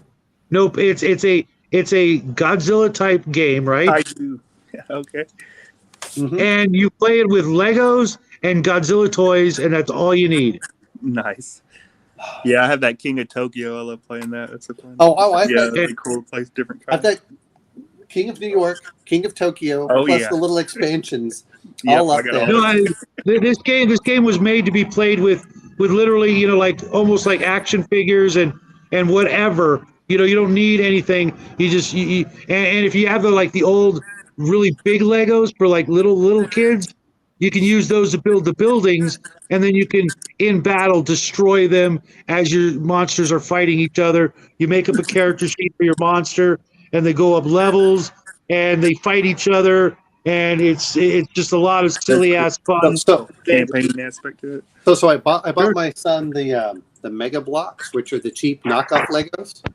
Uh-huh. I bought him 3 things of them when he was like 1 year old, and he's played with them as far as up until the age of 13. I don't know if he's played with them this year, but he would do it and he'd roll them across, and I mean, they'll be shaking like this. I'm like, they're supposed to fall off, and they'll be shaking like this, and then he'll stop, and they'll just go through. I'm like, damn, son, that works better than most buildings. I mean, they look like they should fall apart and everything else, and it's, The Mega Bloks that I like I said is I bought 3 bags of them. That was the best investment in toys that you can have for little kids, I think.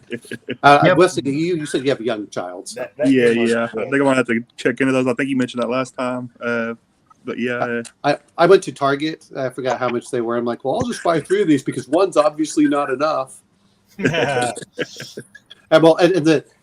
the problem that I had with the Legos is that I would spend 2 or 3 hours building them, and the first thing he would do, he's like, "Oh, good, thanks, Daddy," and then he'd push him off the table and watch him crash. And all I can think is, you can build these.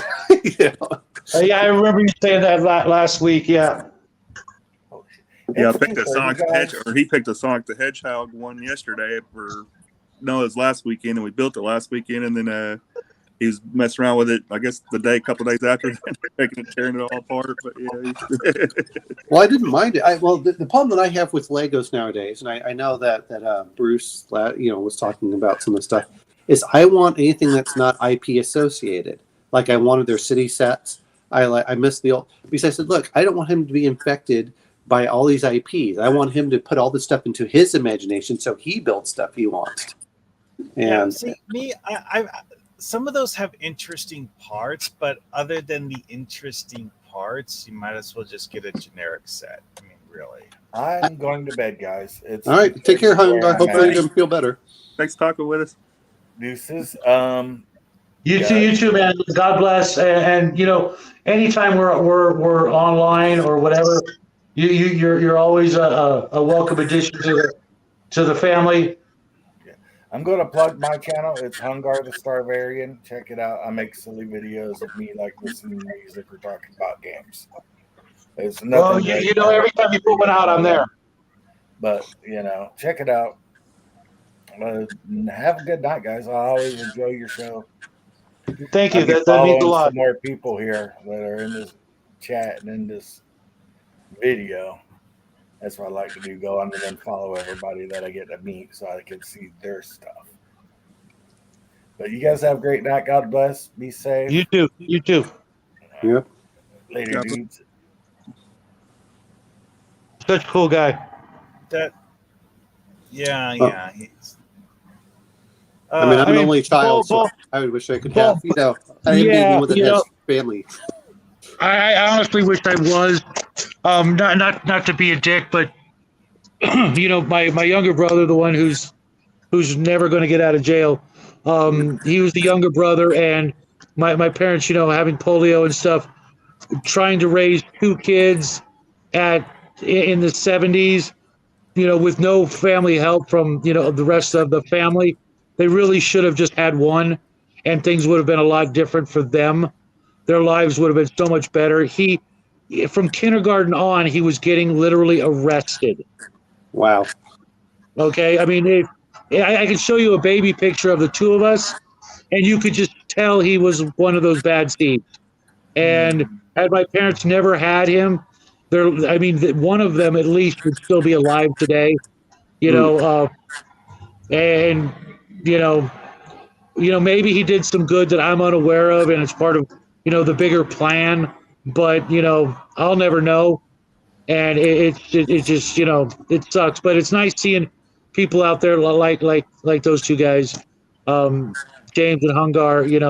They were, I kind of see myself, in them. Except I don't see my brother in either of them, and I'm older than James, which always I hope he doesn't take this the wrong way, but I just assumed he was older than me, when I met him. So it's nice to see, 2 brothers who get along so well and have so much in common. It's I'm a little jealous. I'm just going to put it that way. Yeah. Well, so I'm looking at your Shadows of Brimstone. Holy crap. Those are, yep. So would you get the tank with the Tradera expansion? You betcha. And I got 2 of those tanks. Oh, wow. one for me, one for the little guy. Nice. Had to. And I'm telling you, my son was playing that game at about 10 years old.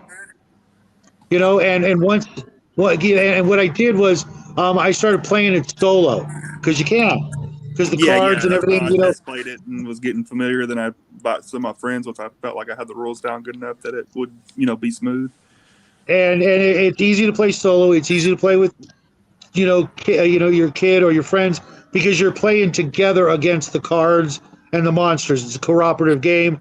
Oh yeah. You know, and he saw me. He's like, "What are you doing, Dad?" And I'm like, "Playing Shadows of Brimstone." He's like, well, "What? I want to play." And we had a blast. We still do. We have almost everything we've ever made for it. There's a few things we don't have yet over the years. We've got all the samurai expansion stuff. We've got, literally there's maybe like 10 or 12 sets we don't have. And, we'll get them eventually, but yeah, most of the Western stuff. Yeah. But I got the starter box, the Japanese, I guess, stuff. And I got like some ninjas and the Raiden looking Fortress and Did anyone get the Joan of Arc Kickstarter? Joan of Arc. Didn't even hear about it. Holy, go look at that Kickstarter for what it had. It had a giant dragon, and it's a 15 millimeter, and the dragon's like this big. Holy crap! I mean, that scale, you could drive a bus down it. It was literally. I mean, it looked like it was surrounding a castle. Yeah, go look that one up. It had they claim to have one of the biggest miniatures of whether it's 28 or otherwise. I can't actually look stuff up when I'm talking to you guys, which I think is actually a blessing because, it was called Time of Legends. That's what it's called. It's called Time of Legends, and it had tons of miniatures. Yeah, and the dragon is just out of this world for its size. Wesley's like, wait a minute. I'll take a look at it and see what's going on. That's what I mean. I was looking at it. You got to look at like the scale of this thing. I wish I could post it up here, but let's see because it'll show when there's. Let's see if you can see and just how. Sorry about this. If I can get over there. No, I appreciate it. I don't know if you can see how big that is compared to him, and that's a 15 millimeter, and there's the there's the little, and there's the full size dragon. Wow. Yeah, sorry. I was like, I wanted to get it, but I wasn't sure where I was going to be because one of them I was going to move, and then the other one I wasn't sure, when it would come in, and. The miniatures, it's all 50, it's 15 millimeter, and yet the miniatures, the monsters are the size that you would see something from like Games Workshop in normal 28. Yeah, I found a Dodge Tower video that has a review on it.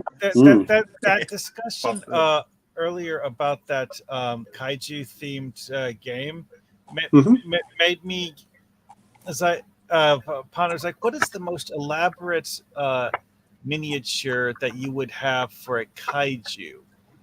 And the one I thought of was Iris from Gamera 3, and so I decided to look up figures for that, and a 25 centimeter one apparently goes for €300. Okay. Why? No, it's not okay. That's kind of crazy, but Iris is one of those designs that I thought of it because of the fact that in the movie they don't do practical effects for like half the monster because it's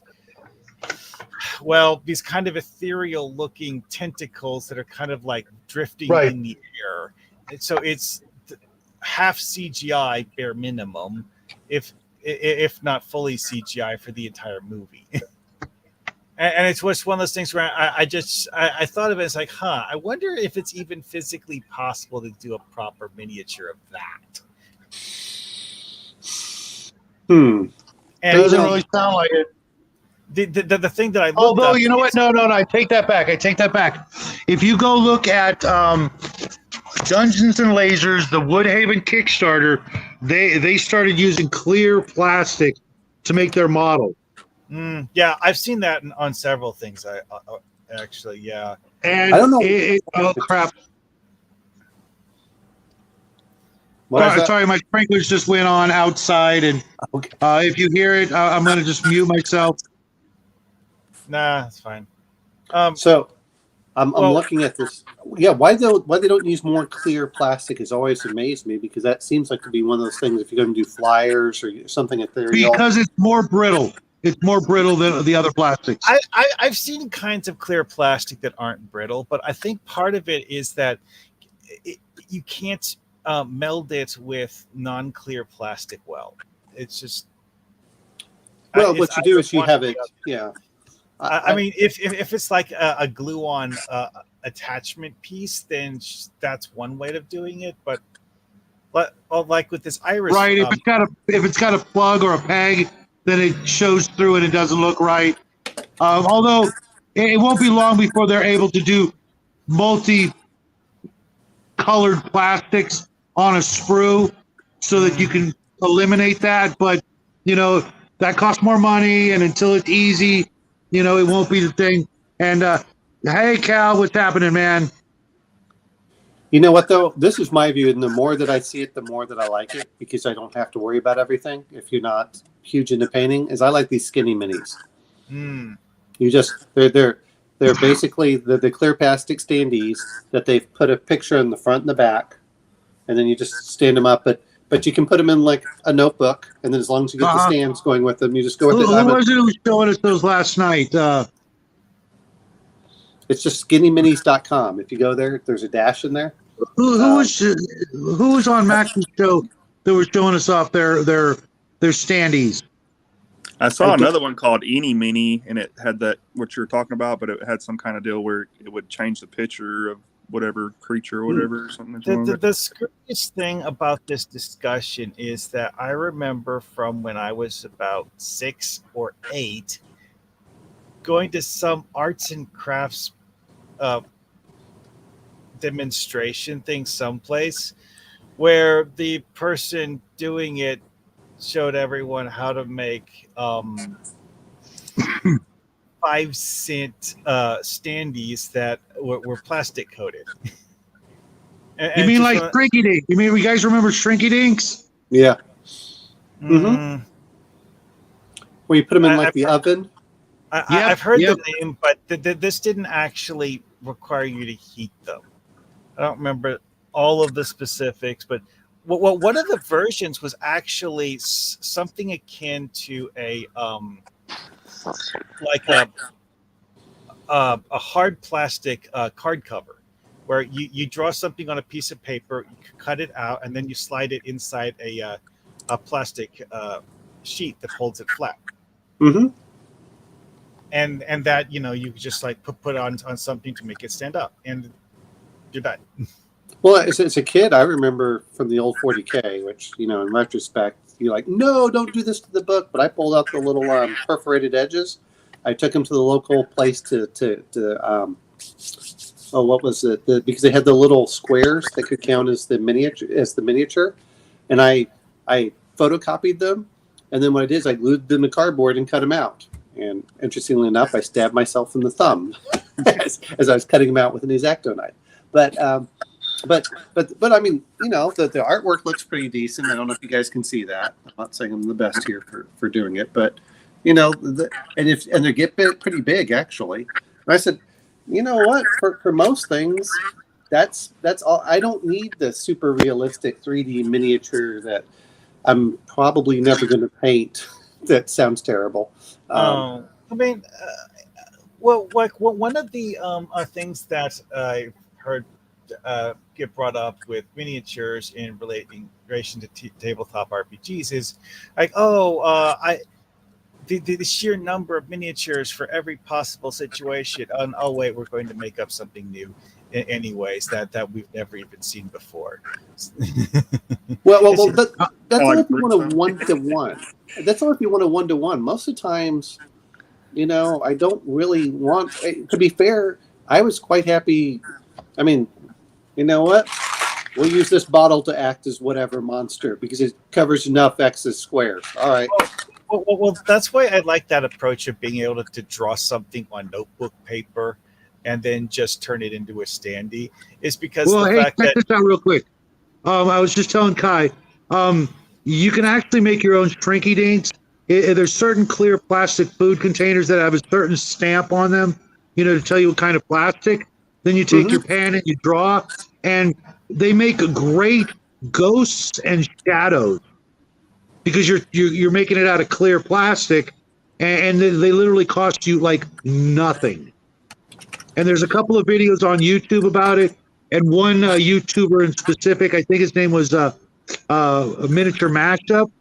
He does that. But one of the big things with our channel that most of you guys don't know, because I haven't done it in a little while, is we make our own miniatures and monsters out of things we get from the dollar store, hot glue, styrofoam, things like that. And, especially for my son who's so creative.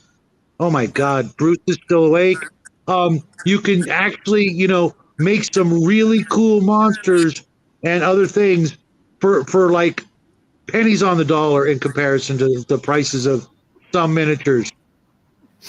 Warhammer used to sell these books where you could make up your own monster. I remember I used to find them at the half price books, and I'd get those books and just look through the different things that the people created for like Tyranids and all the weird stuff. And I will, Kai. I'll get on that after I'm done here. You know what I find funny about all of that is that to me was the great thing about 40K Rogue Trader was they would show things like where they'd use a bottle and turn it into like a grab. And when they got away from that, in many cases, it sounds funny for it, and I understand why you want the good miniatures, but I really felt let down because before it really inspired you, which is the whole reason I like to buy these books, whether I use them or not, is I want them to turn the gears in my head and make me dream of the stuff. Whereas when you put everything out, it's like, if you don't use this, it's not perfect. I'm like, screw you. I understand why you do it from a monetary standpoint, but that's not why I got into the hobby. So, yeah. Yeah, I know what you're saying. They put archways on everything, too. A guy had me paint some of his necromunda and stuff, and I was like, man, they could just, even in the futuristic stuff or this APOC stuff, they still got to put that little arch thing on everything. It's like some kind of design. I feel like it's overly used. With Kai Marion mentioned that. I love seeing all this stuff. And Cal Vioni, I just, when he says he was backing the Skinny Maze, that'd be interesting. But the whole reason I like a lot of this stuff is it's fast, it's easy to get in there, and they're not that expensive, which is part of it. And as a DM, as long as the players, I know that Max talks about, well, I don't like it because look, if you can just imagine something else, to me it doesn't take it out. But I do admit if it's photorealistic or then yes. But I don't care if you say this big creature right here represents this, and it's a fire giant, and you're trying to represent a frost giant. I'm like, oh, fine, we'll count as a frost giant. I don't have any problems working through that. So, but I am afraid of what they're doing with 1D&D is by making it so you have to buy the little 3D models. Number one is it seems like it's going to be a bigger pain in the ass as I'm trying to move it, let alone try and do it on a tablet. Like, let me move my miniature here. Yeah, it's like their digital service thing where you have like a special authorized D&D virtual tabletop. Well, see, what I'm worried about is that they won't allow you to import your own stuff in there. See, if they were smart, they would allow you to import your own things and they take a cut. But I think they want to own everything. I think what it is it's a matter of intellectual property control. They want to be able to own everything that goes into their virtual tabletop. I'm not disagreeing with it, but here's what it's going to come down to: is a lot of people are just going to be like, I don't want to buy your stuff. So and so's doing a better job, and it's the same thing with like any miniature. Like if you look at Mantic, I'm not saying Mantic has better miniatures than Games Workshop, but for the price, and if you paint them up, they look good enough. The question is, how close can you get? We talk about this sometimes with well compacted concrete. It's like, does it look good from 50 feet, 100 feet, 1,000 feet? That's what you say. Oh, it looks like it's 1,000-foot, concrete. That just means it looks good from that distance, and that's the same way I look at it. Kai and Jeffrey are talking about the old 40K deodorant hover tank. Okay. Yes. Well, my son and I, we actually took it one step further, and we took speed stick deodorant and made like land speeders out of them for 28 millimeter miniatures. And our video's still up. It's called Speed Stick Speeders. It was for one of our sci-fi months, and we just took some car model parts and a hot hot knife and cut out some cavities to put the the bucket seats in and some cockpit windows, and they light up. The the nacelles on the back on the side of Luke's speeder. Well, ours we found these kick-ass lights at the dollar store that look like those things, and we put them on the back, and you flick a switch, and not only do they light up, but they swivel, so it can make VTO, vertical takeoff and landing, as well as go forward for your sci-fi games. And they cost us the lights are $1 each, but the deodorant we also got at the dollar store. So like for $4 plus some kit bash model parts, we made 2 or 3 land speeders, and we didn't even have to paint one of them because the clear, not the clear plastic, but the plastic container was so shiny and black that we just left it as is because I couldn't get that kind of a paint job, and they turned out pretty good. Other people would probably be able to do them better, but they were really, really kind of cool. I've heard that nowadays Games Workshop heavily discourages making your own models. I wonder why. Well, let's not forget that why is they don't heavily discourage. What they do is they don't allow you to play with them in any competitive format. That's that's kind of niche too. I don't know. I mean, there's some people that get competitive like that, but from what I've heard from some shop owners, that there's more to it even than that. And that they won't let you use other paints in there to paint your miniatures. They won't let you use other people's brushes when you go into the game store to sit and like take a painting lesson or just hang out and paint while other people are gaming. They will kick you out if you start using even the glues and things like that. You bring out testers and they're like, heretic, they start screaming at you like, what the hell was his name from Donald Sutherland from Invasion of the Body Snatchers. They just start pointing at you. Yeah. But check this out. If you look out there in the interwebs, there are people who will show you how to make things like Land Raiders and Rhinos out of Legos that are to scale for $40K. No. Who is doing them? I know that Max said it in his channel, and I don't remember who it was that was doing everything out of paper. He was doing it out of like cardstock. Bargecraft was a great channel that used to do that, but I know what he's talking about. I don't remember the name, but I know where to look for it. Yeah. Well, it's in the Warhammer cat. But okay. Well, Bargecraft was this guy in Europe somewhere who was making all kinds of cool crap.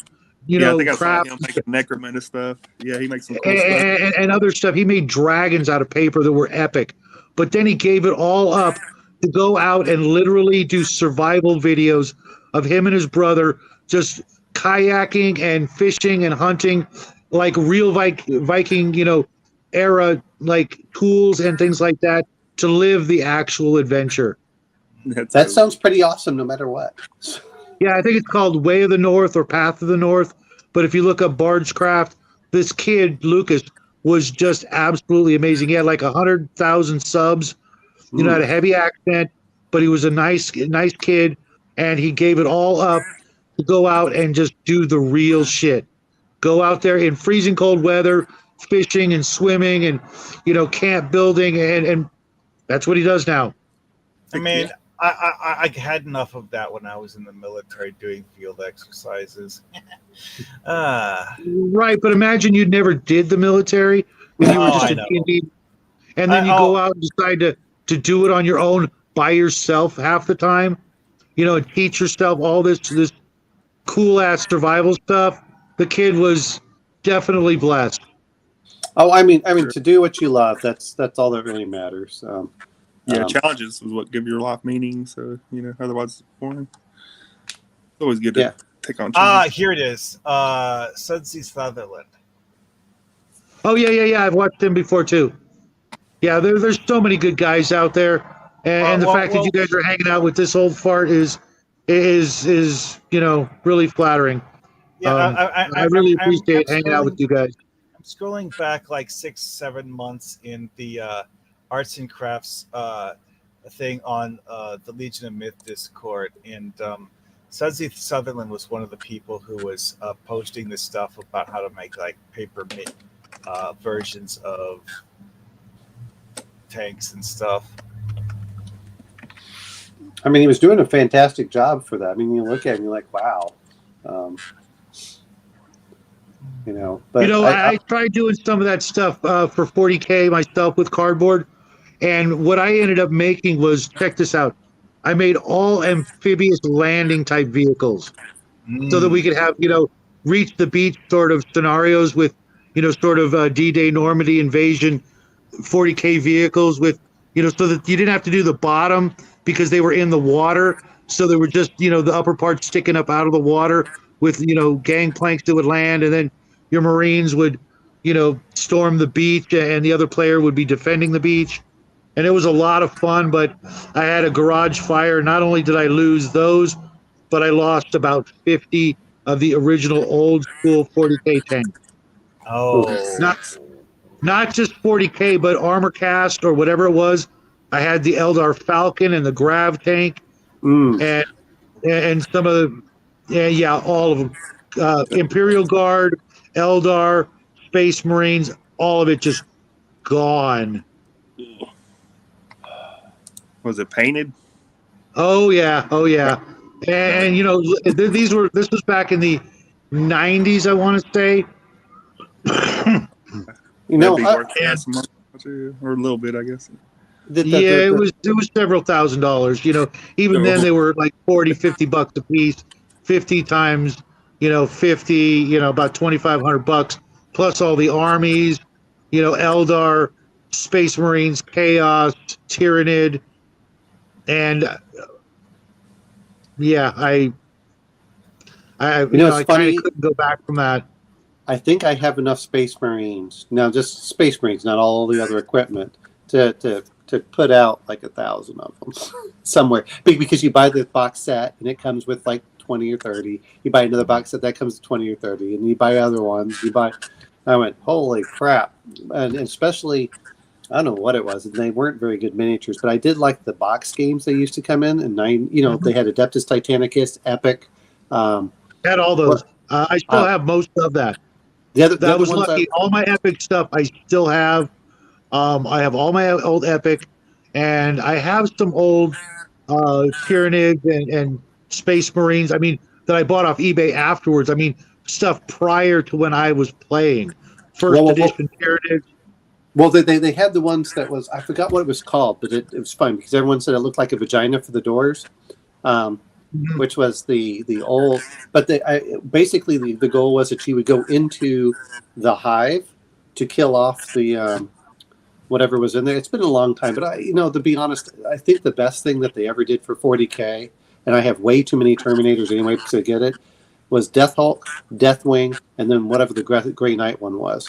Those were great. They had the boards you put down, you could play it, and I wish that they had expanded that game out rather than going over to 3 like they did, because and I do think they're doing a better job for some of it, but most of the time people can only afford 5 or 10 miniatures. Make games that focus towards that. Yeah, they tried that a little bit. The skirmish game. Yeah, they realized they weren't going to sell models. They went right back to how business as usual. And what was it?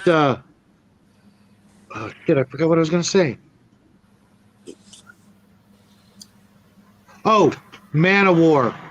I sold all my Man of War, and I regret it every time I hear that word, Man of War. It was a Games Workshop fantasy battles, but naval battle game with really small scale ships. I had every single ship in the collection, every single sea monster, and I made my own sea monsters back then. I sold it all because my friends moved away, and I had no use for it. I figured I'd never play it again. And oh my God, I loved my Bretonian fleet. Of all the ships out there, my Bretonians were damn near undefeated, and God, I missed those ships. Yeah, see, and I miss the old days where they'd tell you to kit bash certain things. I'll be honest, this is what got me. I bought my first Space Marines, and they came 30 to a pack, 30 of them, and they had the individual hands, and they had everything else, and they had like chain swords and pistols and all this other stuff you could put on your character or on your miniatures. And I said, okay. And they got rid of that. So then you could only buy them in like sets of 5 or 10. And I went, well, wait a minute. They are not really that much better looking than the stuff I had from the very first set that they made. And that was, admittedly, they were smooth. And I'll be honest, I like the beak more than the grill that they have. Yeah, I have some of the beaks. I've probably got like 2 squads. Well, I had 3 squads initially just because that's what it came with those heads. And then I have some other ones out there. And then, of course, they went to the grill, which, I kind of like the beak, which I guess was the Mark 6. But but at a certain point, like, okay, I have enough. I would rather get instead of getting more miniatures, especially since I hate saying this, I like skirmish. I want things small. I don't want once you get into tanks, why is there a range? I mean, just like we were talking at the very beginning of the stream, 50 inches, if you're going to do 1 inch is 2 yards or 2 meters, come on. That's why I like Epic. That's why I liked Epic. When Epic was, the first 2 Inceptions, not the 40K Armageddon Epic, which was crap. Well, it's 20 millimeter. Yeah. No. Epic Armageddon was the 3rd version of Epic Space Marine. And everything on each side had an exact numerical equivalent. All the numbers were identical. Okay, and it was more about morale than actually shooting. Kind of like a War Master, which I still have all my War Master stuff still in blister packs, and God knows if I'll ever play that again. But with Epic, the original with the Titans and the tanks, and the little tiny squads of 5 men on a 20 millimeter base, it just felt like a much bigger war game. You could buy one of those $20 boxes that came with 25 tanks and a crap ton of Space Marines, and then a couple weeks later go out and buy something else, and we would have epic games of 4 players, 10,000 points on a side, so 20,000 points per team, and a Titan would only cost you the price of, like a metal Titan would be like 10, 15 bucks, but you had something solid there. And to me, that was the best Games Workshop game ever. You could have epic, gigantic wars, not just little skirmishes, and it didn't cost you an arm and a leg. You didn't have to be a phenomenal painter.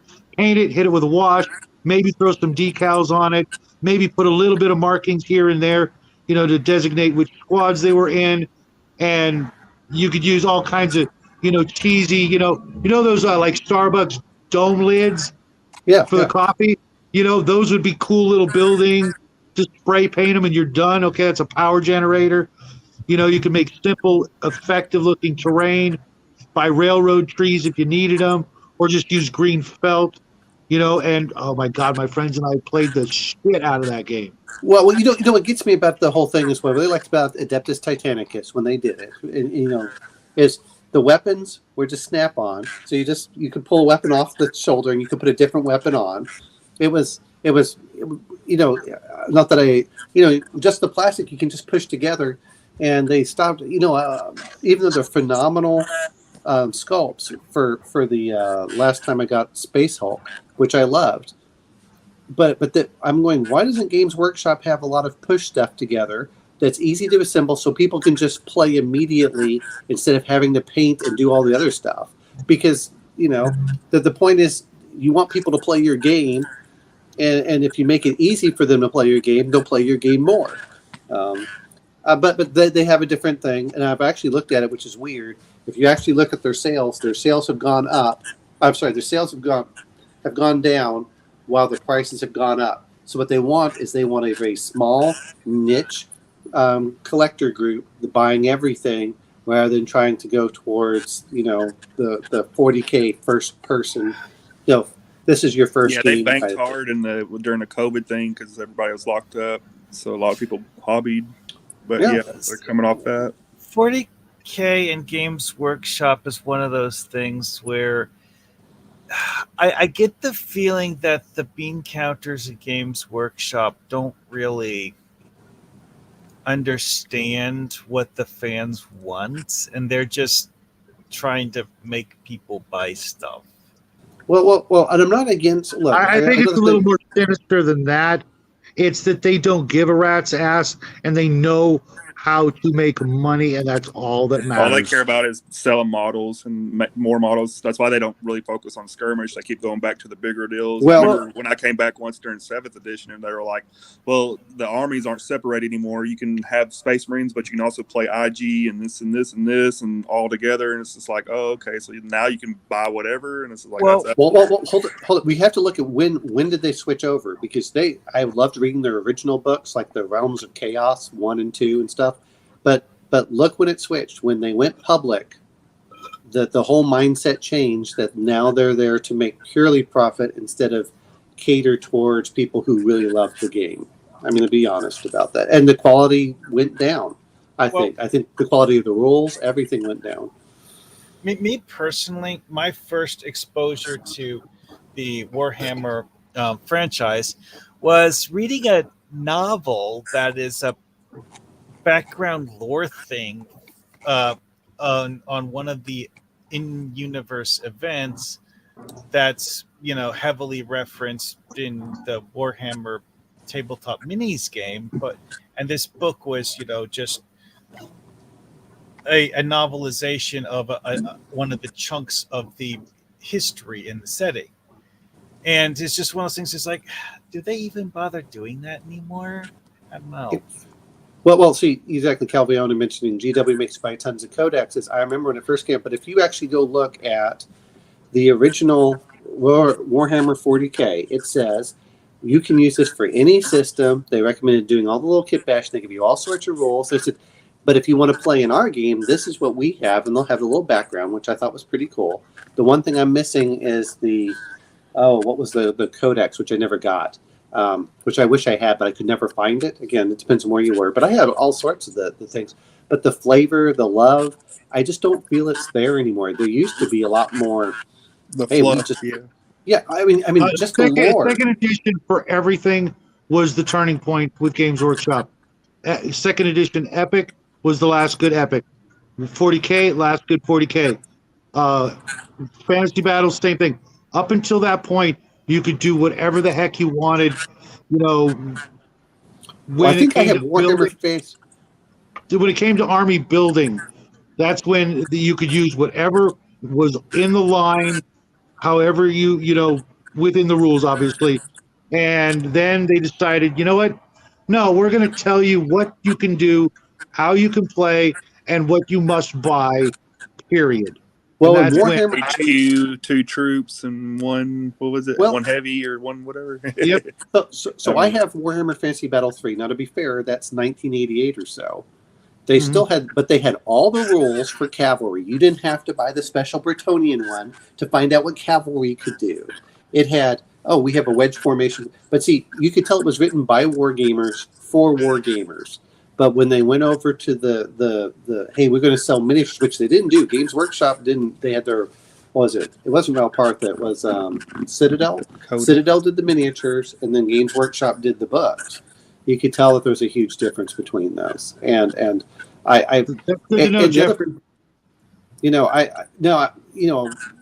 other part is when they said what you see is what you get, and you couldn't alter it, and then you had to destroy whatever models you had because they changed the rules. I said that just turned me off so much. At which point can't you just simply say, hey, this guy has this? With the gentleman rules, it's not, I don't care what you say. This is, here's the sheets. This is what I would prefer to do. But I still love the Adeptus Titanicus because it had the little, base. On the bottom, you had different weapons. And if you wanted to switch the weapons, you just pulled one off and put, stuck another one on. I got all that stuff. I even got the original, the very first version of Titanicus or what have you. I've got 2, I think, Imperator Titans, and it was a phenomenal game that gave you the full feel of a war game for science fiction. Stuff has come out like Kai mentioned, Dropship Commander and Drop Fleet Commander. Great stuff, but it takes a little getting used to the newer factions, etc. And I wasn't a big fan of Battlefleet Gothic. It was just too much like ironclads in space. It was, they meant well, but it was only a little bit better in there, like Starfleet Wars or whatever that other game was, way back in the beginning, which was pretty weak.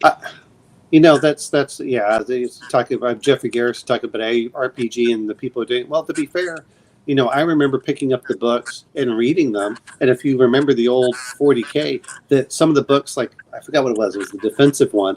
It says, here's what you can do for fantasy, and here's what you can do for this. And the same thing with the Realms of Sorcery, volumes 1 and 2. You could intermingle like the abilities from one or the other, and they were cross compatible. And I kind of liked that whole aspect, which was, oh, that's cool. You can do this, or you can do that. It was, but that was a different era. But I'll tell you this much is, for me, I especially loved whenever you were going through it, which is, I like to pick up. I haven't done it. If anyone has looked at, what is it, 5 Leagues from the Borderlands? Never heard of it. So it's a Modifius one. Let's see.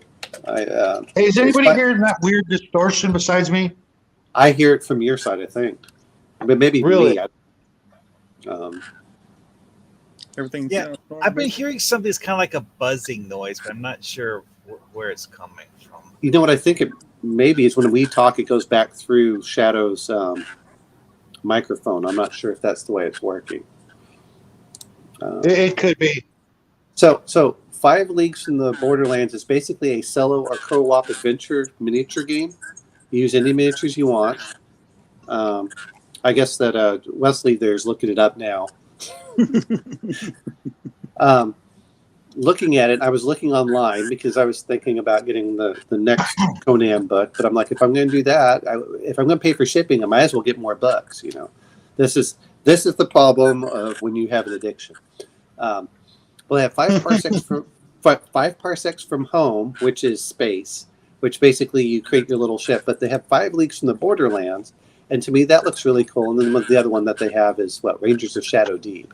But basically, what you do is you take whatever miniatures you have, and you throw them in there, and then they have stats for it, and they really don't care.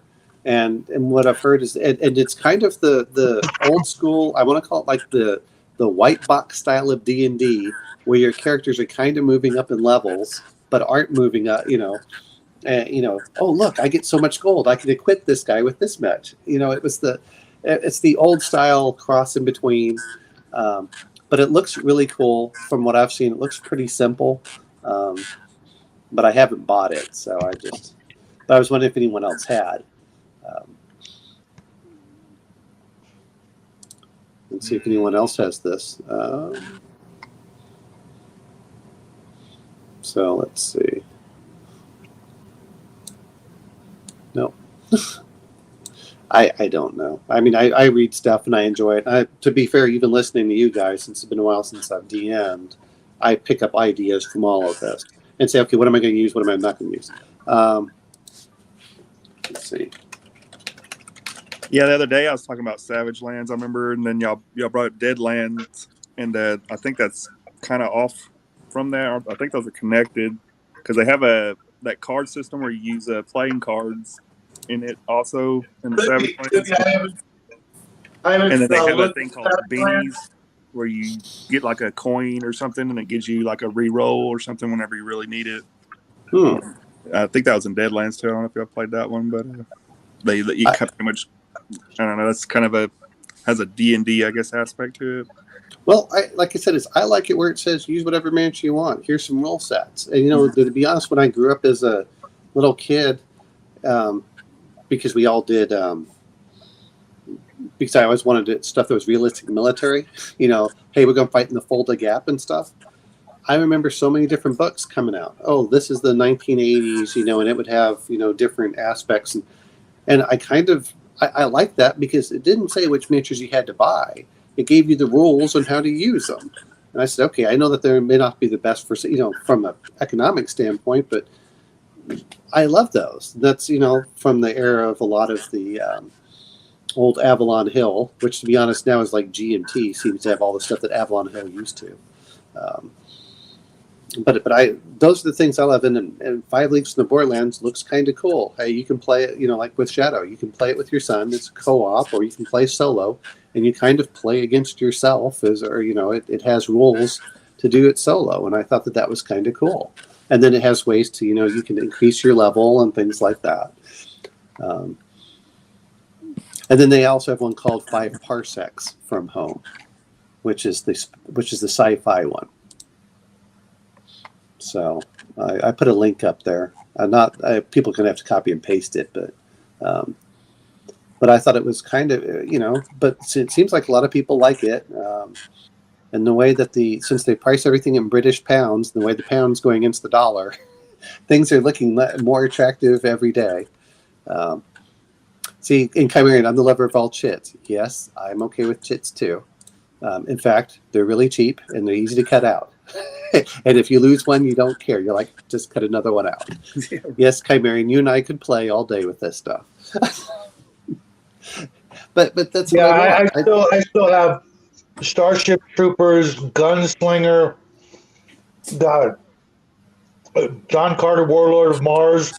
I've got all of the old zipper pack, like Ogre and Chitin and Warp War, all those little games that came in like a little Ziploc baggie with a little book. You guys remember those games? Yeah, well, I never saw Ogre. I kept hearing about Ogre for the longest time. And then when I saw it come out, I was like, well, maybe I'll sit back. I was like, nah, I'll hold off and save my money. Instead of getting that whole big package, what do you get, like $1 million? No. I mean the 1970s version that fit in an envelope. I never saw it until the Kickstarter is my point. I saw everyone reference Ogre. Everyone referenced Ogre. I was familiar with it. I saw rules for Ogre. I never saw the actual game or the miniatures for Ogre is what I'm trying to say.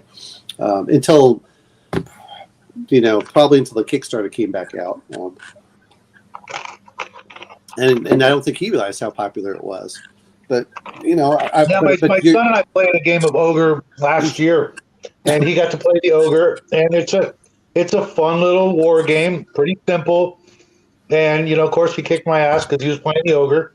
I made some dumb mistakes, and it's a really good game. Even if Steve Jackson is a weirdo, he made some good games. And I had a lot of fun. I played several other of his games, although GURPS, of course, is crap.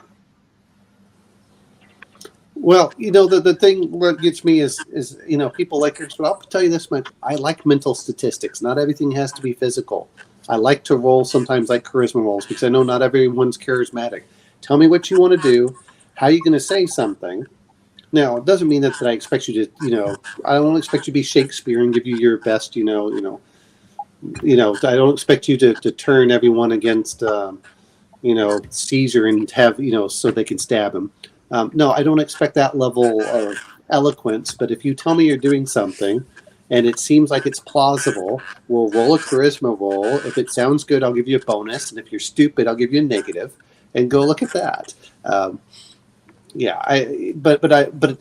GURPS didn't have that. The other problem was as a somewhat reformed min-maxer, the first thing I do is try min-maxing everything out, and I'm going, that doesn't make it better. But part of me always wants to do that. Oh, I can optimize this. I'm like, stop it.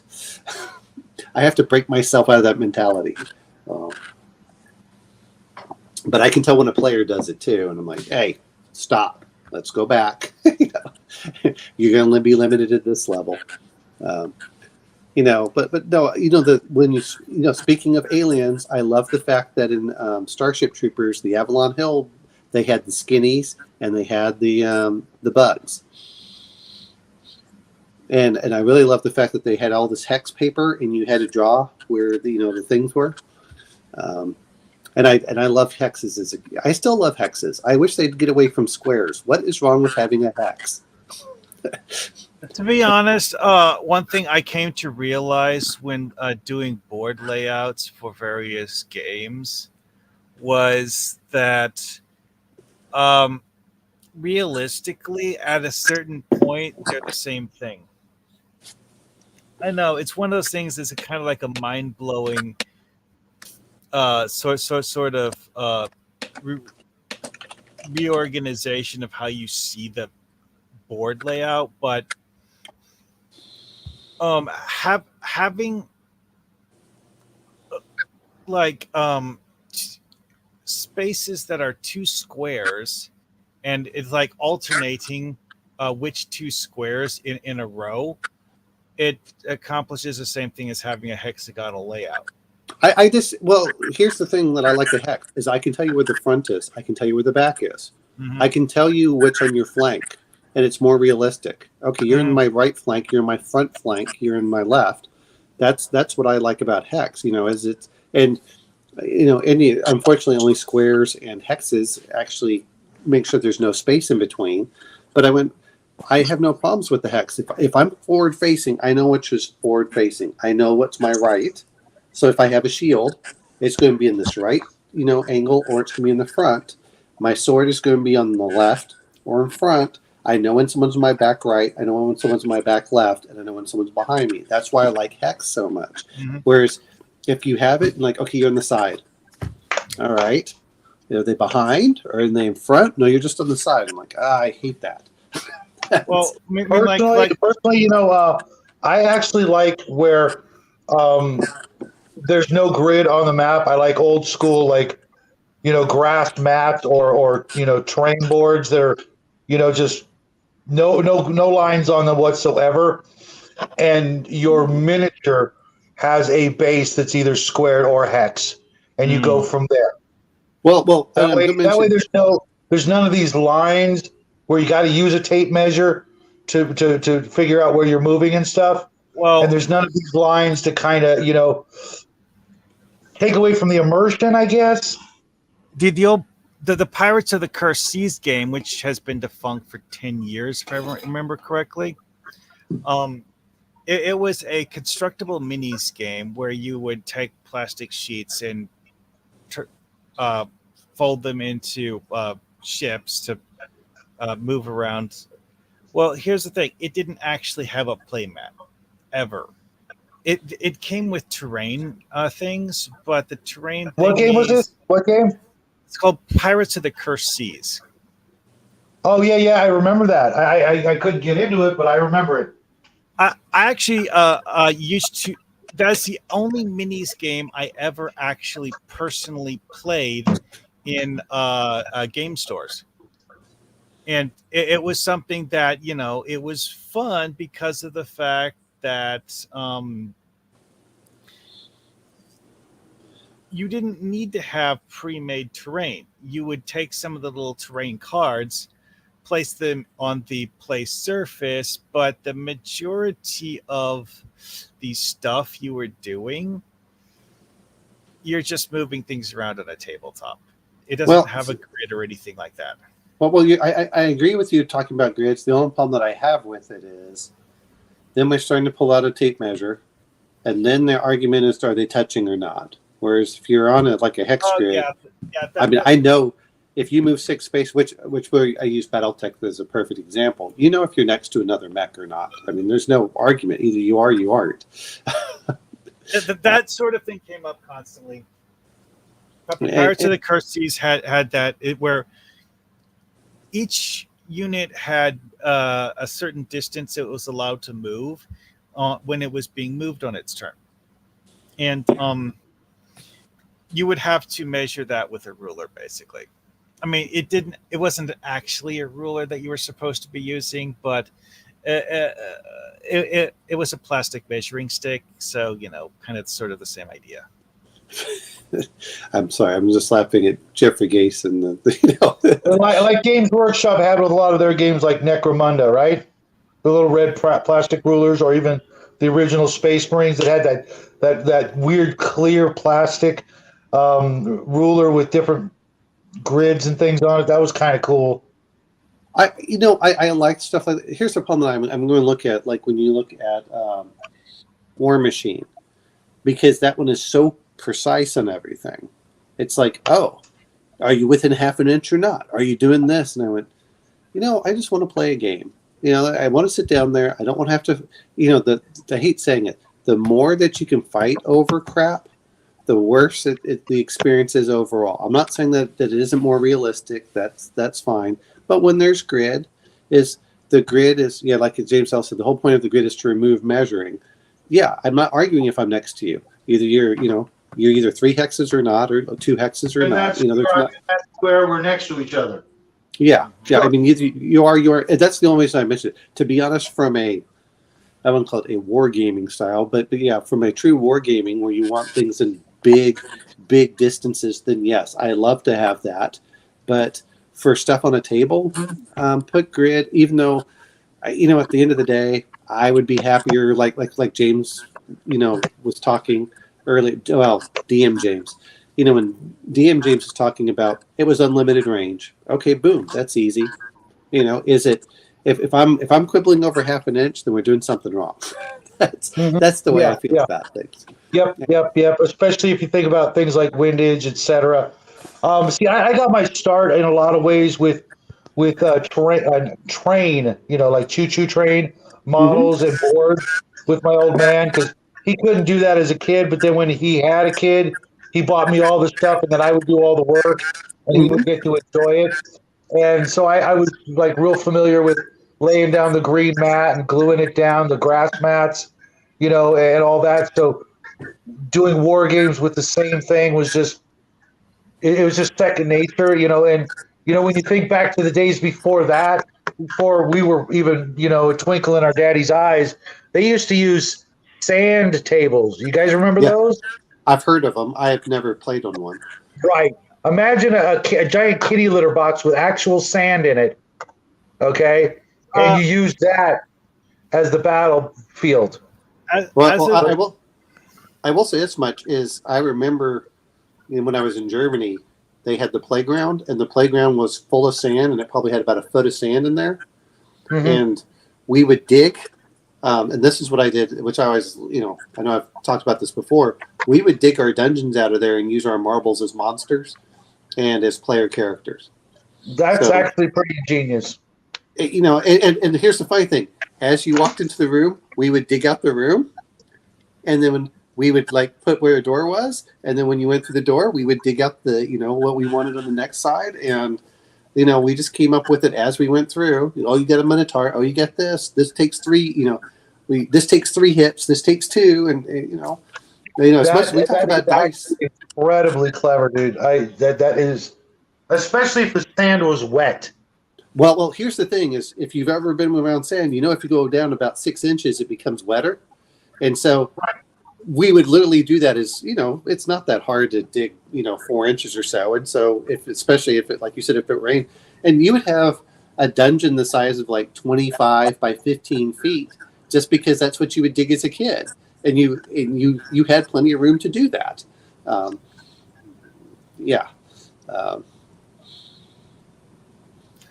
me as a kid, I don't 100% remember the first time I got the idea, but at some point when I was relatively young, I got the idea of doing the whole sand table thing, and realized that I didn't need a real sand table. I could just, do it in actual sand outside on the ground, and just it's kind of like you take plastic army men and then you draw a battlefield, but by scratching into loose dirt or actual sand with a stick. I think I got the idea from watching some war movie where they actually showed in the movie someone using a sand table to depict a real battle or something. Well, because that's what actual generals did. That's where it came from. Was from actual strategy, and then what was it? H.G. Wells made Little Wars, and then that was the birth of modern war games. The old Napoleonic. Well, I'm going to mention one thing though. Is the other part I did, which I got yelled at, and I'm sure that Shadow would be cringing if just remembering this, is I liked doing that. So what I would do is to pretend that we were playing in jungles and stuff. I would go in the grass, and I would pull all the grass out and create little trails and lines through it. and anyone that has the like loves their lawn, it's just like, as you're, because you pull out like, well, I don't want this root here, and then you get it over, and hey, I'm going to build this right over here, and like, stop doing it. I got chewed out a few times for doing that, and I had the old 72 millimeter World War II soldiers. So, and we would do actual line of sight. So the rule was, and I'm not saying it was perfect, we take our finger and we would just try going as fast as we could. And if you hit the soldier and he fell down, he was dead. And if he stood up, then he was fine.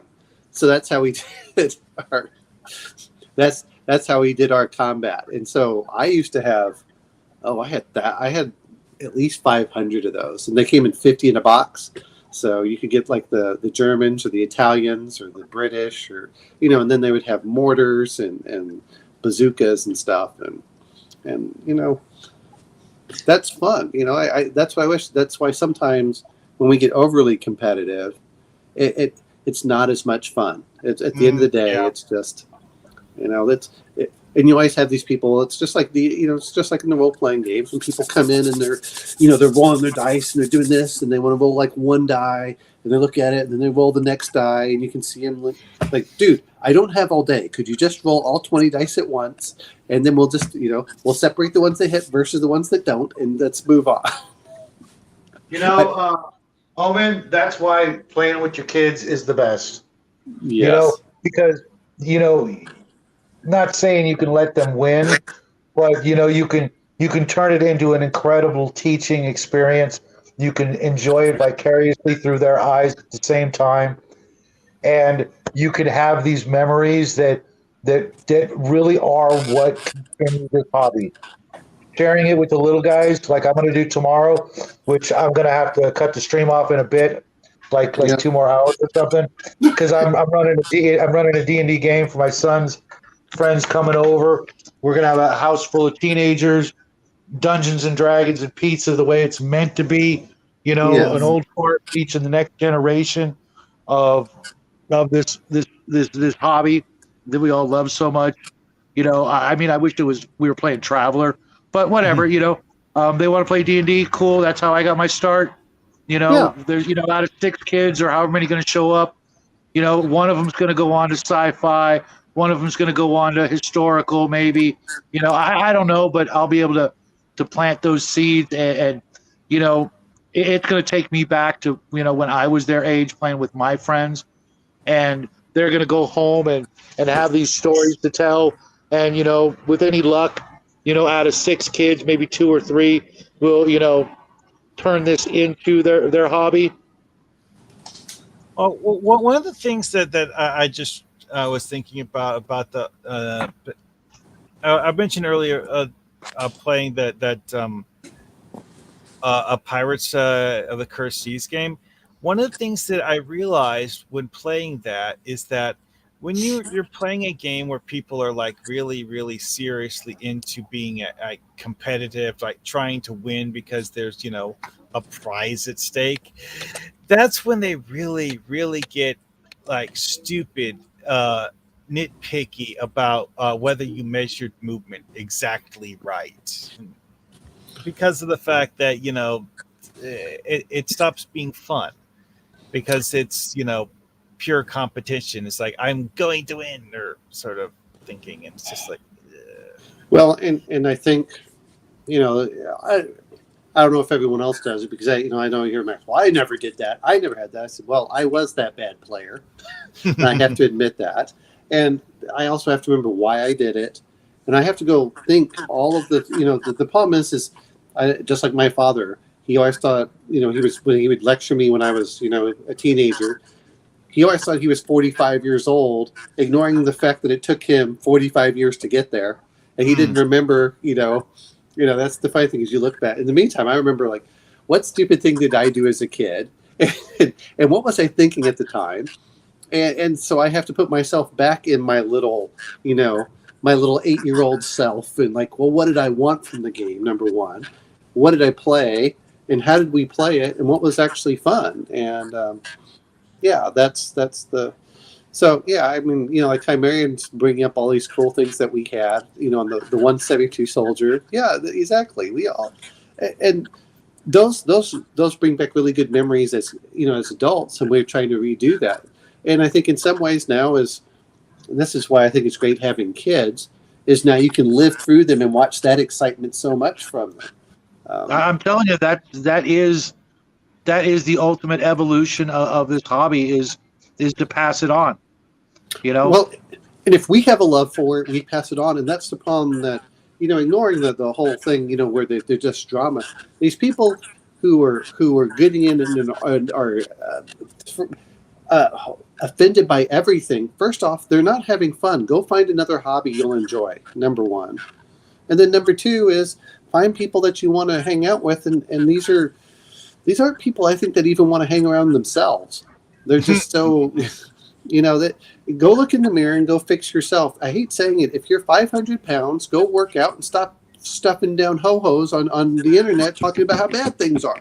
Like, dude, if you just went out and did a little bit, if you work out just a little bit, have, some humanity and talk to human beings, you'll probably find it's just like, I hate saying this. All these people that say all the human beings are bad. I said, no. Not all of them are. The problem is you got 2% psychopaths in the population. 2%.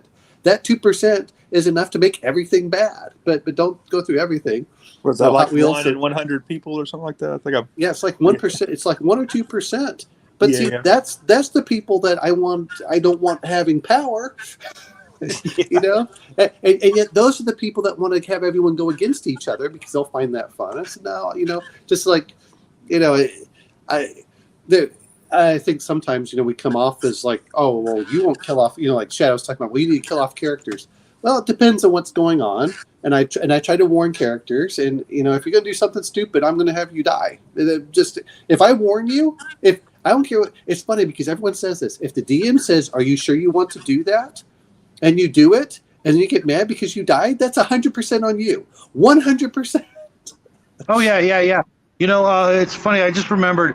I've got a friend, and some of you know him, Grim to Stay.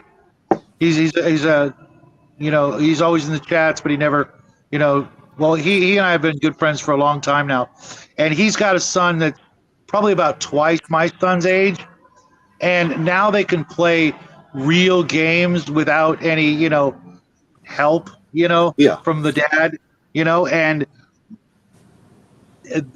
they've got a game club in Virginia with lots of other members and stuff, and a local store, the whole bit. And God willing, I'm going to be able to get to that point where my son can dungeon master for me, or we can play a war game, man to man. And that's got to be just, one of the best feelings, you can have in this hobby is when, you've watched your little one go from, little guy all the way up to he's kicking your ass and you're getting frustrated. You know what I mean? Well, you've taught him all your tricks over the years, and he's using them right on you. Kind of like if you were playing chess with your kid, on a simpler scale, and now he's beating you on a regular basis, and you're going, shit, am I getting old, or did I just the next generation is always going to be better, Well, the next generation. The next generation would have to be better if they, learn everything that the previous generation knew and then add to it. Well, I'm going to bring up the question is if they learn everything. Well, I'm going to bring up something which I find interesting because this happens in everything, but especially like for engineering. I thought it was interesting. They learned all this stuff in the 1970s, and what happens is those guys retire. And as an engineer, we're just coming up, and so we don't get all that wealth of experience because all those guys are retiring. And then they have to relearn it, even though all the data is out there. It's just they don't teach certain things. And this point, I'm talking about expansive soils. They're just not as familiar with it. And it's like they have to relearn it every 40 years. Now we're in D&D now, and to be fair, this would be my 41st year of playing. And what I think part of it is, and I know when I was young, I was this way. What do you think you're doing, old man? You are the past. I am the new, and I will, I know so much better than you. And you're just like, how many games have you played? And now they're like, oh my God, we have another edition. You're going to wipe everything out. Oh, it's the end of the world. And like, welcome to the club. You're not a real role player until you've been through 1 or 2 editions. How are you going to do edition wars? Yeah, really. It's just one of the things that someone pointed out to me a long time ago is that this is part of the reason why it's important to, keep books and records of things. It's like, oh, so this is what happened the last time someone had this come up. And it's one of those things where it's invaluable because it means you don't have to figure out everything for yourself. You can just read what someone else did when they had to figure it out for themselves. Well, and I think in some ways, because I've noticed players, I think, well, and to be fair, we're a subsection of all of the role-playing aspects. But as a subsection, and I don't know about Wesley here because he has all these cool miniatures. He hasn't said anything about the games themselves. but I have to laugh is because, when I was young, I wanted simulationist. I wanted, I just like Shadows talked about with hit points. Well, what does this mean? Why do I fight 100%? Why do I do this? Why isn't it like this? And now I'm older. I'm like, look, I'm quite happy doing abstraction. If I don't have the less record keeping I can do, the better. Yes, I do like some of the death spiral that they have, which is what some people complain about. But like, no, it tells you when you get hurt, it's time to leave. If I'm punching Mike Tyson and he hits me and he breaks my jaw, I'm probably best off giving up and running. Okay, not what I'm going to stand up and hit him some more. I'm like, no, it's time for me to run. Well, I mean, following along that sort of logic. One thing I came to realize from comparing computer games with tabletop RPGs is that a lot of the stuff that you do in computer games that's just completely ordinarily normal is things that you would never do in a TTRPG simply because it requires too much math. Mm-hmm. Like for example, the system used in the Space Empires 2 game, which was written for Windows 3.3, had enough math in its chance to hit calculations that you wouldn't want to do that for a TTRPG, even though, again, this was a computer game written in the 90s for Windows 3.3. Look at Rollmaster or MERP or Space Master. Those had tons of tables. And mm-hmm. Shadowrun had a lot of that too. And I'm not saying that, believe me, I don't disagree with you. But at the end of the day, the other problem that I had is that I was limited in what I could do. What do you mean I can't do this? Why can't I do this? Why can't we, plan? Or, I know that Shadow was talking about dragons. Well, no offense, if I play a computer game, I can't do anything special with the dragon. But if I don't, then like, hey, let's go build this on the outside and let's go have a rock slide and then let's go do this and then let's go wait for this and then we'll bring the virgin out so he'll come out to eat her and then we'll drop the rock on his head. And, those are just things that you can't do as much. Mm-hmm. And that's the point of, as much as, being an only child, and I did this is why I still loved doing the role playing and having my friends there and having them come up with ideas. And unlike, a lot of people talk about killer teams, I'll tell you what, is if players come up with an inventive and great idea, I'm their biggest cheerleader. Yes, go do this, yep. Go do this. But I also want to give them the challenge, because the other point is, and I think this is what people forget about, is if you don't feel challenged, the characters get bored, the players get bored and they feel cheated, if anything. But I said, if you earn it and you want it, fantastic. But here's the other thing we have to remember about role-playing games versus tabletop war games is if you're in a hobby store, if I lose, I can go play someone else. If you're in the role-playing game, guess what? You're out of the game until I have a good place to put you into it. And that's the thing that why, like I said, that's why I hate killing off characters in that. Now, again, I you know what? If you lose an arm, how are you going to climb up that ladder now? Guess what you have to do? Now, don't get me wrong. If anyone has read that Explorer Pal that went down the Grand Canyon, Go read what that guy did. He had lost an arm and he climbed up a cliff. I mean, the man was insane. He did as much as like most people do with 2 arms, no problem. But I mean, that's the kind of thing that I want the players to do. And guess what? He says, well, you should kill my character off. No, the point is that your character can retire and I'll bring him back as the guy that's pouring the tavern beer or whatever and going, well, 30 years ago I was out there and that's how I lost my arm, and that's okay. We'll put him as an NPC and players can go, okay, it's the,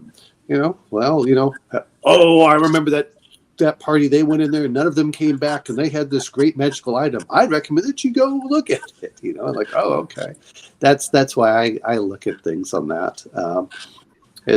But I have to give them those challenges. And if they don't overcome those challenges, then things get worse and worse until finally I'm like, okay, everyone's going to die and that's fine. But I would give you lots of chances. I want you to have as many chances as possible until you just made enough bad luck and it's over with. But but I know Shadow and I talked about this earlier. But knock you out if you're going to do something. I'm going to do this. Have you ever watched Dexter's Laboratory? Oh yeah, I love that. Along with Primal, and what was the other one he did? There's another one. And Samurai Jack. But yeah, go ahead.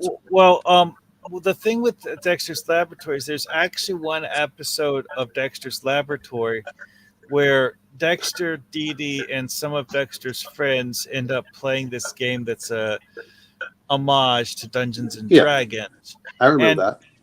One of the things that they do in the episode to try to make a point about being, a good sport and so on and so forth is showing the drastic difference between the way Dexter does being a DM and the way Dee Dee does it, which granted, they're such drastically polar opposites that I honestly don't think either one of them would actually be a fun DM in real life, but it's something that's overplayed for the purpose of making a point in a TV show. Well, and one of the things that Dexter specifically states is that he's intentionally trying to kill off the players as quickly as possible. Right, I remember that episode. Yeah, I do too. And Dee Dee's just, it's like we're wandering around and doing things for them to have fun, and has apparently no plan whatsoever. Kind of like almost the psychology of the two political things, where the one wants to be free and do whatever, and the other one's real orderly and wants to, just destroy or something. Well, in the case of Dexter, he actually cheats to kill his players. Well, see, and that's the problem. Anyone remember the old Dragon magazine where they had the killer DM, and it's like the squirrel bites you, roll for limb loss. And it was like, well, you see this one little orc who's going through this, and they're like, oh, we're going to attack the orc. Pulls out a laser gun and shoots 4 of you dead. You're like, hey. And I said, okay. That was that's the same general thing. Mm-hmm. Yeah.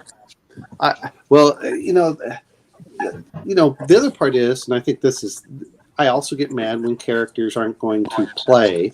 If they're going to just like, oh, I don't care anymore, I'm just going to let my character die. And I'm thinking, you know what? I put in several hours of work to get this going, and you guys are being dicks by not trying your best. No, that's the other part. Yeah, that is an interesting counterpoint there. It's like, if you're a player and you just kind of sort of like give up on the game, that's really it's the opposite sort of killing the fun. Well, it's the point that it really comes down to. If you don't want to be at the table, just tell me you don't want to be at the table. But the problem that I have with it is that whatever, I lost my shield. Like Shadow was talking about, if you lose your item, well, I lost my shield, I'm going to do this, and I'm just going to die. It's like, you know what? Why don't you just try playing your character out until the end of the session, and just be a good sport about it. I don't care if you like. Yeah, don't ruin it for everybody else. They're counting on you. In real life, if you lost your car keys, would you walk out into traffic?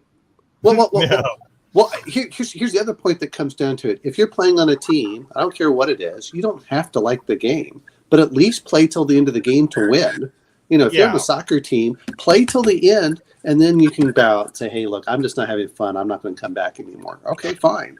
I'm not blaming you for that, but the problem that I have with it is people need to make a commitment on both sides. The DM needs to make a commitment, and the players need. There's a term for this that gets used in many gaming circles: rage quitting, where you just like you said, like a soccer player, literally just like walking off the field and deciding they're not going to finish playing the game. It's just one of those things where it's just like, it's one of the epitomes of bad sportsmanship.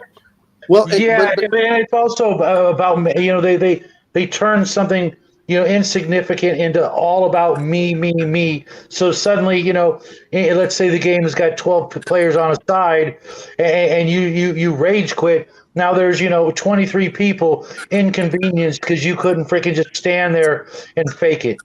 Mm-hmm. The same thing. It's one thing if you think you're going to get injured, but come on, we live in one of the safest hobbies. Our biggest fear is probably gout and heart attacks. I mean, those are something like that. I mean, that's our biggest problem is diabetes. This is where we have to take care of ourselves. But I mean, if you look at it, but that's the real danger for the game when you really look at it. Maybe having someone throw some dice at you, which again, maybe these will hurt a bit more, but they're not metal. But I love my 50. You haven't seen the set of dice my brother has. I'll tell you this much: even though these are 50, they still shake the table. So this is probably the one reason when we say, you don't doubt when I roll these. And number one is I can't hide the roll. You can see what I'm rolling, but even if I don't go near your miniatures, and speaking of, just courtesy, don't roll your damn dice into miniatures. Roll them into a box. It's not that hard. Actually, here's one that I personally do for a lot of games, just because it's like I take the dice, cup them in my hands, and then I just like place my hand on the surface of the table so that the dice are between my hand and the table. I mean, you guys all know my son. He's lucky if he can get the dice to land on the damn table after all these years. Oh boy. Like I said, I've seen the big dice, but like boom, boom, boom. I mean, what I've done sometimes is, I used to think that, I have to roll 20s and, I have to roll high. That's everything I do. But I remember sitting there and we were having a fight with some ankegs. This was, 5e. And I rolled like 20. I'm like, oh, cool. And then I rolled 20 again. I'm like, oh, I got another critical. And then before anyone says anything about thinking that it's a loaded die, I roll again and it's a 1. And I'm like, well, you can't say that it's just, but I do have to be careful. If you don't have a steady table, it will shake it. And I said, okay, but at the end of the day but I'm really referring to like when we talk about these miniature war games, dude, stop throwing your dice over there and watch him try to roll as close to the miniatures as possible. We can have a box top, roll them in the box top. It's not that hard. Mm-hmm. Or dice tower. I got like 5 dice towers. I had to. Yeah, I just had to find a plastic box for tomorrow's game so that the kids, not only can get the dice, keep them on the table, but it'll make it so everybody's seeing each other's dice. Because I'm playing with half a dozen 14-year-olds, and out of 6 of them or 5 of them, one of them is going to try and cheat like a son of a bitch. Well. Here's the other part that comes down to it. Is you got that good Twilight Imperium box top? You can just flip it upside down and have them roll in there. No, it's yeah. I mean, I saw it sometimes where people would, and really the sad thing is that sometimes failure makes the game a lot more fun and interesting than the critical success. The game I had again, my barbarian was chasing. We had we were on a flying ship. We had harpies flying around us. Of course, they do the singing. So my character fails his saving throw, runs towards the harpy. I'm like, okay. And then the rule says if you're going to jump off, which is what was going to happen, is because you keep going to the harpy as they're flying off the ship, you get another saving throw. I failed that saving throw too. And I just turned to the GM and I said, well, I'm you know, and it was a fall of like 1,000 feet. It really didn't matter. It was basically going to be a death sentence because we're only like 4th or 5th level. Anyway, I said, can I leap off the you know, the banister or the railing and grab the harpy, you know, because I am enamored by the song. He's like, sure, go ahead and roll. And that's when I made my success. And I grabbed the harpy. And then, of course, she stopped singing because now she's flapping, you know, for dear life, so she doesn't fall to her death. And then then the other players are trying to throw rope to me. So as we're slowly going down, you know, before we fall to our deaths. And I'm like, yeah. Oh, you know, so they throw a rope to you, you tie the rope around the harpy, and so on and so forth. Well, I sort of did is I didn't let go of the harpy and I tied it to myself. So now I'm dragging the harpy back to the, you know, as much as possible because I think I had a 19 strength or something like that. You know. Oh, wow, that'll do it. I mean, you know, the old legends of the harpies say that their wing feathers were made of steel, but whatever. Well, yeah. I guess if you have her grappled, she can't exactly do anything with those. Well, you can grab her around the waist. It's not necessarily, you know, you don't have to grab the wings. Well, what I was talking about is keeping the wings pinned so she can't whap you with them. Oh, well, you know what? Even if she does, the problem is you know, she's got breasts. She's got to do this, you know. That's not sorry. Has the breast play into that again? You know. You know, how do you do that? No, it's anyway, yes, you can also motor boat. Anyway, the point being, do you really want to though? You know what? I joked about it, and you have to you try feeling out players before you do this. And I turned to the guy's wife and I said, "All right, I'm going to apologize for what I say next." And I said, you know, the harpy.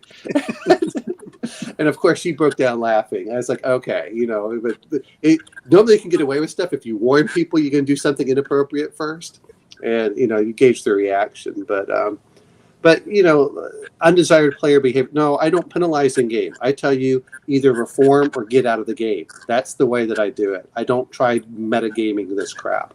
I'm getting too old for it.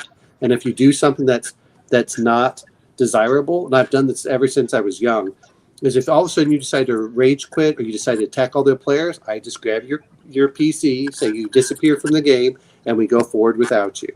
I'm not playing. I'm too old to do this thing of, well, let me try adjusting. No, but I'm a big boy. I will pull you off to the side and say, hey, that's not acceptable. You know, and to be fair, I'm a lot taller than most people, and you know, it's. You know, I'm not going to get into fist fights or anything else. I'm just like, you're done. Leave. You know, if you don't want to be here, leave. You don't ruin everybody else's enjoyment. But I will admit he is right with Jeffrey Garrison. Any sort of desired player behavior can be incentivized, and the incentivization is equipment and experience points. And some of the games do better. And this is the other thing I think that D&D has really dropped the ball on, and it's been dropped on the ball since 1E for the most part, is that if you look at Palladium, they have a good list of what gets experience. If you look at, what's the other one? If you look at... Harduin was the first. Well, I was thinking like Exalted, where it says one thing is you made other players look good, or you furthered their storyline. You got an extra experience point. So by you not being the center of attention, you get an extra experience point. And for power gamers, gamers, guess what? They want that extra experience point. So they're going to try pushing the other person ahead so they can at least claim that they got that experience. I like that. Well, one of the things that occurs to me there, though, is that at some point you end up with a situation where there are conflicting incentives, shall we say. And so, you know, one person does this, the other person does something else, and they both get XP for it.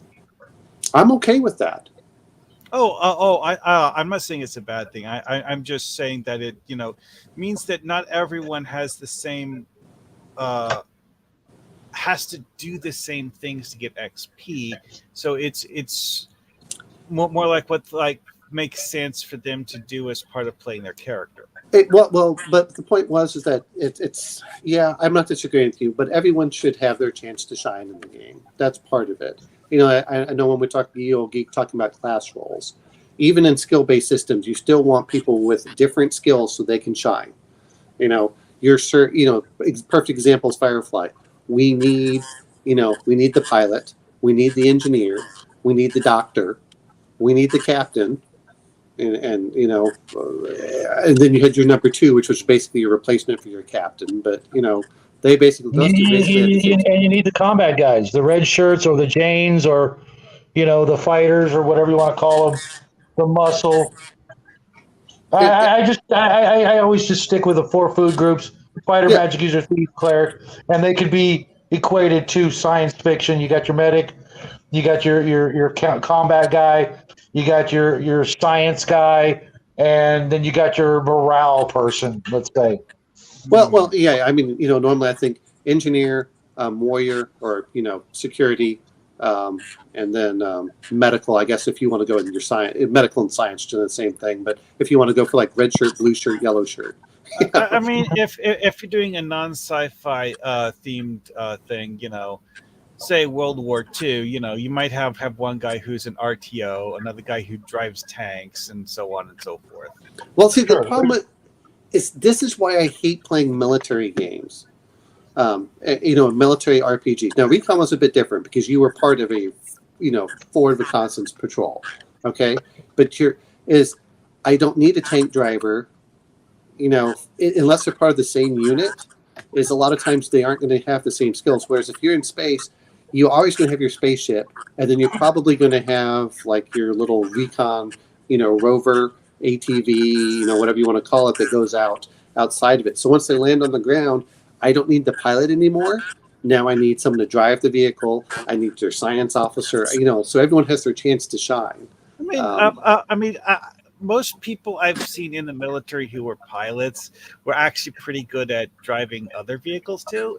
Although special training is required for certain vehicles. Sure. Like being a pilot doesn't really make you a good tank driver, but if you practice doing both, hey.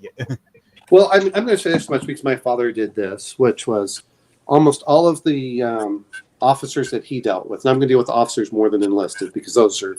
But the officers almost all went to Ranger School. All of them had been in the 82nd Airborne. Many of them had done Forward Observer. They always had some other skills on top of that. And they went over. And here's the other thing: if we're talking 1980s for Forger, in 1980s for Forger, when they weren't flying the helicopters, they made them infantry. So in certain cases, I got to hear about warrant officers that would sneak up on British soldiers, and they got really mad because they would attack the British during tea time, and the British would whine and complain during their Forger that it was uncivilized that the Americans attacked them while they were having their tea. Yes, I actually heard that, and that was from a couple warrant officers. And that was the thing is that helicopters are expensive to fly. You can only fly them a certain amount, per day. And yet you have these soldiers that have to do something, and you can't just let them sit back all day. So they're like, okay, you're going to be like light infantry. And so then they would be doing little sneaking stuff through there. But to be fair, you can be very selective with officers because you probably have 10 people that want to be a pilot, and you only have to select one. You can't be as selective in some of the other MOSs. One thing from my personal experience is that pretty much anyone who had any sort of communications-based specialty in the Army ends up learning multiple other communications-based specialties because of the fact that leadership tends to just dump all of the commo people into the same bin. Well, this is why I liked Recon, because Recon, it was really a weapon specialization. It was the Special Forces team or whatever, which was, okay, you're going to be a heavy gunner, you're going to be Recon, you're going to be point, you're going to be the medic, you're going to be, what was the other one? There were a couple of others in there. But I like that. And you had your own little special skill that you had, and then the other players had theirs, and it was super lethal. Yeah, well, and I don't disagree with Jeffrey Garrison talking about, clearly not socialized enough. Well, you know what? If they're trying, I'm okay with it. If I'm having a problem with them, I'll push them off the side. It's whenever they act like they're 4-year-olds because no one has ever corrected them, we're going to have a talk. And if they want to rage quit, like I hate saying this on Legion of Myth, I timed out a guy and he quit the Discord because he got timed out for an hour. I'm like, okay. The point was, and whether people like it or not, is look, if you're just being snarky and everything, at a certain point, people say, you know what, you're timed out. Probably the best thing to do is go get something to eat, go sleep, go play a video game, come back when you're in a better mood, and talk. That's what it really comes down to. But I've seen too many people that try being as negative as possible. Actually try and get like a wife and husband fighting with each other because he didn't like how she acted. And she acted in character, and he was just being a jerk. I'm like, look, okay, you're 60 years old. If you can't figure this out, and this is what my friend told me, and I don't doubt him, because he's a really easygoing DM, to be honest. I am much more, as nice as everyone says here, I am a much more brutal DM if you're going to act stupid. If you act stupid, I'm gonna smack you. But I'm not going to let that. That's why it's kind of nice to have a pre-game just chit chat. The GM can get the feel of the people in the room. If somebody's having an extra special bad day, you can maybe kind of do something to try and cheer them up a little. Oh yeah. That reminds me of like Maxiao often talks about how, it's like, oh, I don't really feel the need to bother with things like a session 0. But when you get into it, his explanation for why he doesn't do that actually hinges on the fact that it's not new players, it's all people he's played with before. And that's the reason he doesn't feel the need for session 0 is because of the fact that he already knows what they're going to do. Well, and I'm going to bring up another point that I always do, and I try to, and be fair, I do work with some of the people I play with, or I try to. I've found very easily that we'll sit down, we'll discuss things beforehand. I will usually submit my characters days in advance and say, is this acceptable? Number one. But the problem that I really do think about it, and he mentions it, and it is a session 0, whether you like it or not. If everyone is in the room creating characters together, that's a session 0. Mm-hmm. I mean, now, just because even if you start playing right after. Well, and that's actually Max's favorite way to create characters is to have everyone get together and talk about it as a group. Well, that is a session 0, but even if the session 0 takes 30 minutes, you've already done your session before we actually start the game. And I like that as well. The other part is that in many cases, everyone talks about X cards. I would never let an X card. Look, I understand the concept, but I've never really had that problem, even with the super woke people. A lot of it really comes down to that if there's a problem, tell me off the side. If I see that you're overly uncomfortable, but normally we discuss. Like for me, I say, look, if we're going to play certain games, it's usually going to be PG-13. Yeah, yep. If we're going to, I've been thinking about that all night. I got a game in about 12 hours with a whole bunch of kids I've never met. Maybe one I've met, and no, 2, and my son. And I want them to have the best time possible, but I don't want to just give it to them, make it, sunshine and, peaches and cream the whole game. But at the same time, I got to weigh all these things we've been talking about, to make it because I don't know if there's going to be a part 2 of this, but I know they're going to go off and probably play 5e, without me, doing their own thing and stuff. But I want to give them, some really foundational concepts to, make them,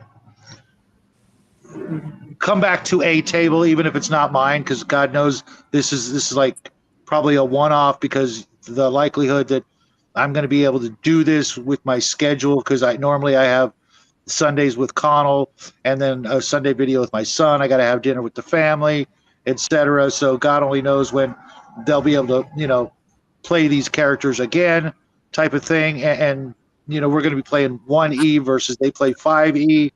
It's going to be one of the most challenging games I've run in decades, to be honest.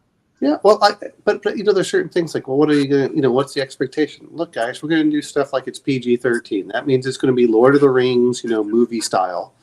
Mm-hmm. If we're going to play Call of Cthulhu, you're going to go up to R. Just because the gore, and it's usually just the gore. How much do I want to describe it? It's not that, And if you're playing with Bruce, it's going to be X. But there's a certain point where I personally look, I don't want to see little kids raped and tortured. I don't want to, I don't want, and I'll be honest. People talk about X card, but the reality of it is if I'm really disgusted by something, I'll stand up and say, hey, no, I find this disgusting. Boom. And people, but to be fair, I'm 49. I'm a 49-year-old man who's about 200 pounds, and I can put my foot down if I need to. And like I said, I'm 6'2", so I can stare down at someone. That's it. But I don't have to do that most of the time. Most of us are trying to be respectful. The other part is, who do we have around, and what type of game do you want? If they're playing, there are certain games I don't like to play. What's Core Space? Hey, yeah, I'll talk about this one a little bit. That's kind of like a Farscape, I guess. Okay.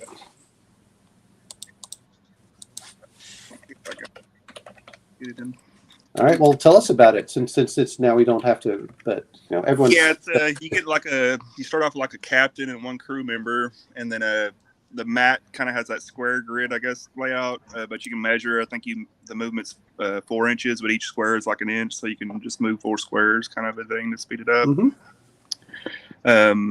You can play it like two players. So like there's a place where your ship will dock onto the side of the map on one area, and there will be a place on the other side for the other player. And y'all can either try to work together to try to, like, the first mission's you got to get information from one of the 3 NPCs. You don't know which one has it, so you have to go to each NPC and try to persuade them to give you the information, or just straight up kill them, which I've had to do because a couple of times if they don't answer. The game also has these robots called the Purge, and that's these kind of with these robot skull looking heads, and they collect biomass, so they go around to the different spaceships, because this is like way in the future. We're in all these different settlements, or we're in these spaceships just kind of floating in space or whatever. And yeah, Purge are just going around to all these places where the settlements are and just kind of purging everything and collecting all the biomass for, I guess, more purge robots to continue doing what they're doing. I'm looking at the board. Wow, that's a fairly busy board. It all comes pre-painted on it's like a card deal, and there's these plastic clips where you can kind of set up the rooms, and then if you want to set it up a different way for the next map, or if you want to make up your own map, you can kind of set it up to however you like in that little spaceship area. But they also have other expansions too, like there's this one called Shootout at Zed's. It reminds me of what you would have if the Terminator franchise involved spaceships. Yeah, kind of. They remind me of like iRobot. They do actually have a faction. It's like a Rogue Purge faction where they kind of separate from like the hive mind, and you kind of can have like a robot faction, but they're kind of limited on what they can do, because you can't really trade with other players because they still see you as an enemy and different things. And plus the weapons you get anyway, you have to kind of collect from dead purge that you kill, and then it's kind of interesting aspect. Because have you ever watched the Terminator Sarah Connor Chronicles TV series? I enjoyed it actually, and then they canceled. I'm like, really? Okay. Well, one of the things that was interesting in there is that they introduced the idea of a third faction in the war between Skynet and the human resistance. Mm-hmm. A resistance movement that wasn't human at all. There's a Sam Elliott crew. Oh, that's cool. Yamato crew. Yeah, they have the different crews you can buy. That is just some really nice looking art depicting characters there. I'm looking definitely like a Farscape kind of with a variety of aliens and different looking aliens and stuff. Mm-hmm. I'm looking at them, and that looks really. I'm looking at Core Space, which I'm not. Yeah, you can set it up like a campaign, and then they have all these other expansions, like the Zeds shootout at Zeds. It's like a bar deal, kind of like when Han Solo goes to the Tatooine or whatever. Well, I think I would have to play the Cygnus crew just because I see non-human in there. I guess the Skylark crew. Well, no, you said the Yamato crew has that too. I'm looking at the Cygnus crew. Yeah, the one guy in that one suit, the pink, their alien race is kind of weird. They're like kind of like Jello, so the suit actually makes them where it can make them mobile. So without that suit or something, they just go kind of like limp or whatever. Oh, so it's Earthworm Jim.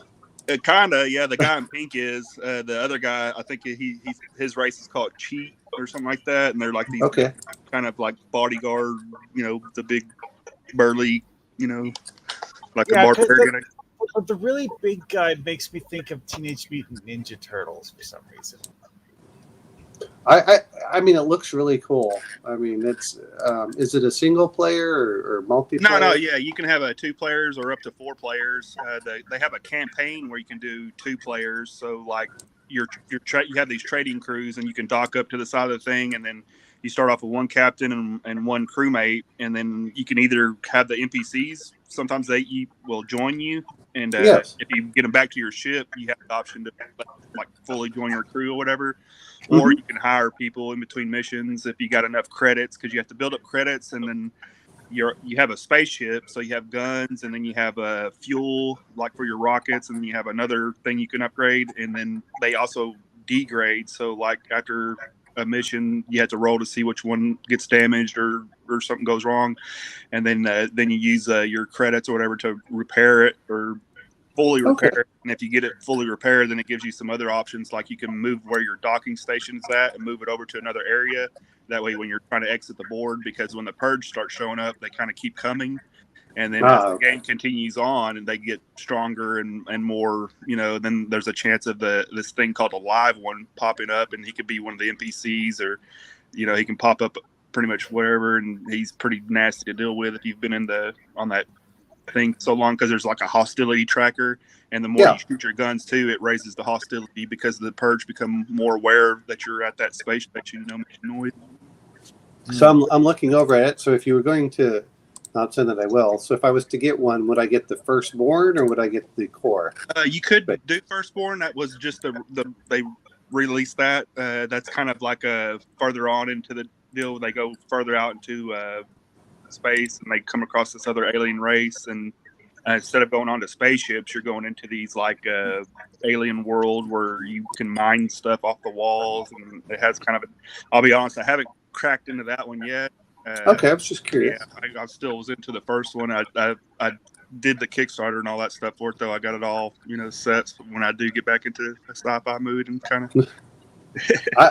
So I mean, this is exactly the type of game as a kid that I would have loved to have played for this exact reason. One of the funnest skirmish games I've played. That's a sci-fi theme and kind of a cyberpunk with just a good variety of, like I said, the shootout at Zed's. Like you can go to a bar and you have to deal with him, and it's kind of a bar thing, and he's got gang members that come after you, or they have the purge outbreak that has like if you want to do insect kind of looking robot insect spider. Okay. Wesley, real quick, does that come with terrain or is it just minis? Yeah, like the walls that are in the background, that a lot of that stuff comes with when you buy this kit, or like when you buy the. But it's all cardboard. It's all cardboard, right? Yeah, and some of it folds up, so it's 3D kind of. They'll have like chairs and tables and. I remember watching a couple of videos on it a while back. I just I'm a little spoiled with terrain these days, but I do remember watching a couple of videos, and it did look pretty interesting. Yeah, what I love about it's already pre-painted, because I paint minis, and sometimes takes me a while to paint him any because I'm trying to put all that effort into it. So if I had to do that with a train, sometimes it really puts me back on, so when I get something like train that's pre-painted, I'll usually jump at that. That's kind of my thing. But so looking at it, I mean, it's not even that you have to buy those books. Apparently you can just buy the rule book and I guess Dangerous Days, and you have basically all the rules for it. Yeah, you don't even have to use that train. You can set it up like on a regular map on a desert planet and play it out like that if you wanted to have a mission out like that. Yep. So what I was just probably to say, does that game have a race option that's similar to Catherine Weaver from or the T-1000? Yeah, there's this thing called an Annihilator that's bigger than the regular Purge. That would be like an upgraded version of that Purge. That you have regular Purge, and they have to get close to you to do like a close combat to try to collect your biomass, and then they have these other guys that are called Devastators. They're kind of step up from them. Well, and those guys actually shoot plasma at you and stuff. But they're locked in. They have to move. Like if they move, they have to move again, and they can't do nothing. But if they shoot, then they have to shoot on their next turn also too. So they're kind of weird. Well, what made the T-1000 and Catherine Weaver so different from other Terminators is the fact that they don't have an endoskeleton. They're just a massive liquid metal that's somehow able to think and stuff. Oh yeah. Cybernetic organism with whatever he's. Yeah.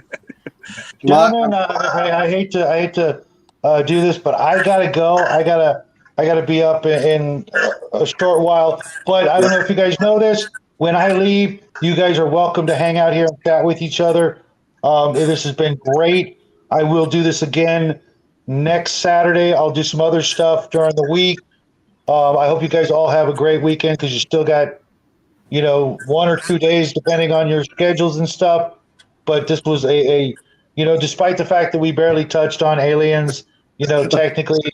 But that's always going to be the case. We're gonna talk about something to get people in, and then it's just going to go in 80 different directions throughout the course of the 6 hours.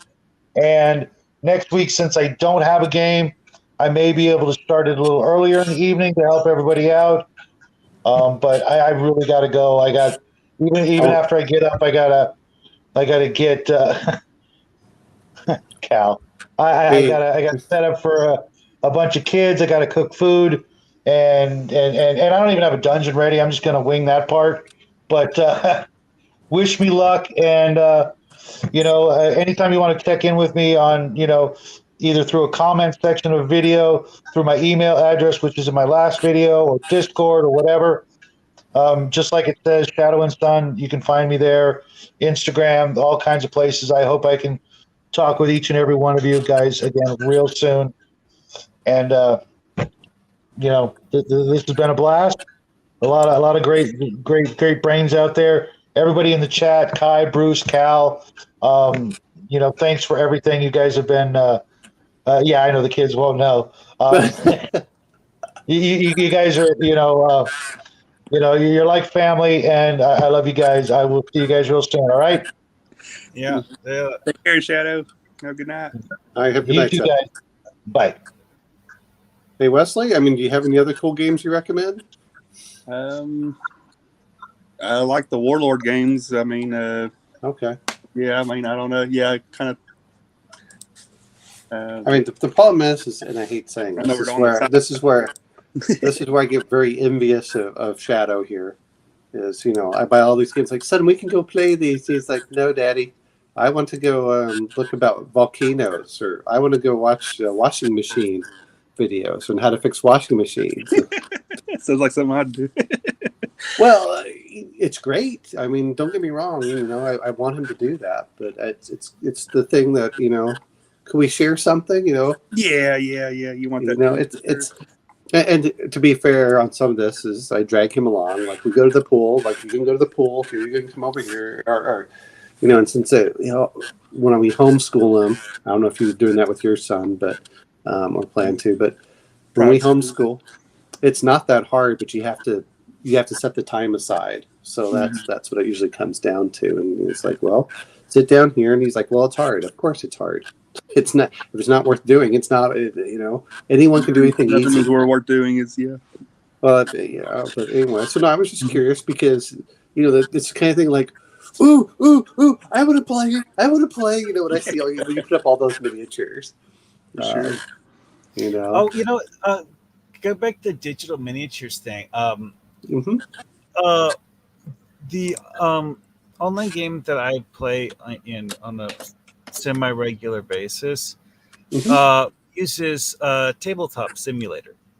And in Tabletop Simulator, that's one of the things that they have is the ability to make paper standy versions of whatever 2D art you happen to have laying around. Okay. And that's exactly the sort of thing I'm expecting that D&D whatever one or whatever the heck they're calling it online service to not have. That's the sad thing when you look at it, 'cause if you really think about it, doing the full 3D model, and I know they're going to sell them, pay $2 to get the full 3D model or whatever it is, as you buy each thing, and of course they're going to be sucking DMs out for all the monsters. You can buy this for $600, get the whole monster manual, or I think, but in certain cases, I'm quite happy with just 2D. I'm okay with that. Just put one up here and the other one. Who's joining? Sorry, guys. Boomer moment. I forgot to shut off the stream. Oh, okay. Oh, well then. But just laughing. You guys should still be able to keep that and wish me luck, guys. I'll talk to you later. Okay. Bye, guys.